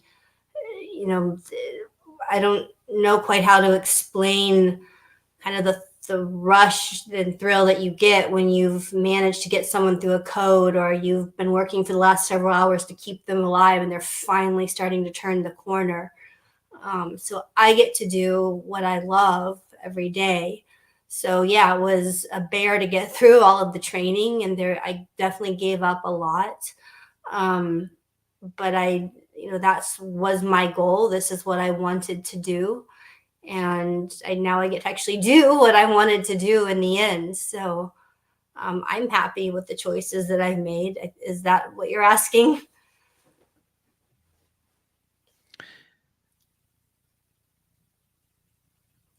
I don't know what she was asking. I don't know. Yeah.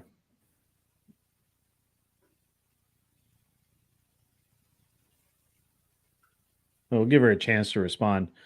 I'm going to throw this up from Wally. Called out his son's teachers in the past for copying an attitude with him that he knows they wouldn't give a single mom. Women are given low expectations across the board. I mean, I can't disagree with that. Really, it's my experience has been pretty much that's accurate. That's the truth. But it's I don't know.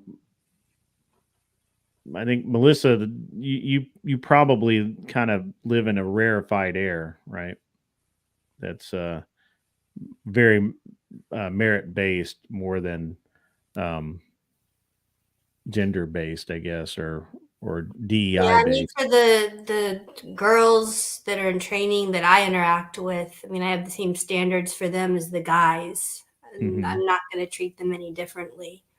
And they're going to get called out if they make a mistake in the same way one of the guys would. And I think that's only right, because at the end of the day, you need a competent, qualified doctor taking care of your patient. Yeah, no doubt. It's So,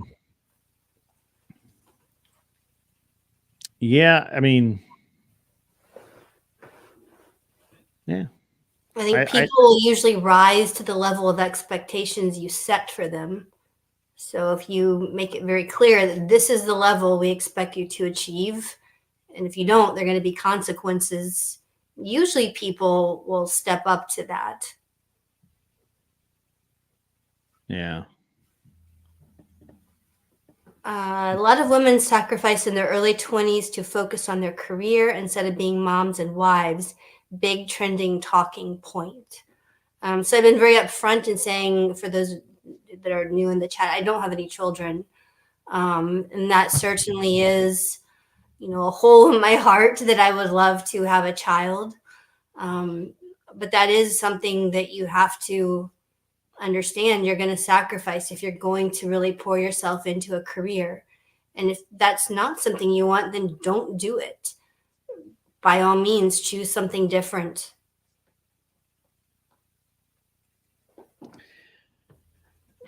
Josie did not get replaced. I am not the new Josie. We have a guest. Melissa is a medical doctor, an anesthesiologist, and she's here to more or less be interviewed and participate in the show. Josie was on earlier. Her screen froze up or something, and I think she's trying to resolve that and just kind of struggling with that a little bit. So So no, she's not been replaced. So yeah, I could never she's fill her cool. shoes. I know Yeah. nothing about internet, YouTube. Yeah. She is the media expert over there.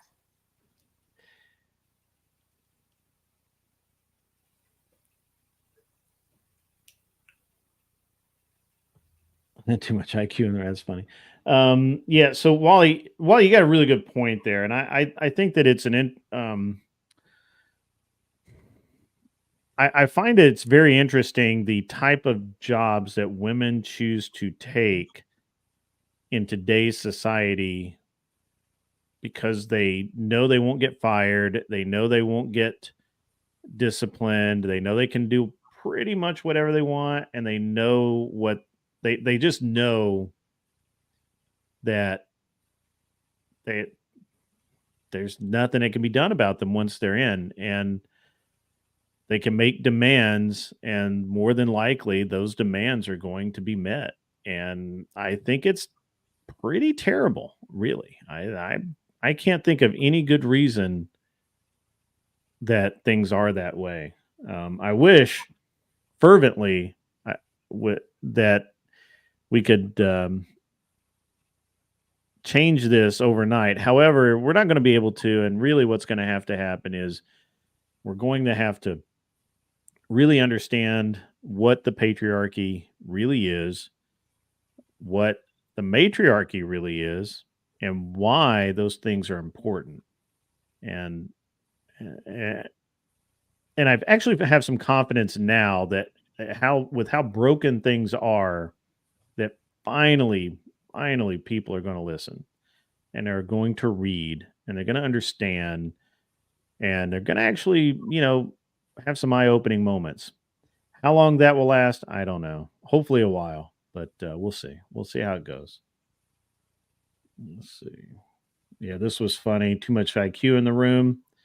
Yeah, her her system got mad. Big mad. So yeah, there we go. I always crack up with the question. I don't think the girls on that whatever podcast understand the IQ scale. Because look at us to rate their intelligence on a scale of 0 to 200, which is clearly getting at what is you think is your IQ. And they're like, yeah, I'm 40, 50. Girlfriend. So funny. I like that one. So the girls on the whatever podcast are, unfortunately, for the most part these days, they're OF girls that know the score, that are going on there with some kind of agenda, or they're there's some kind of influencer or podcaster or something like that doing the same thing, just looking to go on and score some exposure. It used to be, if you watch the first few shows, they were actual college students that had actual opinions, and they were really good discussions.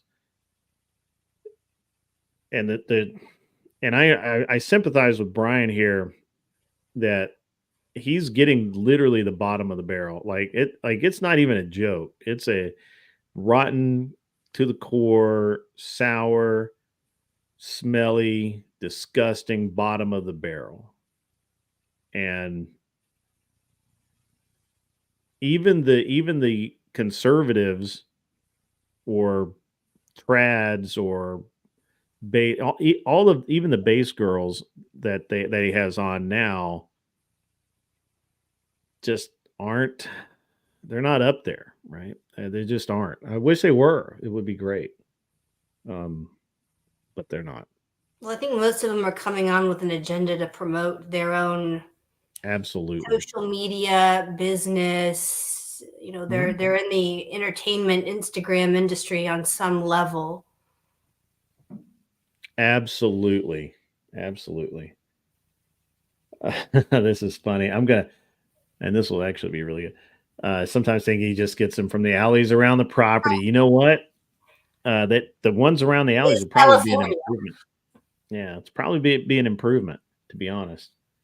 And apparently the photography is awesome because those girls from last week's video where they attacked Andrew, those girls are just horrible. And they look old. All right, guys. So it's we've been on 4 hours and 48 minutes, and I've just about had enough for one night. We'll be back on Friday night and tomorrow, assuming that I have time. I will do the day shift podcast as well. However, I have to do stuff in the morning, and it may not make it. We'll see. That should. My wife should go on. She keeps saying that she kind of wants to come on, but you know, I just don't know. She doesn't actually like to be in front of the camera. She's a behind the scenes person. I am not. I've been on camera a lot, so I'm okay with it. So, um, yeah, right, absolutely. This is important. So, do tomorrow. I'll see if I can do tomorrow. Thanks for your time, Melissa. Yes, absolutely. You're a great sport, good guest. I'm sure there's a lot of things that I had written down to talk to you about that I kind of forgot because I can go down tangents all night. And we'll have you back at some point. And appreciate everybody showing up, coming out, and being part of the ever changing, ever growing podcast that is the Unreasonable Man, and it's gonna be pretty good. Like I said, tomorrow I may do the day shift podcast. We'll see. I don't know if I'm gonna be in front of a computer at that time of the day, and it's hard to podcast while you're driving. It just seems probably suboptimal. So Sounds a little dangerous. it might be a little dangerous. So, and Josie says, and this will be, we'll just kind of close out here. It was lovely to have a smart, beautiful, accomplished woman on like yourself. Come back anytime. Thank you, Josie. All right, so guys, enjoyed having everybody. Enjoyed all the comments, and especially everybody was super respectful to the guest, which is not always the case everywhere. I know because I'm one of the ones that's usually not respectful. And you guys have a great rest of your night. Don't have to go home, but you can't stay here. And go away, leave me alone, get out of my yard. All the